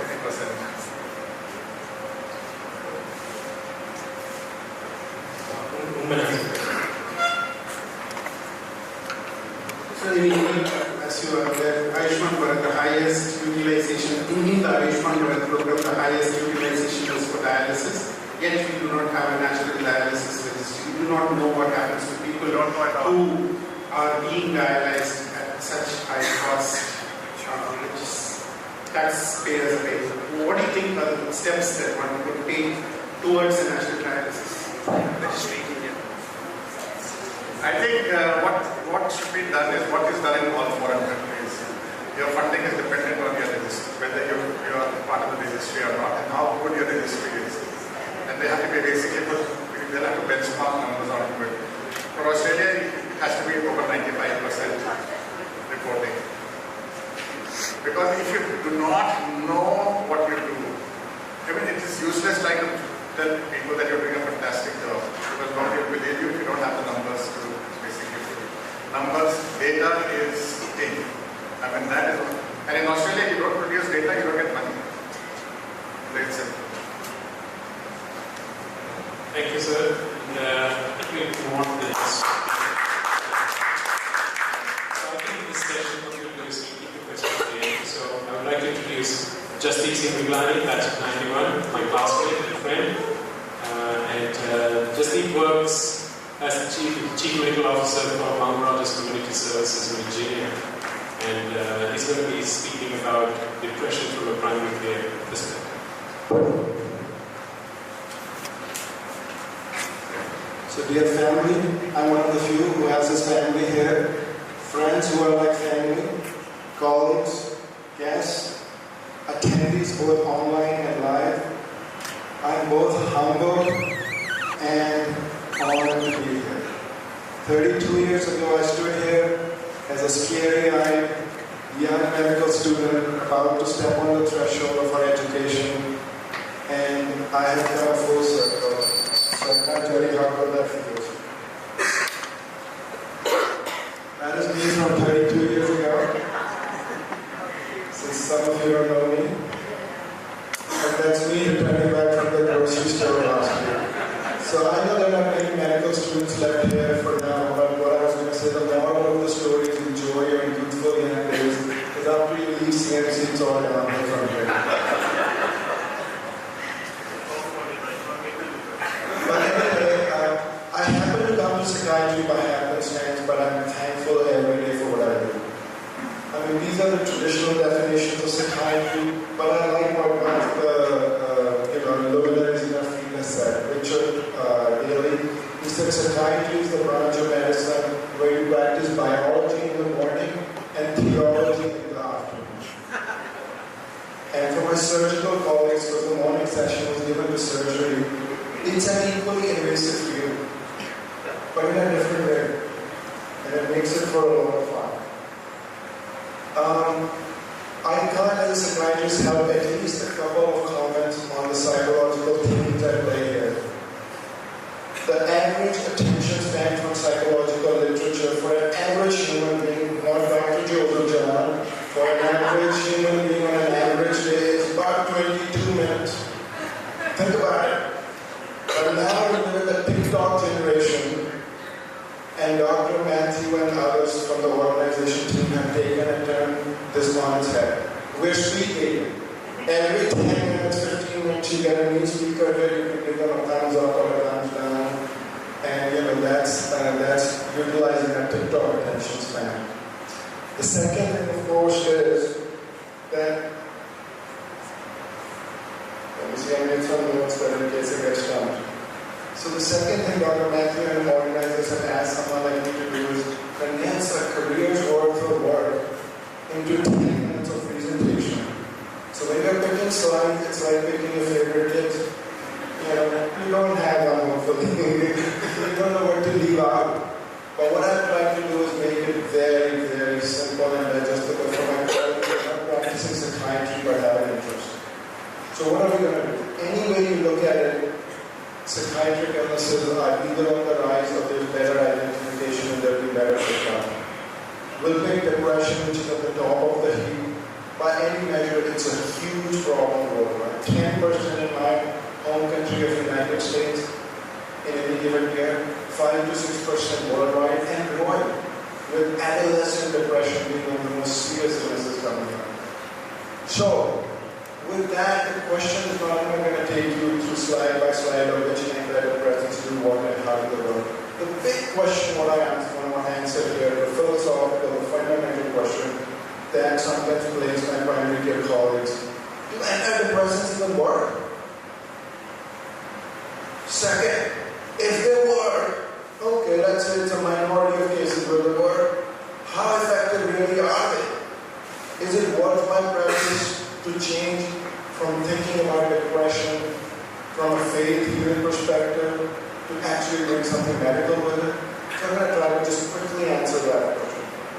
So the biggest question came from this, very elegant study, STAR-D, it's called in our field, sequence treatment alternatives in relieving depression. What is it? It's a National Institute of Mental Health study, over 4,000 patients, real life patients. So it wasn't pristine people who come into clinical trial with no medical comorbidities. These people were live people that you and I treat in clinics every day with multiple medical comorbidities. And the point was that they were going to come in diagnosed moderate to severely depressed, 41 trial centers in the United States, and we were going to see what happens when we take them through different stages of depression treatment. So the answer is, as you start taking our patients through this 4-step process that was there, and by the way, it was not just to treat depression into remission, it was to remit, which means they have to be functionally and clinically well at as good as a baseline, pre-moderate baseline. So they broke them into 4 tiers. You started at the top, and if you did not have any results in 12 weeks, you were moved into the next tier. And if you went through the 4 tiers, there were 75+% of patients who went completely remitted. So it wasn't just feeling better, it was a clinical definition of remission that is feeling as good as you were in pre-moderate. What was the upshot here?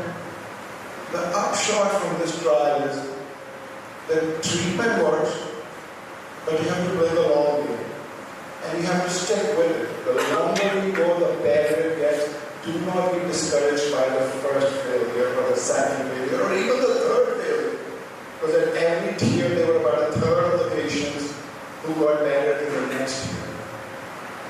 And the second sub-point to this was that adding cognitive therapy, so in other terms, adding psychological resources helped in that. That was part of the tier 2. So the answer is antidepressant work. You have to stick to it, you have to take them, you have to stay with it. The second question, how effective are they? For that, I just need to quickly introduce the concept of number needed to treat, number needed to harm. Now this is where cognitive science is working against me.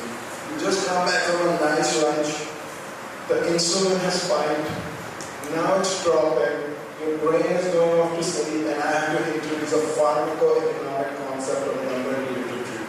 But stick with me, it's a very good concept. Once I learned it, I learned to appreciate medications in a whole different manner. What is number needed to treat? Essentially, it's how many extra patients do you need to treat to get one favorable outcome. Similarly, its exact polar opposite is number needed to harm. How many more patients do you need to treat for that one patient to get that extra harm that they wouldn't have gotten otherwise? So on that logic, number needed to treat needs to be as small as possible. Isn't it? If number needed to treat was 1, for every patient you treat, there will be a favorable outcome. That's what we're looking for. And number needed to harm should be as high as possible, because you obviously, first do no harm. That's the Hippocratic oath you and I took when we graduated. So let's look at the number needed to treat for our common antidepressants, SSRIs as they're called, or the ones when I was in training here in CMC, tricyclics, which are still used to this way. So lower numbers for MNT are better, higher bad. So number needed to treat, number needed to treat for SSRIs and tricyclics are in the 7 to 8 range.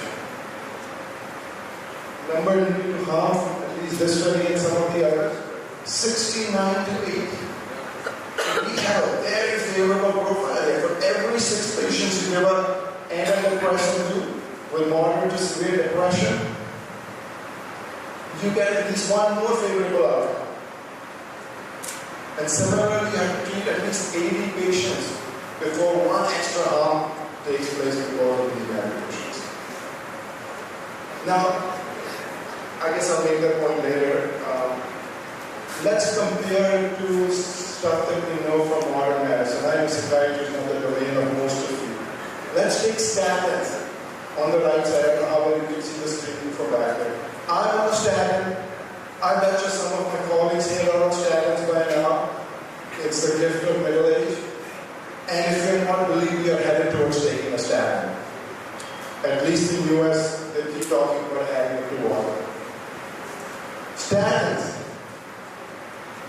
Number needed to treat is what? Something like 1 in 60. At least 1 in 50.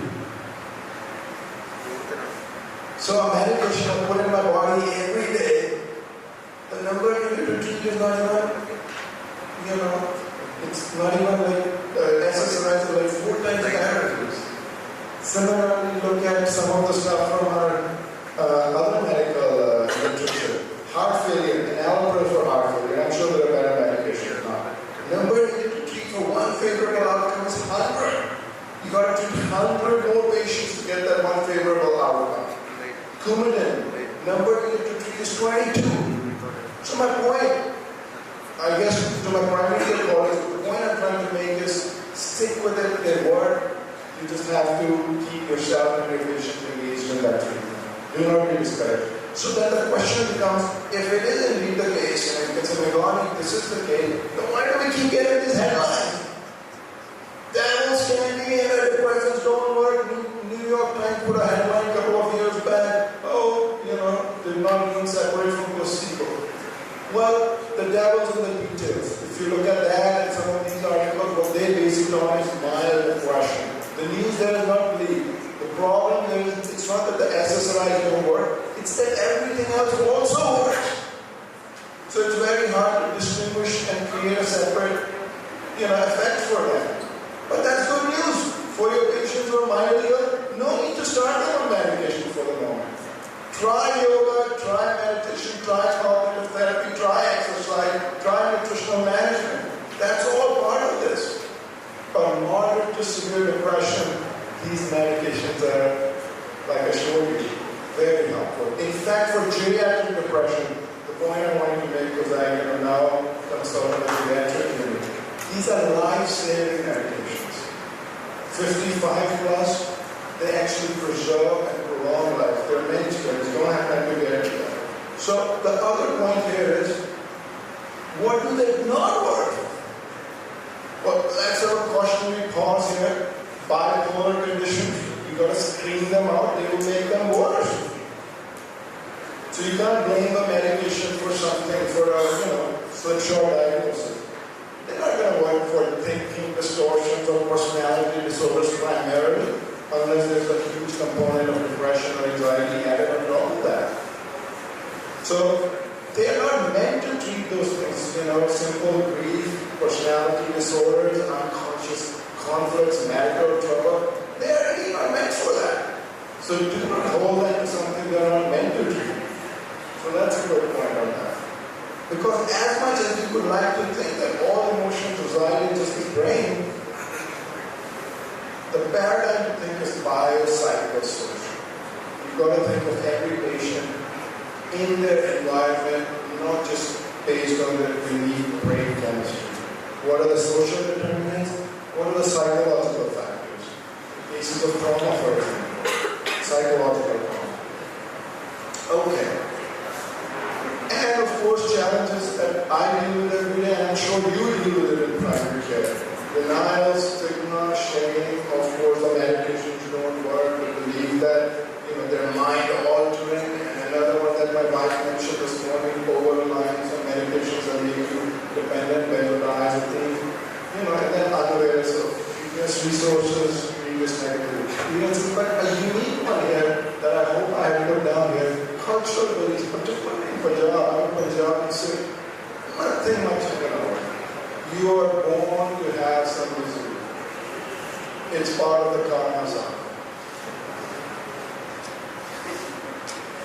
And finally, as a psychiatrist, I cannot but use this opportunity to comment on this very important topic that affects you and me equally. This is of course from US where I practice. Almost 50% of US physicians are experiencing burnout illness. An ineffective physician is an ineffective treatment provider. So it's not a trivial issue. There's recognition now, but believe me, this has been postulated upon for years. JAMA in 1930, talking about physician burnout. I do think, however, COVID and challenges like that have indeed sped up this. The opposite of depression is not happiness, but I'm going to throw some literature on happiness. There's a lot of literature out there. When are we happy? I want to highlight the one that's voted out there. Not just getting what we want, but wanting what we have. That's going to that whole theme of meditation and psychological work. I have, by the way, brought Ed Crow's paper, guy in Marshall, Wisconsin, great guy, talks about physician burnout, and I'm going to pass around that handout. Please keep a copy, give it to your colleagues if you can. I really think you're going to take time to read that handout. It's very, very helpful. At least it's for me. With that, I'll stop because I'm running out of time. In fact, I have run out of time. Thank you very much. And I can't tell you what a joy it is to stand there in my alma mater in this assembly hall, and talk to you. Thank you very much.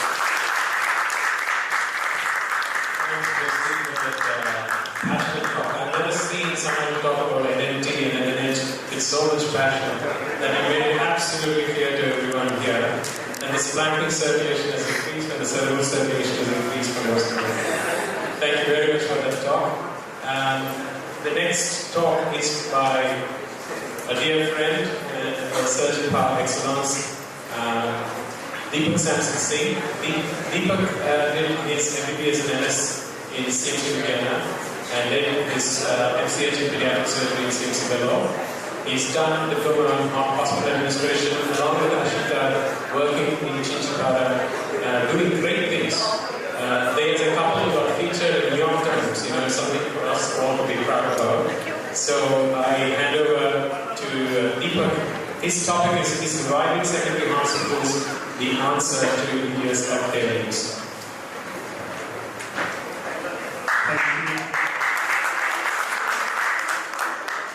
Thank you, Dr. Joseph, Nancy, for that introduction.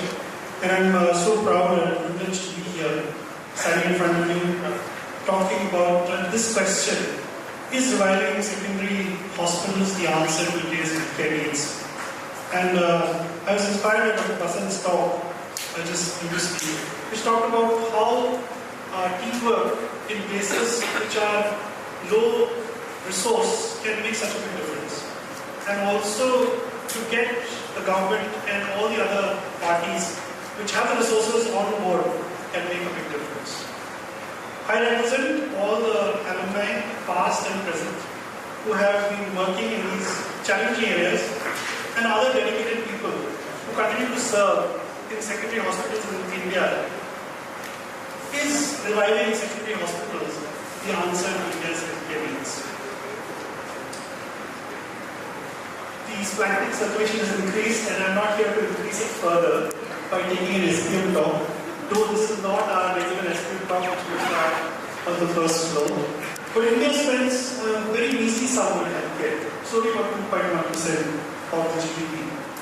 There is a very high out-of-pocket expenditure which people have. It used to be about 64%, it has declined to about 48%, but that remains still very, very high. Niti Aayog, which was previously the Planning Commission, came out with a paper called Not-for-Profit Hospitals. Here they realized that the hospital bed density in India is very, very low.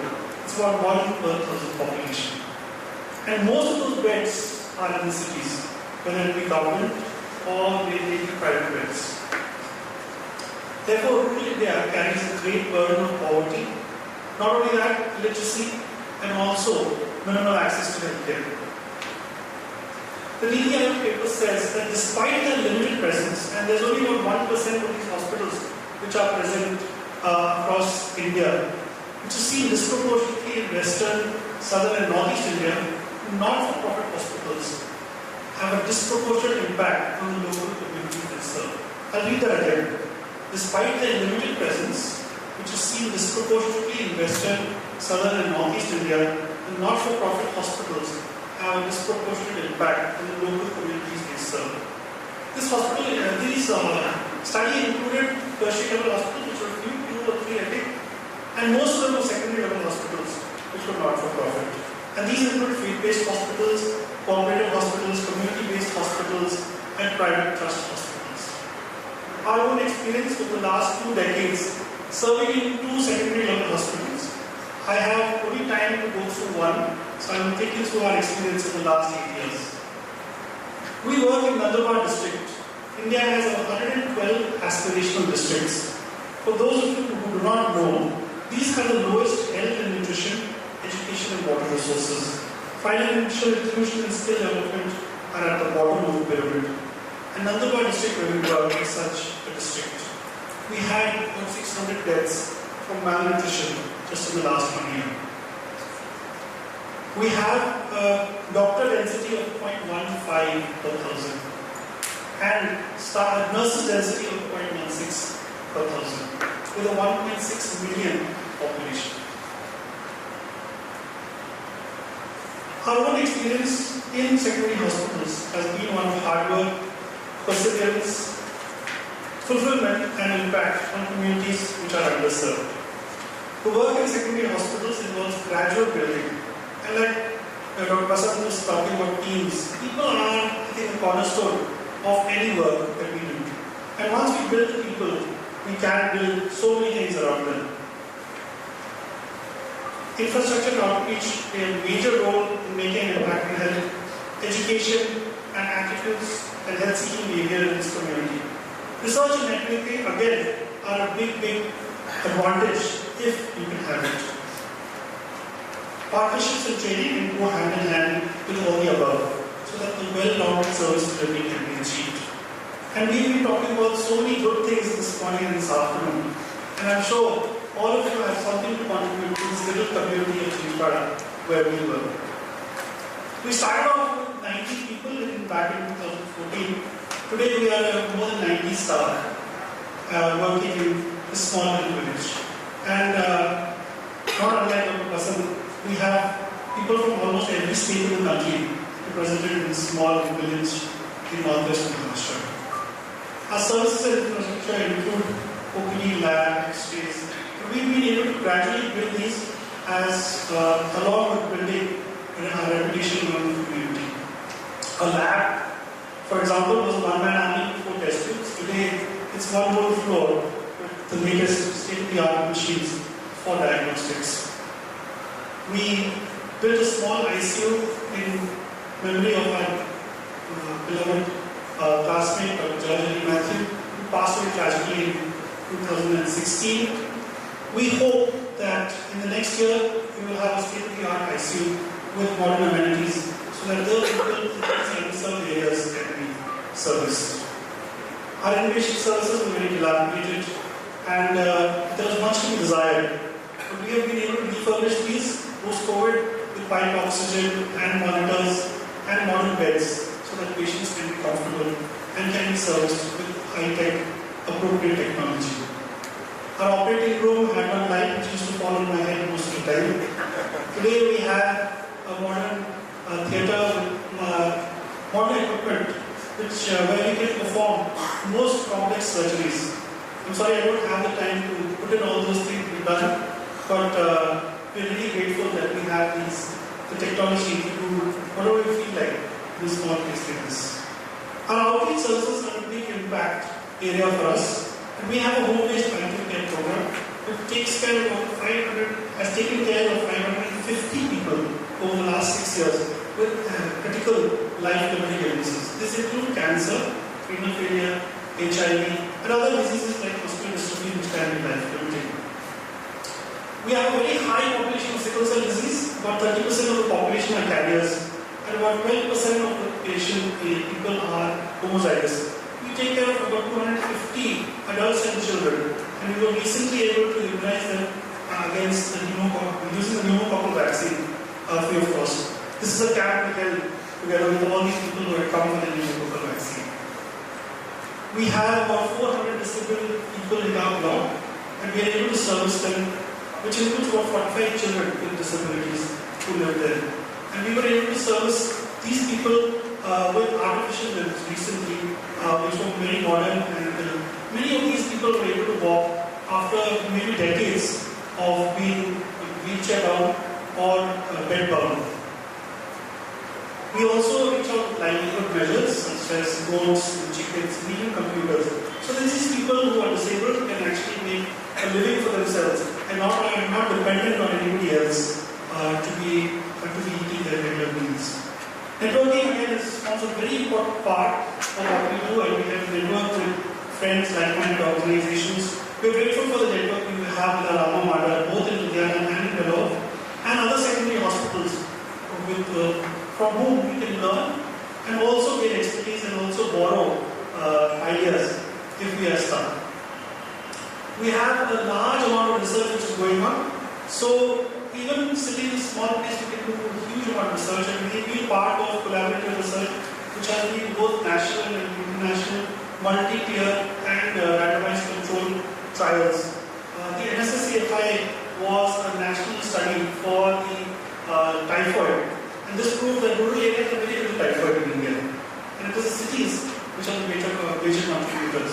Other things we have been doing in surgery and in Falcon and the cheetah trial, both of which have been actually published for Lancet.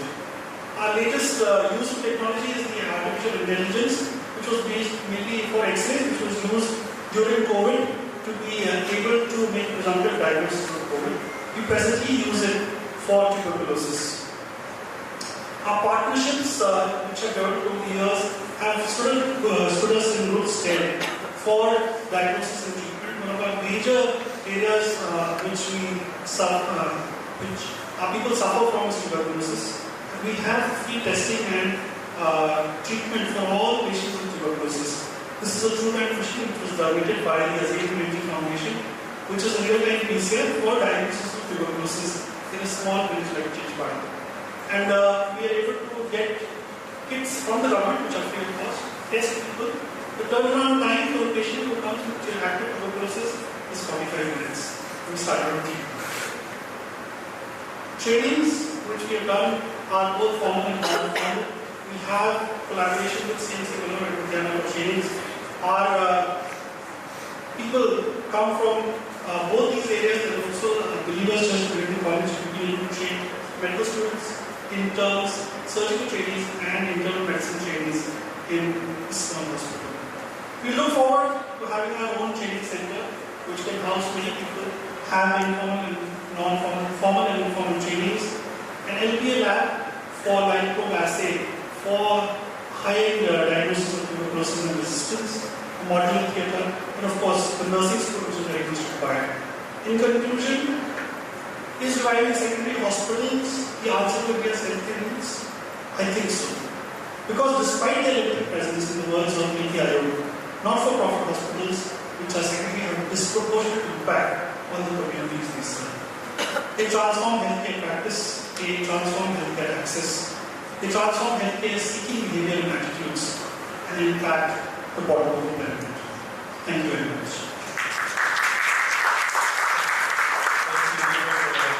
Really inspiring talk. People talking about latest techniques in surgery and medicine. What you and Ashita is doing in Chichpada is truly inspiring and impactful. So it is fantastic. I'm pretty sure there will be questions for you, but we will get to the questions at the end. Thank you very much for the excellent work here.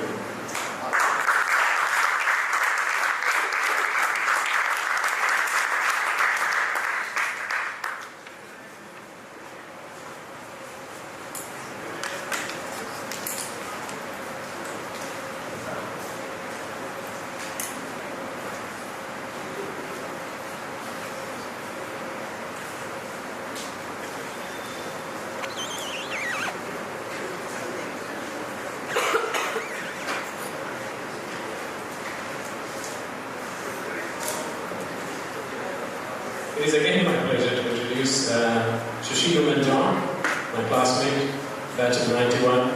He did his MBBS and MD medicine from here, and then proceeded to work in the field of epidemiology and other digital transformation, along with the George Institute from Sydney. He was the lead here for George Institute in India. Now he's been appointed as the Health System Design Lead for Bill and Melinda Gates Foundation, and he leads that, and he works closely with the government of India for the impact and change in the health system design. And invite him to speak about user experience design for improving clinical outcomes. Thank you, Dr. Matthew, Mansi. Thank you everyone for the opportunity. It's an honor and privilege to be here. And what we understand about user experience, can anyone, since we are in post-lunch session, can you describe in a sentence what user experience is? Come on, yeah.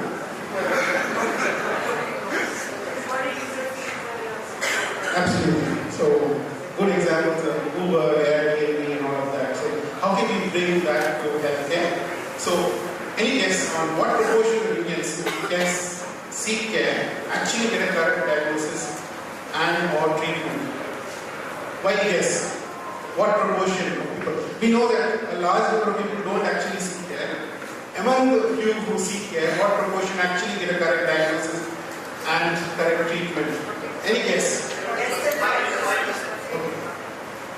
This is a study that was done by the Harvard group in Odisha. They actually created dummy patients and they sent them to different kinds of settings: primary care, secondary care, tertiary care, and for common conditions: tuberculosis, preeclampsia, diarrhea, heart attack, and asthma. You can see what proportion of people actually get diagnosed, and worse still, what proportion of people who actually get harmful interventions when they present in these conditions. No wonder we have a large number of people who will need to poverty just because they have had a health event, and you alluded to this in his talk. Any guesses here? What proportion of households in India are pushed into poverty just because they have had a health event in the past year? Absolutely. Okay. And it's not just the poor. It's right across different income groups. As you can see, this is in the slide. About 60% actually they spend out of pocket, and 24% of households incur catastrophic health expenditure according to the NSSO data. And there is PMJY, Ayushman Bharat, to cover 50% of the people who are below the poverty line, but there is about 30% who are in the middle who do not have any form of health cover, which means that if they fall ill, they will definitely have to sell their assets or have financial distress. And the whole idea of universal health coverage is that you can access care without having to have financial distress. So what do? So we have to have mechanisms by which we work with end users, that's beneficiaries, people who are delivering care, and stakeholders and decision makers, including people who write out the budgets to design system. So one of the prime reasons why there is care seeking delays as well as bad diagnosis is the friction in patient journey. So we have islands of excellence that's looking after different body parts or even specialized parts of the body, yet ignoring that a person is a whole person and needs integrated care. And so we try to work with beneficiaries and people in the ecosystem to improve accessibility, availability, and the quality of care. And one of the key things, like we have been hearing in previous talks, is the need for observability. What exactly is observability? We know that when somebody comes and seeks care, there are a number of things that somebody needs to do. That is, who needs to do what, and then who is actually doing what. And if we are able to measure this as to the difference in who's supposed to do what, vis-a-vis who's actually doing what, we can actually go into a framework by which we can enable actions that are accountable. And this is exactly what we're trying to do through the ESIC. ESIC is the Employee State Insurance Corporation. They cover everybody who has an income less than 21,000 rupees per month, and there are about 400 million people in this country who are covered under the scheme. So we worked with beneficiaries, employers, health facilities, shared services and leadership teams of the ESIC and trying to understand what exactly are they looking for. And this is a very busy slide, but just to say that if someone is feeling unwell, they should be able to call in a number and get trials. They don't have to go around all of the country trying to get care. So one of the needs that came out from the users is that I am able to order groceries or book a cab or book a rental place when I need to travel for business or for stay. I need to be able to access healthcare in a similar manner. So we try to work around mechanisms by which we can use available technologies to be able to address this. And as you can see, again, we need to have interventions that are front-facing. We need to have interventions at the system level. For example, in ESIC, we want to have a seamless experience for them in terms of their medical leave, as well as what happens to them in terms of their diagnostics and their drug and medicine supplies. So, currently what is happening? Today, if someone falls ill, they have to go to a dispensary. And there is no guarantee at the dispensary that the concerned specialist or the primary care provider is going to be available or not. So can we give visibility to that? So someone sitting at home knows when to actually go to a dispensary or a primary care center, and all of this is today possible because we see all of that happen with groceries. So if you can sit at your home and have groceries delivered to you in 30 minutes, why not that? So we try to work on a reimagined primary care coordination mechanism that if there is a triaging engine which is assisted by an early care provider or a trained non-medical person who asks a series of questions through a symptom checker, no clinical decision support, just triaging, and then we are able to red flag those who need immediate care and push them into a pathway where they can actually be picked up by an ambulance. We have 108 ambulance system in the country. So they are actually, depending on the need, we move to a place that is needed and then they can be provided care, or if they can be facilitated for telemedicine. Recently, the consultations have crossed over 100 million consultations in each country. It's really grown rapidly during the COVID period. So we have a platform that is ready for this. And currently, the foundation, foundation working with the incentive to have a triaging engine inside it and make it as easy for the users as possible.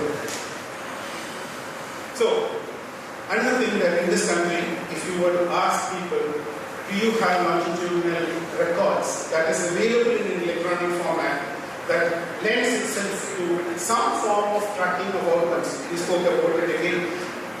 Like we mentioned, the dialysis program in the country is the largest consumer of the resources that is available at Ayushman Bharat. About 50% of the budget of Ayushman Bharat is spent on dialysis. Yet, we do not know what happens to people who start dialysis. How long do they live?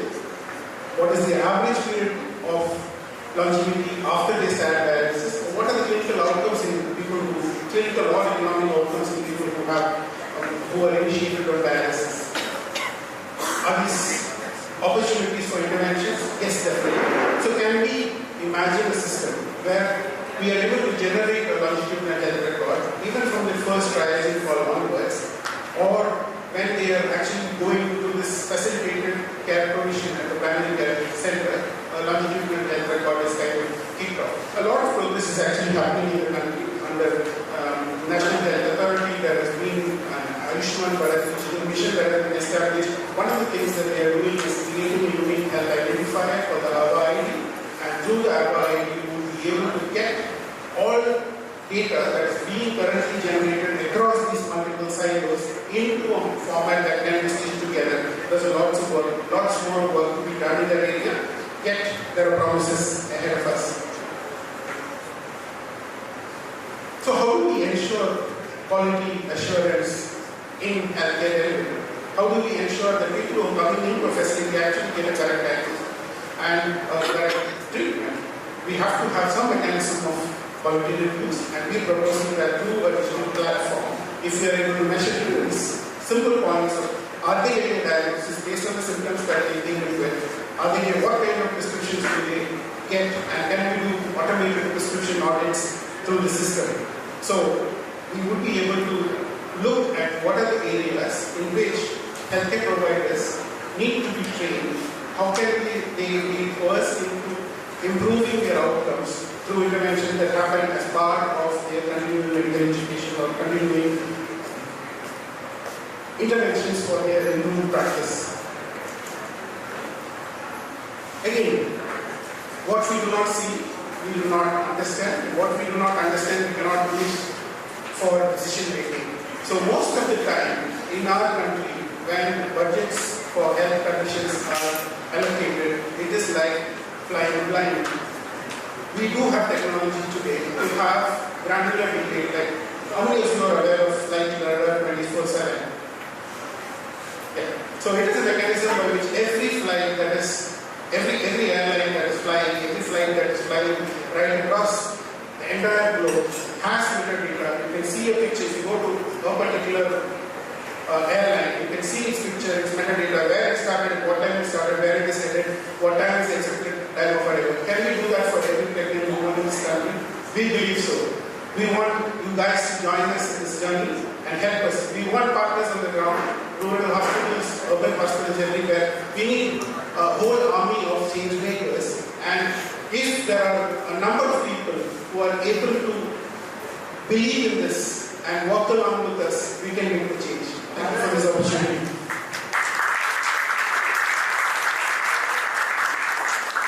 Thanks for that brilliant talk. It is important to understand the processes and the design of the system that people have to do to deal with a country like India with its vast variety and different challenges. So I think India is the face of dealing with this with the Department of Health and the Ministry of Director General of Health Services. Thank you for that. The next speaker is Dr. Reunion O'Brien. She did her MBBS from here, 1992 batch, and MD.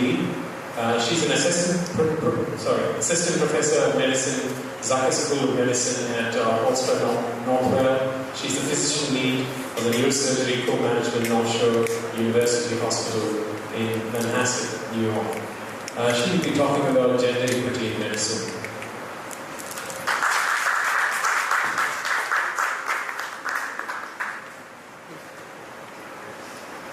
Hi everyone. So good to be here and be able to talk to all of you. So this is a topic I'm very passionate about, gender equity, everywhere, not just in medicine, but I'm going to talk about this in medicine for now. So I'm going to start by talking about Dame Edith Brown. We all know about her. She's the person who started Christian Medical College. So this was a college for women initially. I think most of us know that. She came from England. She was a doctor and medical educator there, and she founded our college in 1894. And this was the first medical training facility for women in Asia. And so she served as the principal of this college for half a century, for 50 years. The other person who's really influenced me in my life is my mom, Dr. Gyan Gupta. She has a background of growing up in a remote village in Punjab, in a family that was not really educated. And she took an initiative to go to college, to med school on her own. And at that time, women didn't really become doctors, so the government of India had to reserve seats for women, 30% seats to encourage them to come into medicine. And she worked as an OB/GYN. She had a great career for 40 years. So we're all proud of her. Her whole family, her whole village is proud of her. So why is gender equity important? Why is it important?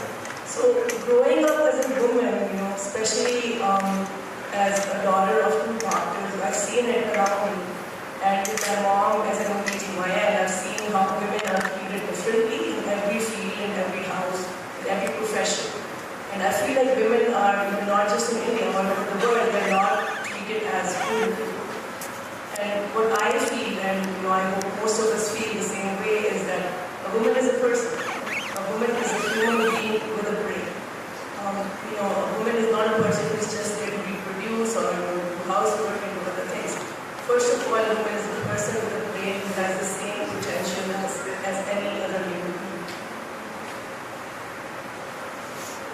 I found this data recently from India, so this was surprising to me, I didn't hear of this.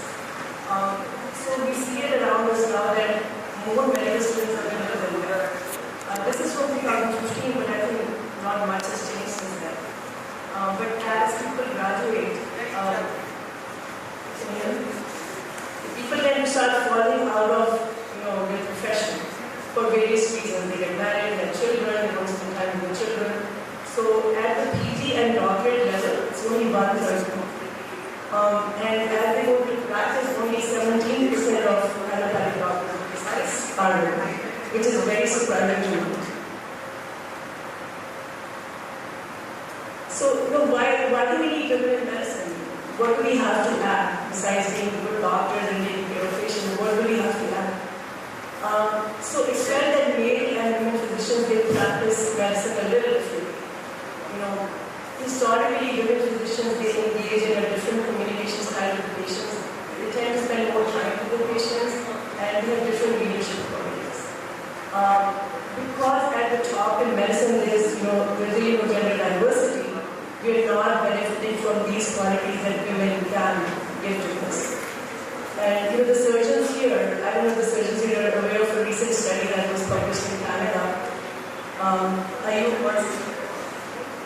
So they looked at men and women surgeons and their outcomes. It was I think over 20 years or something. And women surgeons taking care of women patients. They had better outcomes in terms of mortality and many patient outcomes. So this was surprising, and a lot of people got upset when they heard this, and the men surgeons were like, no, men surgeons are not bad. Of course they're not bad, they're great.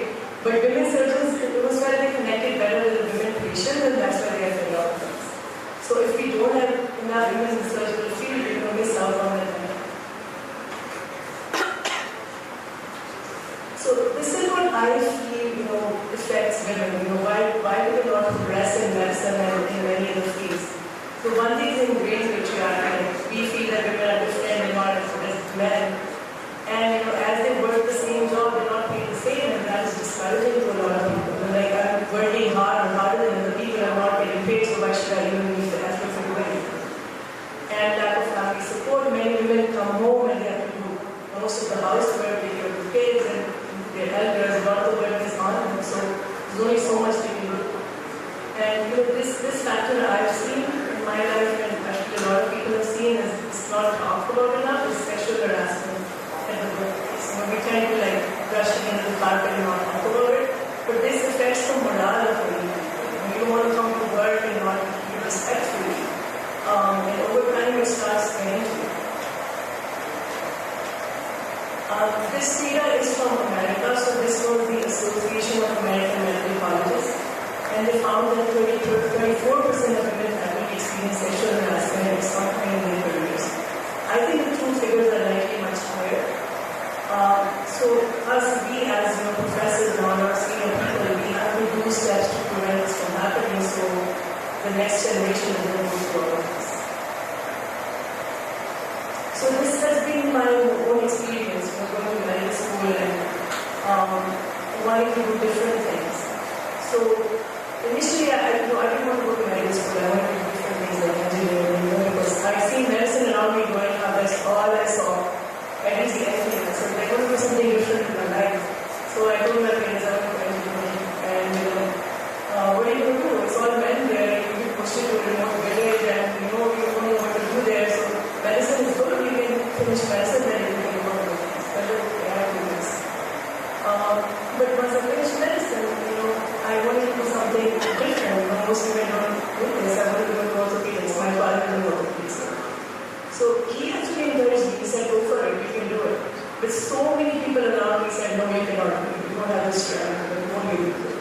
So at that time, I kind of listened to all of that and I decided not to do it.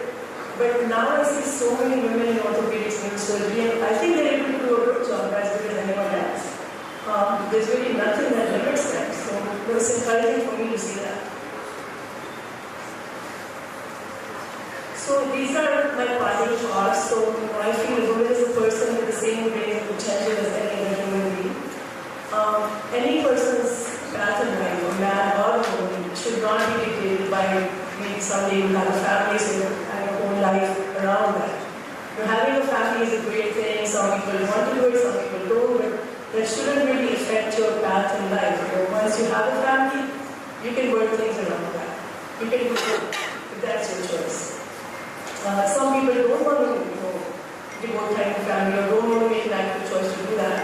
And we, as most of us are parents now, and we can guide the next generation. So we as parents should support that. People make a choice not to do that. I just want to be a surgeon, I just want to travel the world, and I don't want to have a family. That's fine. It's something that everybody does not have.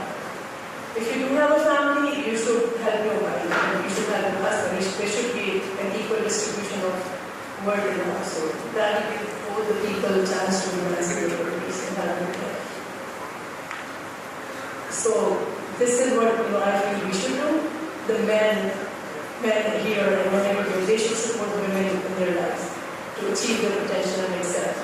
And women, they should have the courage and faith to stand up for ourselves.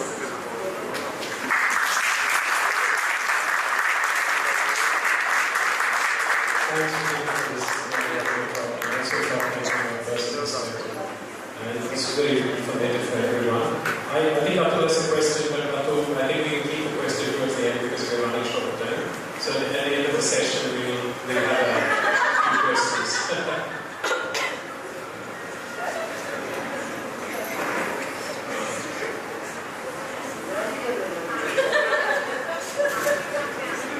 The next speaker is Dr. Parvinder Chitala. She's from Batch 9. She did MBBS for CMC Ludhiana, MD Internal Medicine from Government Medical College, Patiala. Parvinder is a quiet achiever, and she's presently working as a senior consultant in internal medicine at Fortis Hospital in Army. She's going to be talking about a very interesting topic, which is the art of dying and road to prevention. It's a pleasure to be here and to be able to talk about something which there's going to be no data here. It's going to be more of my thoughts which I've gathered over the last 25-30 years. So, first of all, why did I choose this topic? Talking about death, dying, and road to prevention. Over the last 25-30 years, just like everybody else, we've seen patients dying. We've seen deaths in our family, our close relatives, and friends. And for us, doctors, I would say, seeing a patient die is a privilege. We've seen those deaths. And what I've realized is that most of the deaths have been there's been a lot of fear, there have been a lot of sadness, and these deaths have, there is, if I can put it very, this thing, in spite of all the advances that science has made, our quality of dying has not improved. If at all, it has maybe worsened with time. So, death for me is a once in a lifetime opportunity. It is an exit that probably all of us will need to pass through. And why should that exit be painful as it is usual? So, what I want to say is that death can be peaceful, death can be something which is joyful in the context of a life well lived and well cared for, and that joy that comes from a completion. So that element can be there as a part of death, which oftentimes is not. And with the medical sciences advancing, the deaths which end up happening in the hospital is all the more lacking many times. So death is once in a lifetime opportunity, and it can be more joyful, peaceful than it usually is. We've all seen relay races happening. So just like in a relay race, the one person passes on the back into the next, and this is done very consciously and very gracefully, very graciously, and that is what allows the baton to be passed on without falling. So this death needs to be something like that, where the person who's leading in the race, passing on the baton of life to the ones who are left behind, and that sort of quality needs to come into the quality of death. Some of the most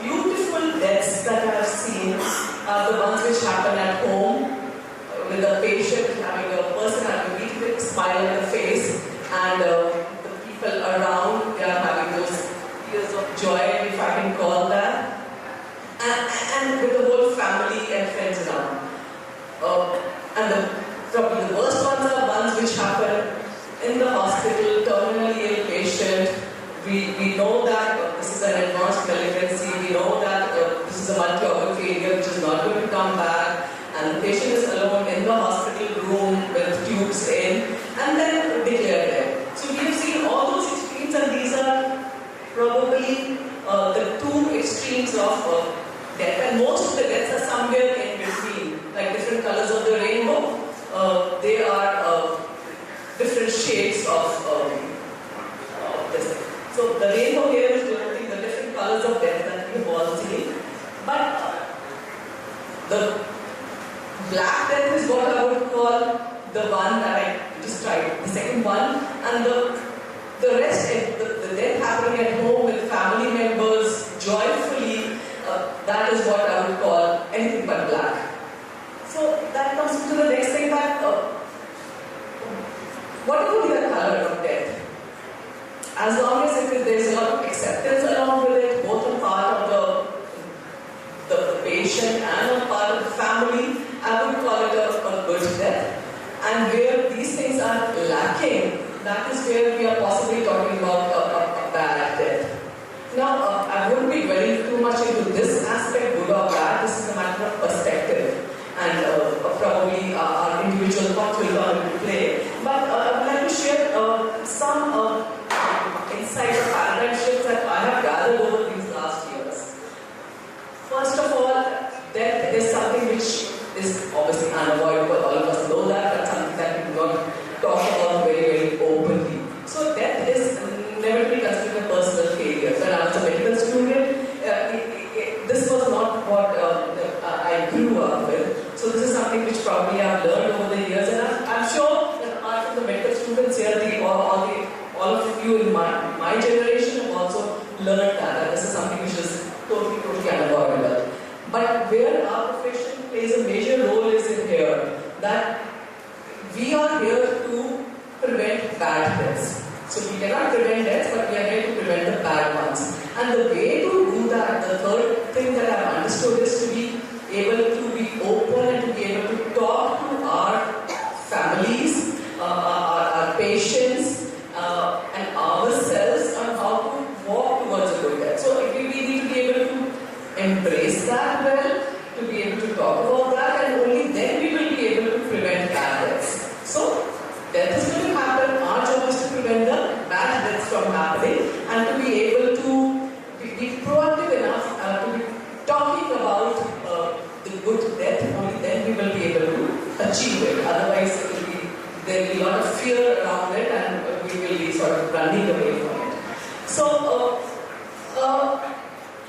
we are here to prevent bad deaths and stand witness to the good deaths. It's very easy to say that. How do we? The problem is, how do we communicate this to each other, to ourselves first of all, and to our family members? How is it that we can nudge ourselves in that direction? How is it that we can nudge our patients in that direction?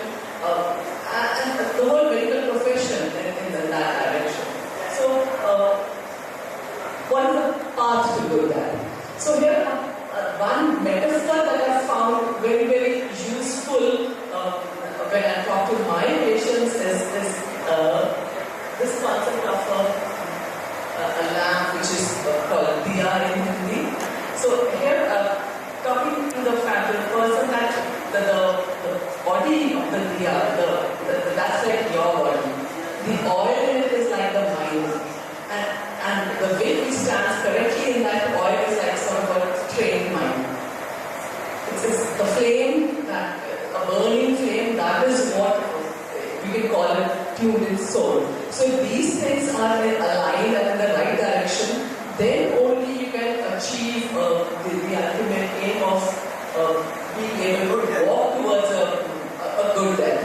If any one of these are lacking, there will be a lot of fear associated with it, and that is usually going to lead to a bad death, whether it is on the part of the doctor taking care of the patient and not being able to communicate that to the person or it is the patient or the family. So in a nutshell, if these three things are taken care of and a lot of individual effort will need to go into that, only then we'll be able to walk towards what I envisage as a good Catholic with a lot of acceptance and tears of joy if I can go there. So that is my learning in this context over the last 25 years. Thanks, Pari, for talking about this very important topic. And I've learned a lot about this in my field as trauma and brain injury. And it is an important concept in which advanced care directives, which is not written up, can end up in a bad way. So I see Atul is picking up, and Atul, yeah, so there's a couple more talks after that. It's open for good questions. Sorry? So the next speaker is Dr. Johan Christopher. He did his MBBS and MD from CMC Ludhiana, and DME in cardiology from the Institute of Medical Sciences in Hyderabad. And he's got a fellowship in cardiac imaging from George Washington Hospital, Seattle, Washington, and Brigham and Women's Harvard Medical School. He's the director of cardiac imaging care in care hospitals in Hyderabad, and he's going to be talking to us about the cardiac MRI applications. Hey, Johan. At the outset, good evening everybody, and thank you CMC. I just want to echo Jasdeep's sentiment. 36 years ago, or 34 years ago, that we were all standing here as freshies, and we were just entering this great path of medicine. And I'm so happy that so many years later, it's good to be with friends, it's good to be with colleagues, and for the batches of 91 especially, and 92, a lot of my friends. A great opportunity for us. Big thank you to my teachers, sort of wasn't here before, and I think they have really put in a lot of foundation work, after which we have sort of tried to capitalize and move on.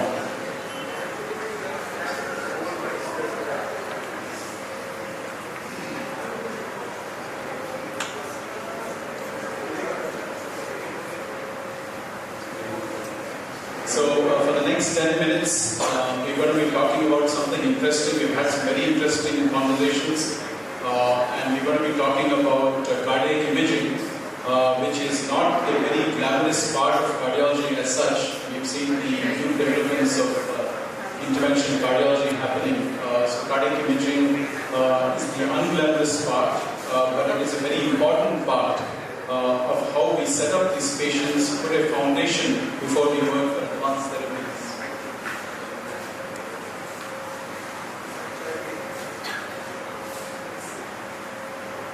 So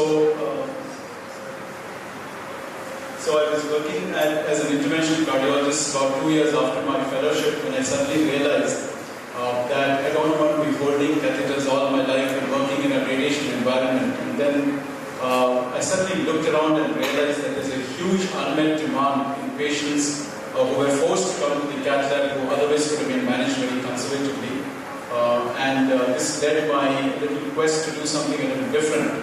And then after 2 fellowships later, we set up a sort of foundation at our hospital, care hospitals, where we have combined 3 modalities of imaging, that's nuclear cardiology, cardiac MR, and cardiac CT, to achieve a very cost-effective and a very patient-friendly approach of how to select patients who go in for intervention. Sorry, technical issues. I think while he's fixing it, I can shut it down and start. So while he's fixing this, I might just open up the floor to questions. I'll start with Atul. He's asked a few questions. So Atul, you had a question for both Rubina and also for Pari. Hi Rubina, I'm Atul. I'm also at CMC and I'm still practicing surgery.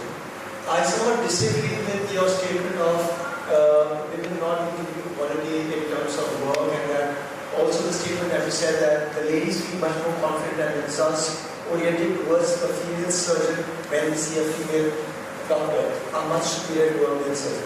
I do not know where you got this figure from, but I totally disagree with this fact that in my unit at least, I have about close to 50% people who are ladies and a surgeon, and they get equal opportunities. So in today's era, especially coming from CMC and Ludhiana, and working in a corporate environment, I don't think so there is really a difference of proving yourself as being a lady and given equal opportunities. It's for you to prove what you are and how to do it. So talking about equality or inequality about gender in today's era, I don't think so it really makes sense. That's my take, right? You may have your own influence of opinion, but I some other way to agree with you.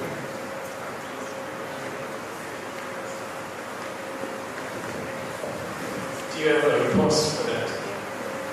I do. So, I kind of used to think like this, that, like you, that even though I'm a woman, it doesn't matter. I have to prove that I'm good at something, and if I'm good at something, I'll do well in that. But, as I've grown up, as I've seen the world more, I don't think it's as simple as that. You're a great surgeon, you connect with your women patients, you connect with all of your patients, and there are a lot of great surgeons out there. So this is not about one particular person or even a group of people. This is data that is, a big section of the population. So it doesn't apply to everyone. It's not saying that male surgeons are bad, male surgeons are good. This is just what has been observed. I will share this study with you, I can forward it to you. But there are a number of factors that we as you, in some ways we are privileged. I think I am privileged because I had a lot of families who could not do that. But a lot of people are not. There are a number of factors that affect their performance and in whatever field they're in, which may be invisible to us. But I think we have to be mindful of those factors and try to help those people more. It may be women, it may be men who don't have the same opportunities as other people, these factors. So this is what I've become more mindful of as I've seen more people as a woman.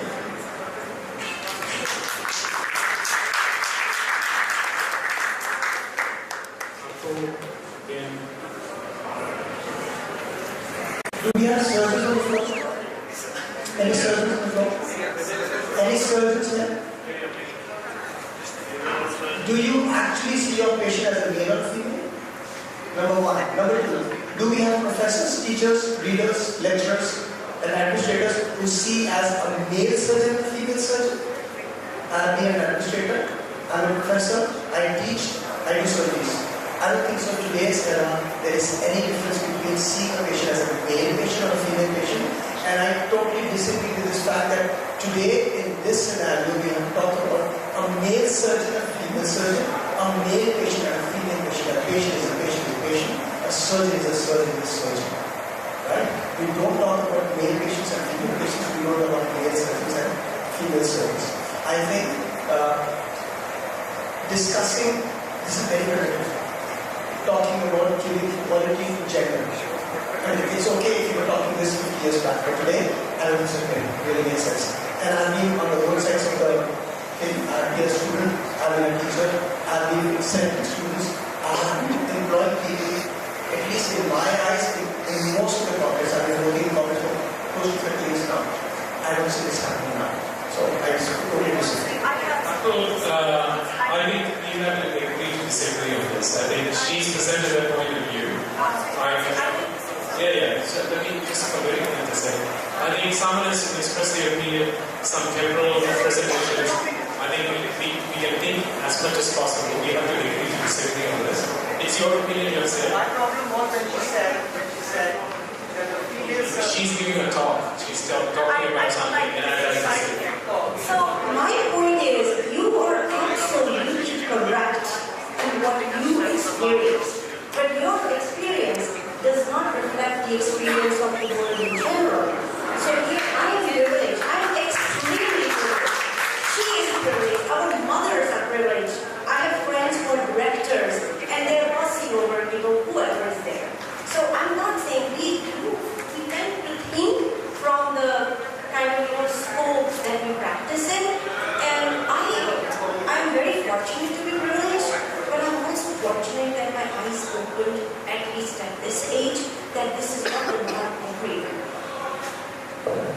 so it's all about, I think I'll have to, as a MC, just stop there.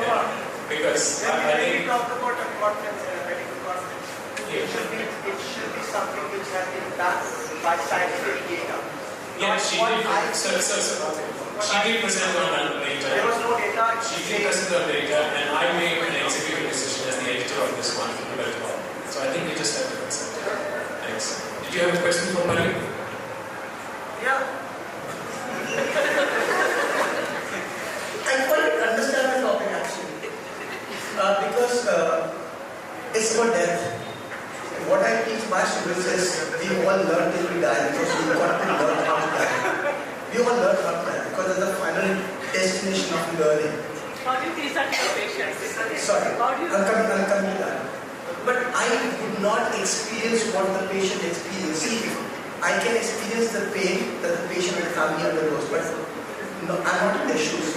So talking about death and a good and a bad death, a patient coming with gallstone, getting gallstone pancreatitis, which is 5%, going to functional pancreatitis, and death is not something good or bad death. So sometimes we may not be able to decide the good and the bad death. That's all that I want to say. Many times we cannot. Yeah, That's the real part. Thanks. I'm going to stop the questions right now because there are two more topics and then we'll finish and do that. Thanks. Can I give this? Yeah, sure. Absolutely. So I just want to say something to Dr. Prunus. Thank you for expressing your opinion, and I'm happy to talk to you more in person about this, and I'm happy to send you the data that I have. And I'm also curious to, my father is a surgeon, I have many surgeons in my family. I've actually not presented this talk to them yet. So I'm curious to do this, go home and do this to my father and see what he says. Can I share that with you? Thank you very much. Thanks.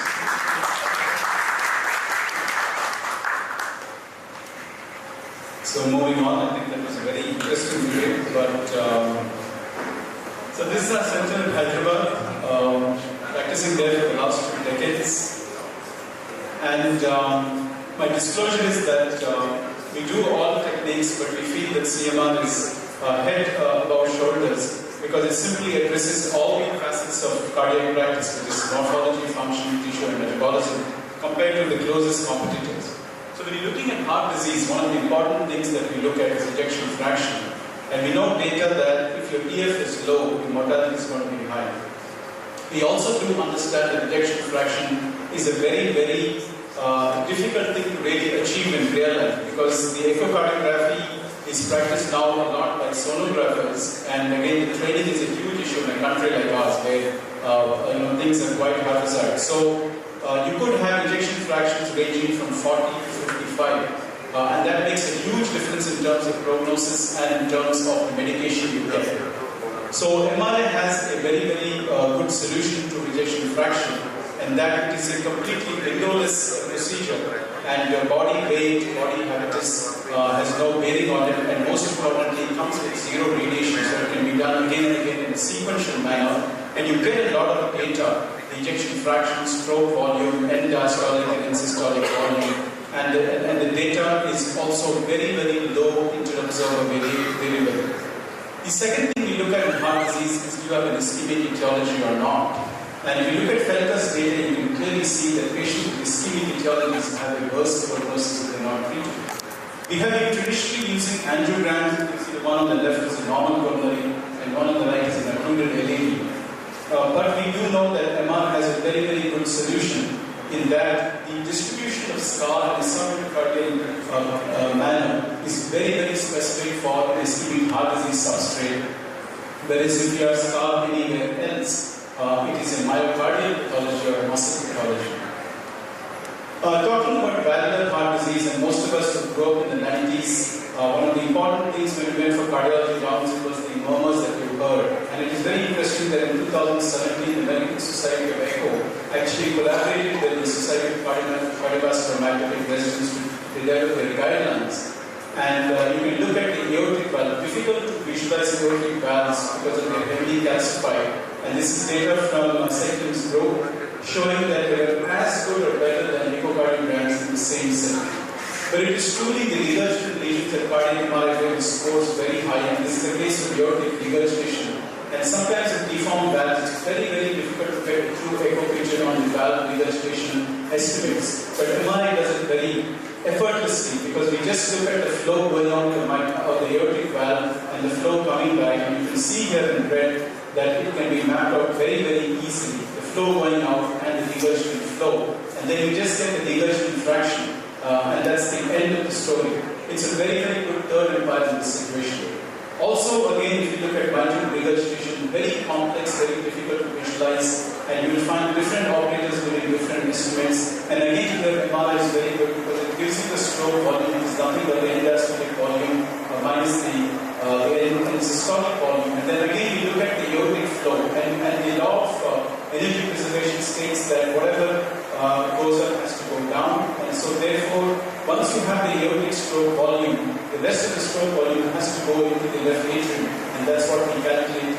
And again, it's a very, very important third environment situation. Shifting gears, moving on to pericardial diseases. This is a picture most cardiologists will be quite familiar with. It's constricted pericarditis. And again, when I grew up in the 1990s, pericardial diseases were rampant in our country because of tuberculosis. It was pretty easy for us to look at pericardial disease on echo. It's not happening now. More and more ischemic heart disease coming in.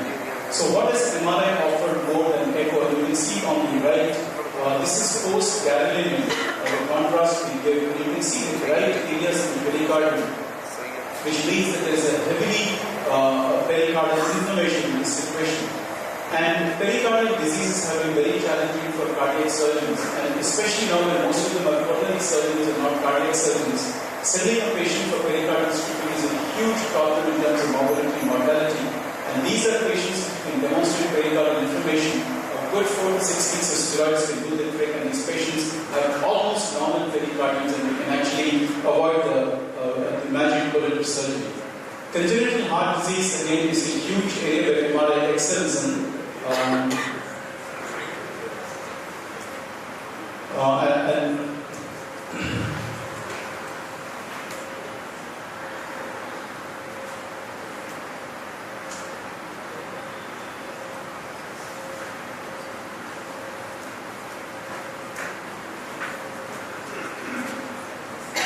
But in the adult field, we are mainly looking at children who have been operated a decade ago, and they come with significant right heart failure because of the intracardiac repair that they do.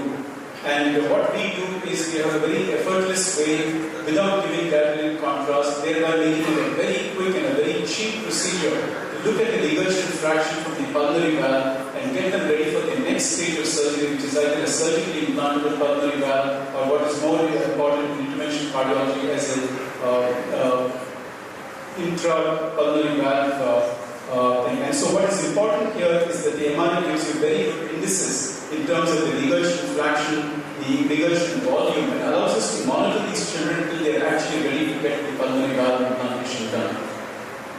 But it is truly in the area of non-ischemic cardiomyopathy, which is a whole gamut of diseases which you can see on the screen, which is very, very challenging for traditional cardiologists, interventional cardiologists to deal with. And not only is the etiology very different, but the estimate of survival, the prognosis is completely different based on the etiology.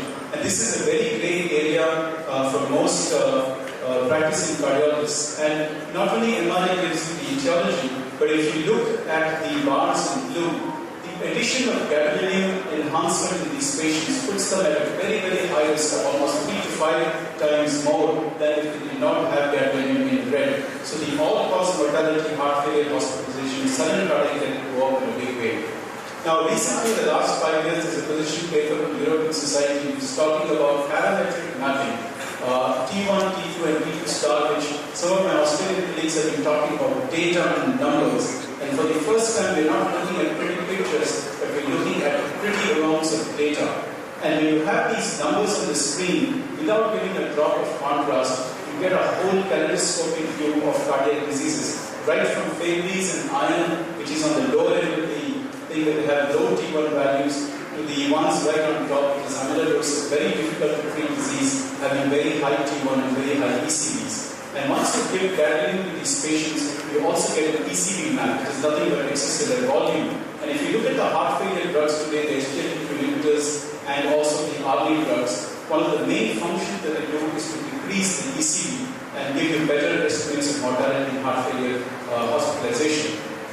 Now, this is a patient with sarcoidosis. Cardiac sarcoid is something that we've been learning very recently over the last 5 years.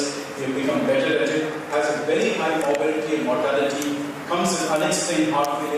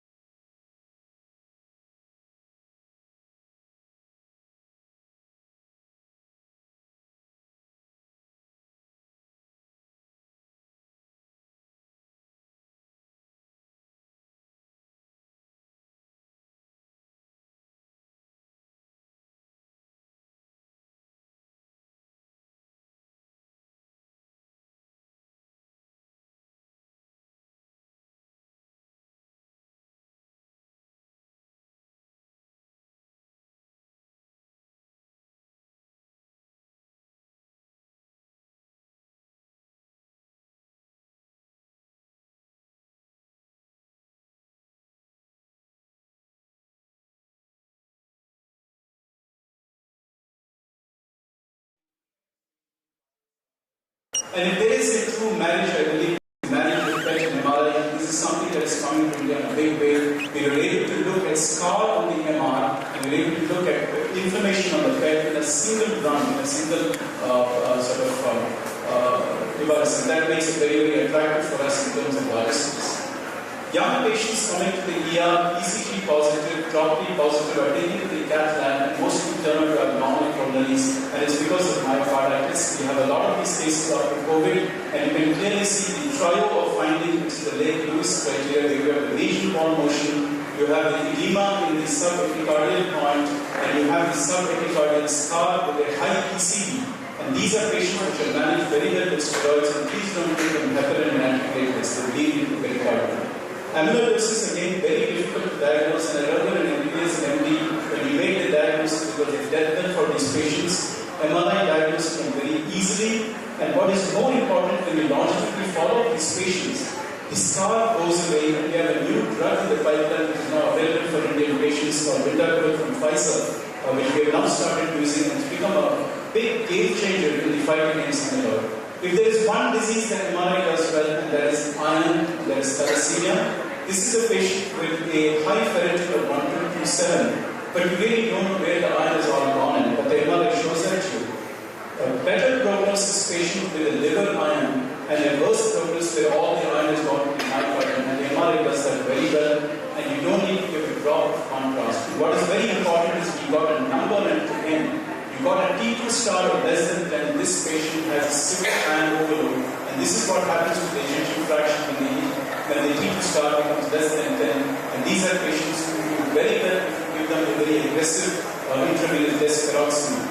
Dilated cardiomyopathies are there, but when you have a scar there, then you are exposing these patients to a very high mortality and morbidity again, and these are patients who are well served with an ICD. And this is a picture I think most of us will know. It's a very diseased right ventricle.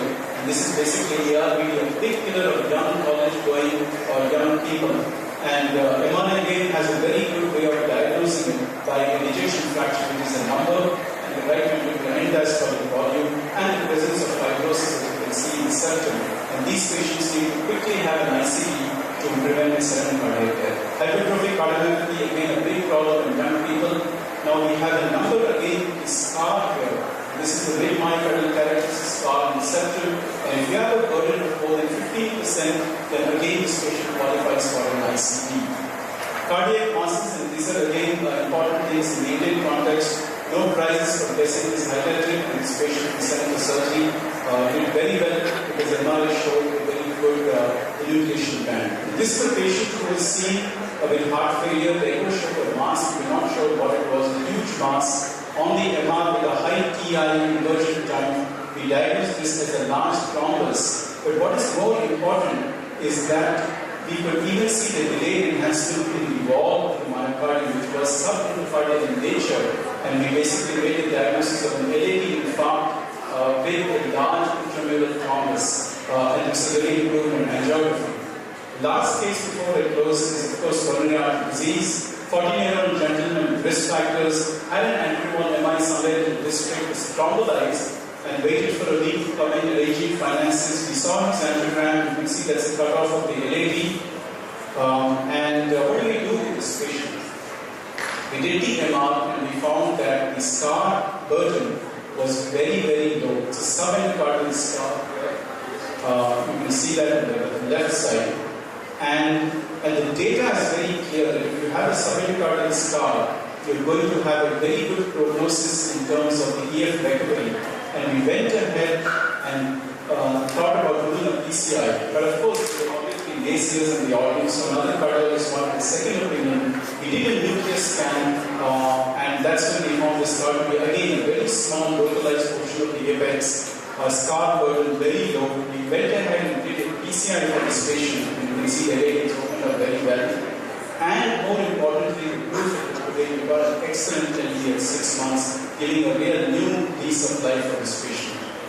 So, ladies and gentlemen, I want to conclude that managing cardiac patients is very, very clinically challenging. Imaging is not everything, but it's a great adjunct tool which helps in both the diagnosis, the risk stratification, and prognosis of these patients. It gets you a very good practice, a cleaner practice, and a practice which really is cost effective and helps patients. Thank you very much.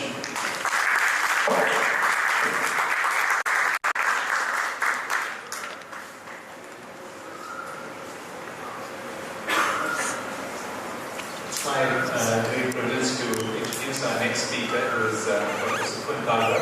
and he is from the batch of 89 from CMC Ludhiana. And I think the batch of 89 has a couple of surgeons turned physicians, and so it's really, really pleased to hear from you. So.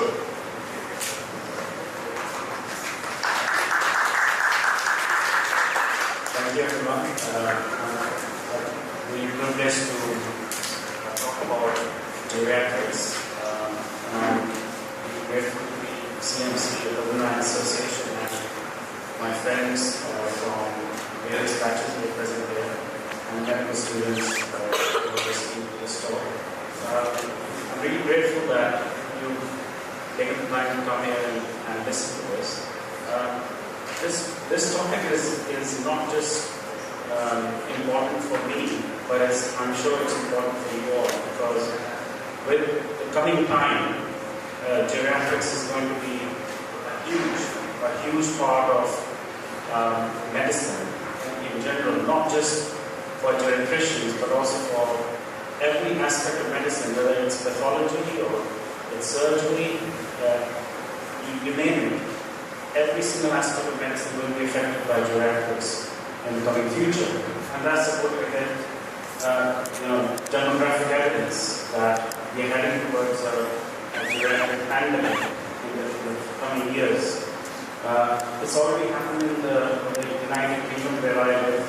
Over 3 million people are now over 65, and that's 20% of the population. Where I practice, we have a large primary care practice, about 25,000 patients, and about a third of those patients are geriatric. And we have 3 care homes that we look after under our practice. So it's a huge change in medicine. It's almost a paradigm shift that's coming your way, and you're all going to face it. And I think we all need to learn how to face this. There's important statistics about when the threshold for geriatrics becomes important. 20% is the figure. So when 20% of the population reaches over 65, that's when geriatrics become very, very important. And this has already happened, as I said, in the UK, in the US. World over, it's going to happen by 2050. India is going to see that by about 2050 as well. But how did this all start? Just a bit of background history about how geriatrics evolved. In actuality, geriatrics started more with the evolution of hospitals in England. So how it all started was that in the 1500s, even before that, in 1388, when the poor law was enacted in India. The poor laws essentially said that the poor people need to be taken care of, and the rich have to be taxed in order to help the poor. And the church and the parishes were interested in gathering taxes and then establishing workhouses in the safe places, many safe places, for people who couldn't afford to live by themselves. They were housed in these workhouses. Now, over time, of course, the workhouses became more like factories where people were doing forced labor, and eventually they evolved into places where the infirm were also housed. The infirm means people who couldn't look after themselves, they were old, or they had some disability. And then they were fragmented into healthy and not so healthy. The healthy were obviously forced to do labor, the others were simply housed. You must have heard about Charles Dickens and Oliver Twist. This is a very famous English literature. And this actually stems from the workhouses. Charles Dickens was really trying to say was that these are institutions that need to be scrapped. Marjorie Warren was a surgeon in 1800s when she realized that a lot of these old people were actually being neglected in the infirmaries or infirm section of the workhouses. And eventually she said that we need to segregate those people who could actually mobilize, those people who had other medical needs, and essentially she fragmented these people into different functional groups and then started with rehab. And she literally laid the foundation of modern geriatric medicine.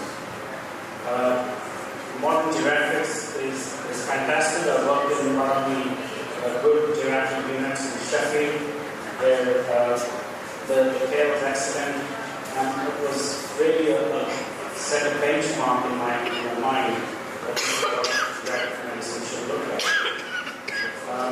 There are, of course, major geriatric giants we all know of, incontinence and frailty, falls, dementia.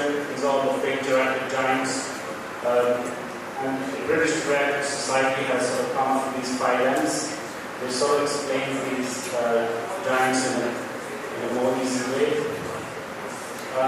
What is behind geriatric giants? Essentially, it's 3 things. It's cognitive impairment, the second is sarcopenia, and the third is frailty. We do understand cognitive impairment in great detail now. We do understand sarcopenia. There's a lot of research going on in sarcopenia. We don't understand frailty. Frailty is a very, very difficult thing to understand, and we're still trying to get to the bottom of this stuff. So we all know about cognitive enhancer drugs, which are used in dementia.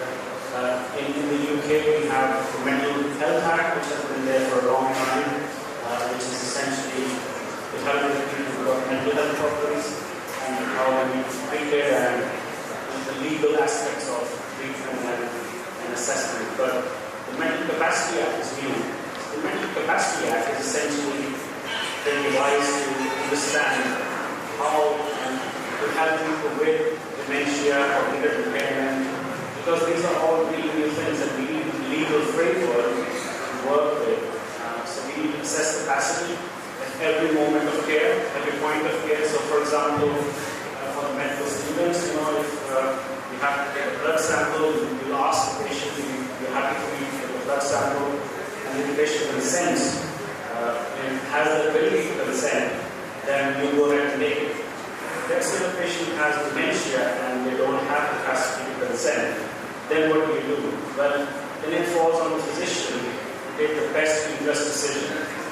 And when these best interest decisions are complicated, for example, you need treatment for cancer, you want to be treated in a care home or your own home, such major life decisions, they sometimes need a bit more expertise. And we have what we call as the independent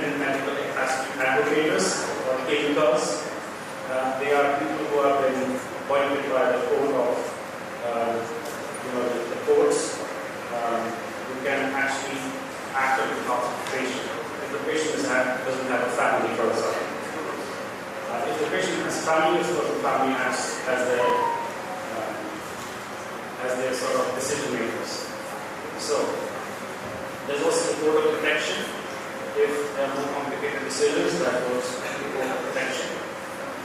And we have, of course, referred a lot of patients to the code of protection.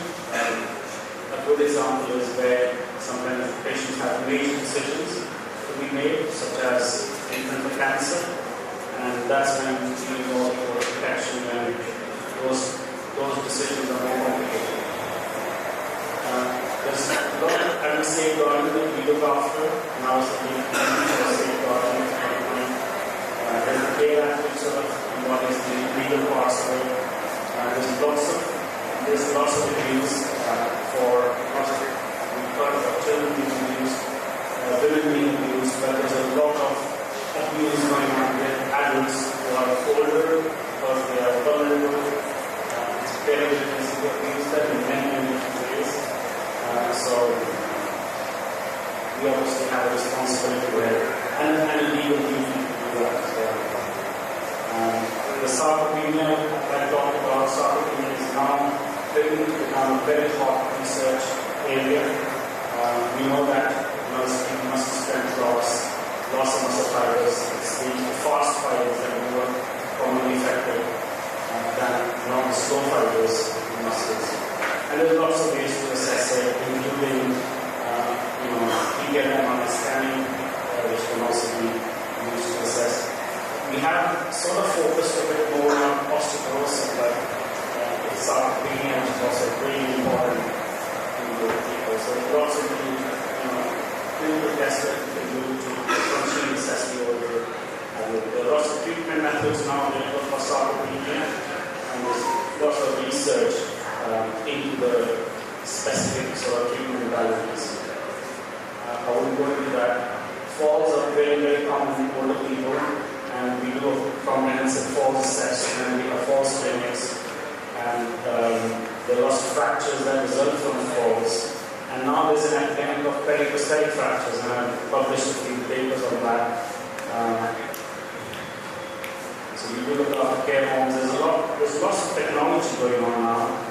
Home care, technology where you can monitor the patient at home using cameras, using medical devices that stream live data to virtual wards where they can monitor.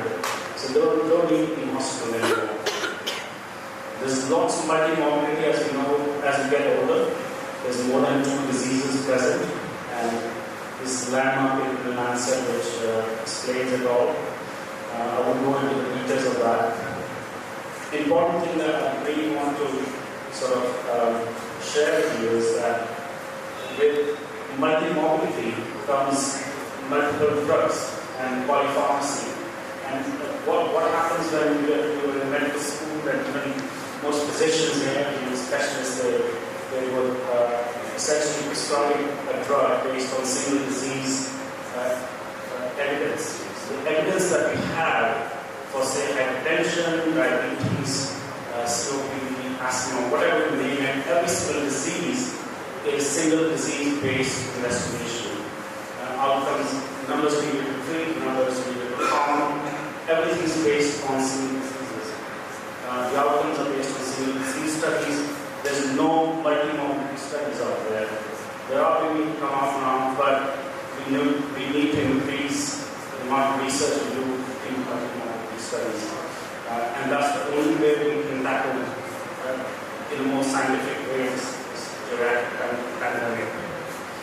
So always look into the patient. The patient is the priority here. And often I ask the patient what do they want for deciding on the best treatment. I'll give you a good example. Say an 82-year-old gentleman who is fairly fit and well, otherwise he used to be a smoker, he's got a COPD. He's got mild cognitive impairment. So he's got good function, he's still able to walk without getting without that. But would you start him on medication? Say he was diagnosed with diabetes. Remember, he's 82, so he's already got a few multi-morbidity The important thing here is prognosis. We think about starting metformin, which is the first line of defense against type 2 diabetes, for anybody based on single disease studies already. And based on single disease studies, our knee-jerk reaction is start metformin, start GLP-2 inhibitors, GLP-1s, and so on. But what really needs to happen is we need to look at prognosis. We need to look at the prognosis to death. So somebody talked about death here before. We need to know how far are they from death. There are actually key prognostic measures and indicators that you can use it to, just put it into the computer and it will tell you how many years they've got left to live. And based on that, you can then start them on metformin or not metformin. Because metformin will take at least 5 to 7 years to take to give them benefit. So that's got time horizon benefit. So it takes time, and therefore you may take the decision with the patient that it's not needed, and therefore they'll probably be happier taking one less tablet. So that's it. I don't want to go into a bit more detail on that. So again, tackle polypharmacy. There's lots of anticholinergic burden and older people, which leads to worsening dementia, worsening falls. And we have a pharmacy, we have pharmacists, we have 3 pharmacists working with us now that will regular medication reviews for these patients. There's disease and drug-drug interaction, and therefore what we try and do is we try and minimize the amount of drugs that are on. So least intrusive therapy, physio and physical therapy is what often they need, and that's what we practice. We do a comprehensive geriatric assessment, and that is very, very useful. And then there's an end of life where we have various levels of that. We get geriatrics is very closely linked to palliative care. The leading we talk about death, it's important that death is not painful for anybody who is dying. It's important that they are in their home environment. They are given adequate palliative medication to stop pain, stop nausea, stop them from having unnecessary sedation. They should have some spiritual care, whatever they need. And essentially, it's about the dignity of human life. At the end of the day, they are dying and they need some help. It's not just diseases we treat the human, and therefore it's important that we treat the dying with respect. And with medical technology, why don't we use our medical technology? We've got all the drugs that we need, ever produced on this planet right now, and we can treat them. We don't need any special technology for that. They're all simple drugs, opiates, antiemetics. We've got everything now in our bag that we can use to give them a dignified death. So, of course, the primary care team has evolved a lot over the years, especially in the geriatric population. We have lots of different now care coordinators working, pharmacists working with us. We have even specialists working with us in the community, and bringing the hospital to the patient at home is the aim really. And medicine needs to adapt. We do need to adapt. Every speciality here needs to adapt to geriatrics. It's coming. It's coming. And of course, there is healthy aging, which is achievable. Thank you. Very important topic. I think geriatrics is the hottest specialty at the moment. Being a trauma specialist, yes, trauma geriatrics is a very, very important component, and thank you for talking about this. We are expecting the silver tsunami to hit OECD countries and also China and India soon. That is the end of all the talks today. I'm just going to open this forum for questions. There were multiple speakers. If you remember the topics, if anyone has a question, please put up your hands. So, Jim, Manish, we can start with it. This question is to you, Johan.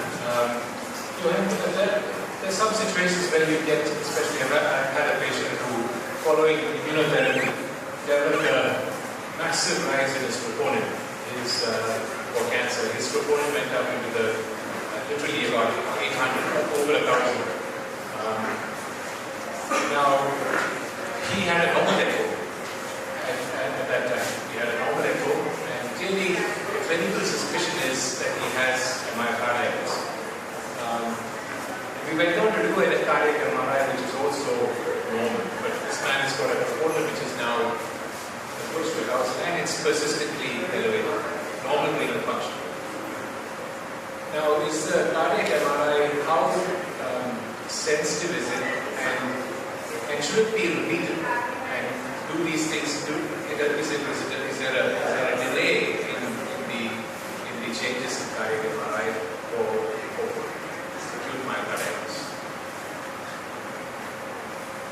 Yeah, actually, if the clinical question is myocarditis, I don't think you can get a better investigation than a cardiac MRI. The simple reason that it looks at different facets of inflammation. As you saw, there will be some lesional wall motion changes which are subtle, easy to pick up. The T2 weighted sequences look for Wharton in the heart. Wharton is just another way of talking about myocardial edema, which is a chief feature for myocarditis early. And when you give gadolinium, you're going to pick up the late inflammation which happens with myocarditis. So the echoes generally early in the patients with myocarditis are essentially normal. And that's why we miss the diagnosis. And consistently elevated troponin in that setting, I would believe, is consistent with troponin. You talked about normal renal function, which is one of the outliers where you can have an elevated troponin. I can't even imagine a cardiac MRI in this situation normal, but at least in our country where cardiac MRI, just like the echo, is done by a whole multitude of operators. And if you look at some of the sequences that are used, in fact, I do training programs twice a year in the country. And we have a lot of radiologists and radiologists coming. And about 20% of my imaging practice is cardiac MRI done elsewhere and then sent to me for interpretation. We find that even the basic acquisition protocols are followed. So this is what happens in our country. I'm sure it's much better in Australia and UK, but when we meet in international fora, there is a semblance of the same. The T1 mapping which we talked about, which is now getting standardized, especially in Western countries, can pick up a very small amount of myocardial information, even if the gadolinium is late to come in. So if it's very early myocarditis, you could really miss the gadolinium, not have gadolinium. But the T1 mapping sequence, which looks at individual myocardial pixel, is going to be definitely high. In fact, if you saw the picture that I showed you, that one of the diseases that has a very high T1 is myocarditis. So it's almost unbelievable the MRI missed it. But if you look at the way MRs, especially cardiac MRs, are practiced, not only in India but the rest of the world, I'm sure the acquisition technique is quite good.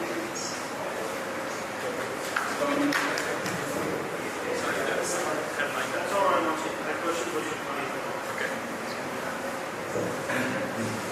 Yeah, so my question is, what a theoretical question, I don't know if it's doable, but is it possible, or are there technologies coming up on MR to tell the composition, lipid composition of blood?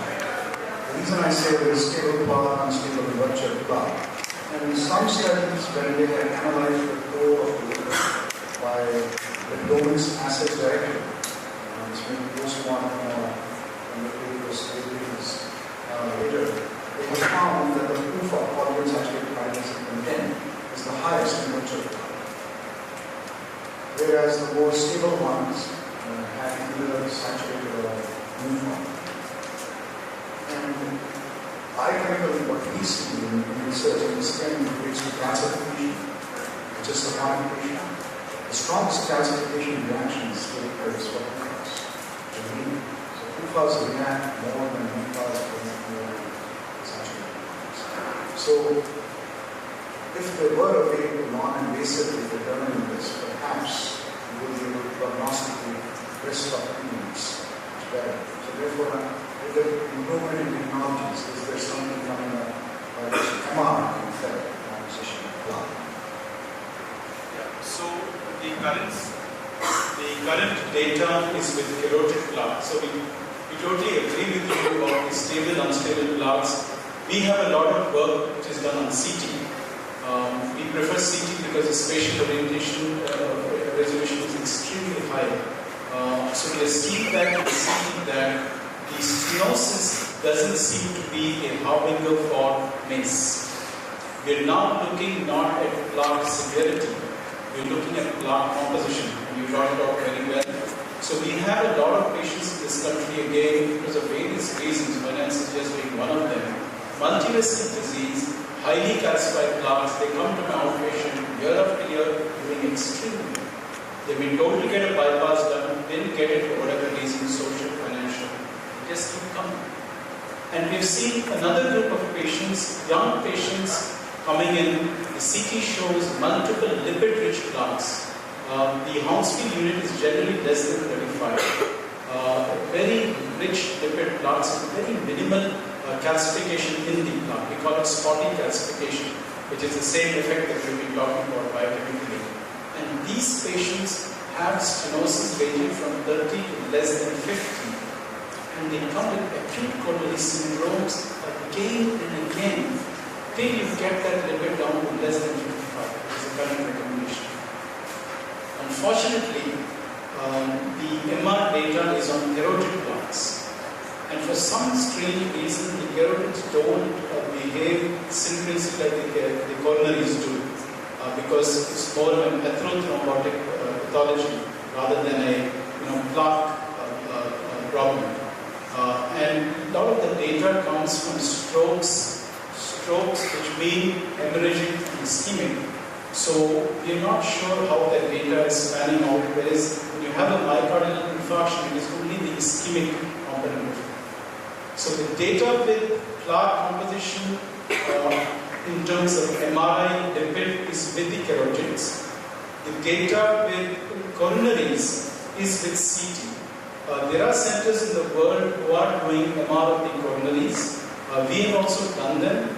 But this is not doable on a regular basis. The resolution is simply very difficult, with very long drawn-out scans, and my experience is virtually impossible to replicate. Look at them, because we just had the technology of CT come in, and it has just done such a good job. We don't feel the need to go further. So that's my very short answer to your question. Questions? Two more questions. I think there was a hand put up before you, so let's start with Logan. Actually, my question was to Deepak Singh. I don't know whether he is here or not. But the topic is very relevant, I feel. Because I have worked in last 2 decades in 6 different states and in different type of hospital. It's a trust hospital or in a medical college or 2 of the best corporates of India, either as the medical head or the chief of the services. And everywhere I have seen that they are putting a lot of emphasis on the infection control and the quality. And what I have seen in the best of the 2 corporates, they are spending crores of money over that. And similar infection control is being followed in the mission hospitals, the type of hospital which Deepak is working. And with the best of the things in the corporate hospital, with a modular OT, with HEPA filters and everything, what we need, Banco or Mero, is achievable in a mission hospital with cefotaxime and gentamicin. Even in the bigger medical colleges also, it's the same thing that's happening. So I think it's the secondary healthcare which is very much needed in the modern scenario of India. And although the government is trying to help the poor people, but still it's quite incomplete. I think women is working on that. But what to say, for ESI, we get 7,000 per day. There is a capping. And when I get a patient with septic shock, MOD, vasopressors are needed, multiple antibiotics are needed, this 7,000 is nothing. So most of the places in medical colleges, okay, we need to have the patients, we take them, we suffer a bit loss. And in corporates, we are very smart, we tell the consultant is not there, although we have 3 consultants. The beds are not there, ICU is full, although there is bed. The ventilators are not there. So it doesn't help actually the way, even for the Ayushman and other state health, it's good for the cardiac illness. Because cardiac illnesses, you get good amount of money. But for a septic shock, for MODS, for any other illnesses, we just get meager amount. So that is not helping. So if you can put in something so that all the types of diseases are covered, that will be great. Thank you. Thanks for your comment. And I guess that the flavor of the question is, to Deepak, to crystallize that question, is you spend a lot of money in corporates for all this, but your outcomes are almost similar with much lesser input that is put in, which is kudos to you, but why do you think that difference is there? I think one of the main things is that we are small and we work sharp and we work effectively. So that reduces our overheads quite a bit. Also, the cost of living in these areas is quite low. But the other side of the coin is that people are generally very poor. So if we were to do work at corporate levels, nobody would come to us. So we would not be able to afford our services. On the other hand, if we keep our services low and also our overheads low, it makes a big difference. And again, the same thing about infection control and rational use of antibiotics is something which is very, very essential. And I think one comment I forgot to mention is that all the work that we've heard of today is so relevant to each of us. So thank you so much for all of you who are doing your researches and all that, because that applies to us and helps us in patient care, in reducing costs, in giving quality care, which is probably world class, and to a very, very basic level. Thank you. I think you're being very humble when you say it. But great. I'll have Amla. The question is to you, Christopher. Actually, I'm a radiation oncologist, so over the past 10 years or so, we've been doing studies on anthracycline-induced or radiation-induced subclinical cardiotoxicity. So we have a 3 Tesla MRI unit here, but it's always that MRI, because we've been doing it with a 2D echo and ECG and trying to pick up subclinical cardiotoxicity. To do a cardiac MRI, if we have 3 Tesla, is it just the software? Or how much is the cost for the cardiac MRI? And we have even done with correlating with biomarkers also, but we lack in having this cardiac MRI imaging, and we're just doing a 2D echo. We have tried with a cancer center, it's called the Indo-American Cancer Center, large tertiary cancer center just across the globe. And we have really found, to be honest, that the ECG and echo are just like looking at a solar eclipse with an X-ray field. That's what it is. And if you use the T1 mapping that I showed you, you're going to pick up very early cardiotox, especially with anthracycline. And now that you have such good agents that are available, you can move them out to the anthracyclines. And also, the important thing of picking them up is to prevent LV dysfunction to start. Because once they get into fibrosis LV dysfunction, there's no way they're going to go back, even when we stop the radiation. So picking them up is early. So in our center, what we do for specifically people with anthracycline, we just do a T1 map. It does not involve a molecule of contrast. It's cheap, it's 10-minute study as a baseline. And then follow these people up 3 to 6 months, depending on the dose of anthracycline. Actually, most of the data is driven by the comorbidities, diabetes, hypertension, etc. So if someone doesn't have comorbidities, I just do it once a year and that's it. For the other patients, I do 3 months, and we pick them up early, reduce the dose, change the drug, and they do very well. So MRI is the way, and you just need to get the software. Actually, if no one else has a question, I think I just want to leave with a parting thought. We are all academicians, we are learning, we are doctors, we're dealing with people at the end of their life at some time or the other. Picking up on your conversation, the science of dying is paleontology. And in some ways I'm associated with it because of our Reiki volunteers. They help people transit in their last time. And I think that as much as we have focused over the last maybe 50 years on preventing death, I think we could possibly, more into people, we could start a little bit of focus on making it beautiful.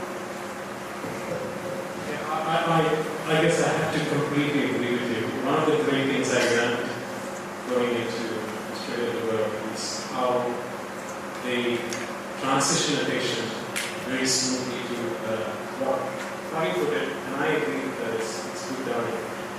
So being with the family, having advanced directives of what their wishes are, and as Susan nicely put it at the end, it's about that patient and the individual more than the doctors and what they do, what relatives. So I think we don't do it really well in India, and that might be cultural because we want to keep on moving on to people, not knowing that person's wishes. So I think that's one great thing I learned.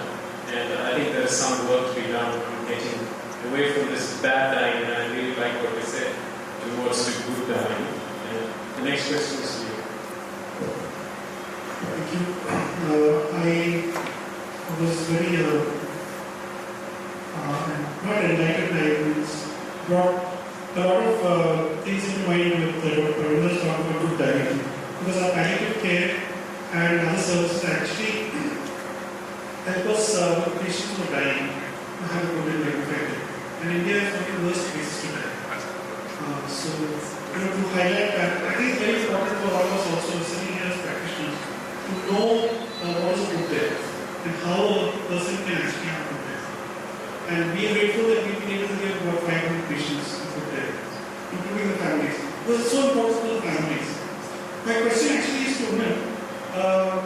On your talk on having these areas which you focus on, like getting how do you map pregnant ladies and what is their status, etc. I mean, how do you think this will translate to the public-private partnerships? How will it translate to even secondary and tertiary hospitals which belong to the government? Because government systems are overwhelming. So what is the things that you already use to lobby the government to make sure that this actually translates to the ground? Because we don't see that effect on the ground. I mean, there's a lot of stuff on paper, and this is really interesting and very, very important work I feel for the kind of work we do. But the compliances that we have to endure, to get onto the platform as like this, it's not each other. We may not able to do it. So how do we lobby the government, or what are the areas which we address? One area you mentioned. Yeah, just adding on to that, part of the question I also had for you is how can these secondary hospitals, they're doing such great work, have a voice within the system? Because there are many secondary hospitals, not related to religious mission hospitals alone, but there are many who are doing this great work. How can that integrate with what you're doing? So most of what happens in the policy making space is that, look, let's go back to some basics. About 70% of all care, particularly in hospital care, is provided to the private sector. Okay. So private sector includes the corporate, for-profits, also all the faith-based organizations and the others in this space. But who are the people who are voices when it comes to policy? It's the FICCI and the CII, and they are the ones who really represent the private sector, who hardly get to 5% of the people who seek care in the private sector. So we need to have a platform that would give voice to what's happening on the ground. And the Christian Coalition for Health is something that is attempted to bring together the religious ones, especially from the Christian side. One of the asks that I have for everyone in this room is, responding to Prunus' question, we do not have real costing data. So how do you determine packages? So people from I wouldn't name any groups representing FICCI and CII, come and say, this is the cost. Okay, so that if a package, like we say, 10,000 is per day for a particular thing, it is a fraction of what the private sector representative has said, because that is not at all possible. But if our hospitals can actually generate costing data, and this is an exercise that we are actively looking for in the ESIC, because ESIC currently caters to secondary and tertiary. They do not do primary care. There is an intent and an interest, because ESIC is sitting on a corpus of 100,000 crores unspent over the years. They want to utilize that for primary care, but we do not know at what cost primary care can be delivered for the 12 or 13 essential packages have been defined under the Health and Wellness Center for primary care. Nobody in this country has come out with the costing of the packages.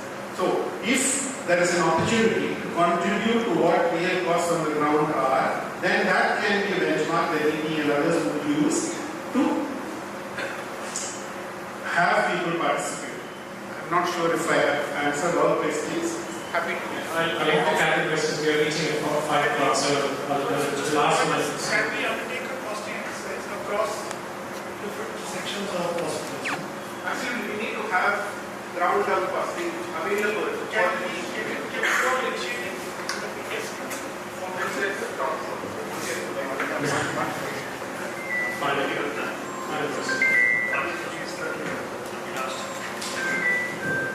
Thanks. It's very good to congratulate on you on your talk.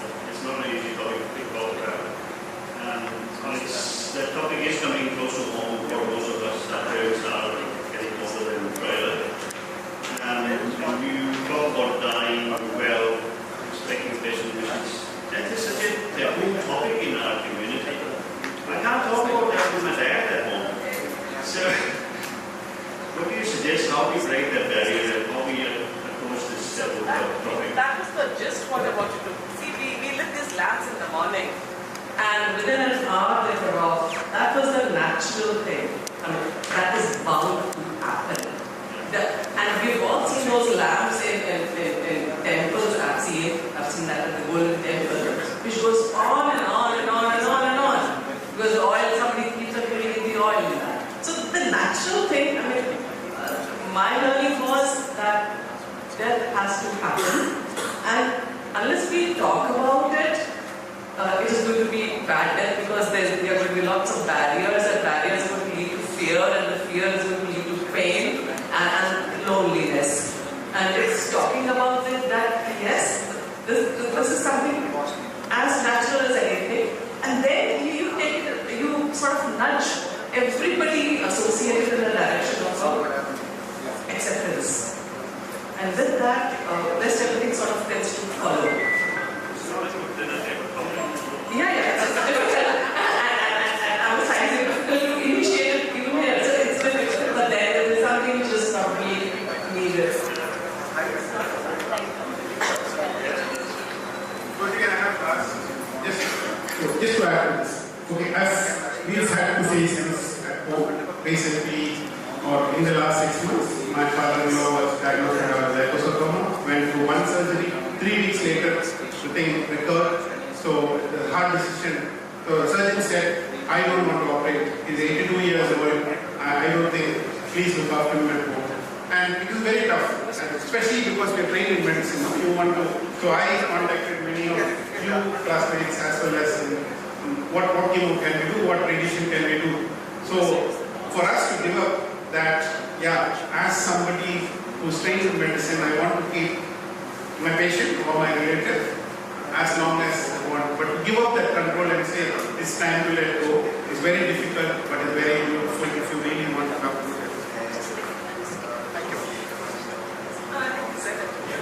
So I do think, yes, India culturally sometimes doesn't deal with this at all.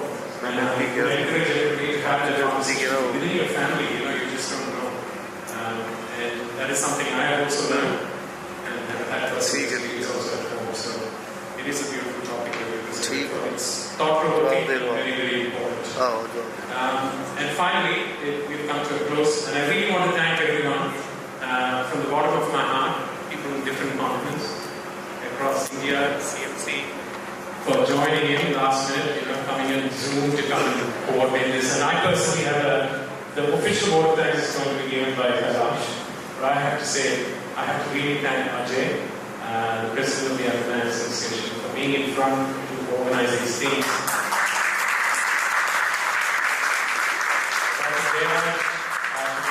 Consent and permission and the support to host this in this beautiful hall, and also Dr. William Bhatti and the admin of CMC for hosting us and making us feel at home. And I speak for all batches that have come here.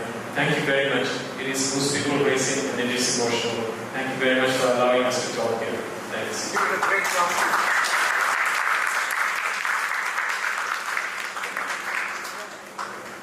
As much as I want to make this short, because I'm sure you all get over.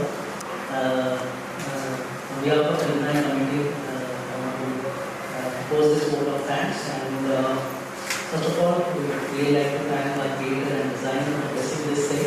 Prunus has been really the day when it stands for the concept. We would like to thank our patrons for their continuous support for the community, principal. Dr. Jayaraman, Medical Superintendent Dr. Ashley Joseph. Our chief guest, Dr. Manoj Soti, who is still standing for today. We want to thank all our guest speakers for those wonderful talks and we really enjoyed it. We had a great supporting team. We would really like to express our gratitude to. Our supporting team was from the General Superintendent Organization, Mr. Bharat Shafin and Mr. Stephen Masi. Chief Maintenance Officer from the Maintenance Department, Mr. Sharvi Patel, and Chief Security Officer, Mr. Nageshwar Rao, IT Section Head, Mr. Rahul, then our Manager of Operations, Mr. Nadeep Kaur, Akhtar Masih, the photographs from the Facility Department, Fellowship Department, and Chief Chairman Alex. We would also like to extend our thanks to all the heads of the colleges. Principal College of Physiotherapy, Dr. Sandeep Singh Saini, Principal College of Health Sciences, Mr. Vidya Sagar. We will be very thankful to thank the entire organizing committee for University of Coaching, our CME coordinators, Dr. Joseph Matthew, Dr. Junayan, and all the other representatives of the MBBS batch.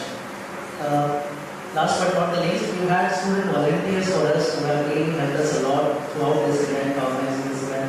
It has not been just today what you are seeing, but it has been something that has been going on for days. And for them, we should actually give them a hand. We have student volunteers from MBBS, Physiotherapy and Allied Health Sciences colleges who have helped us and really helping us tomorrow also. Catering services, site and house, will be taking care of us in the evening as well. We want to thank them.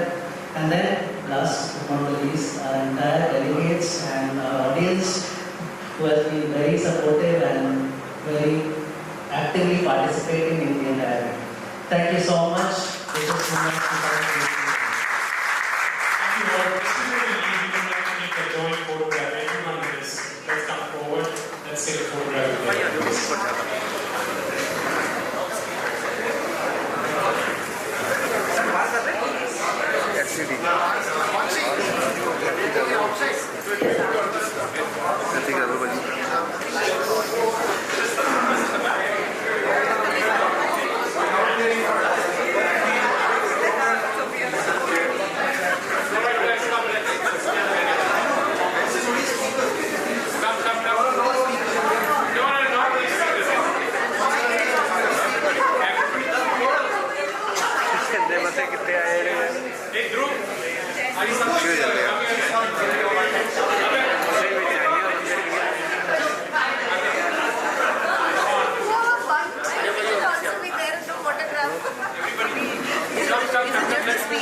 Let's take a photograph.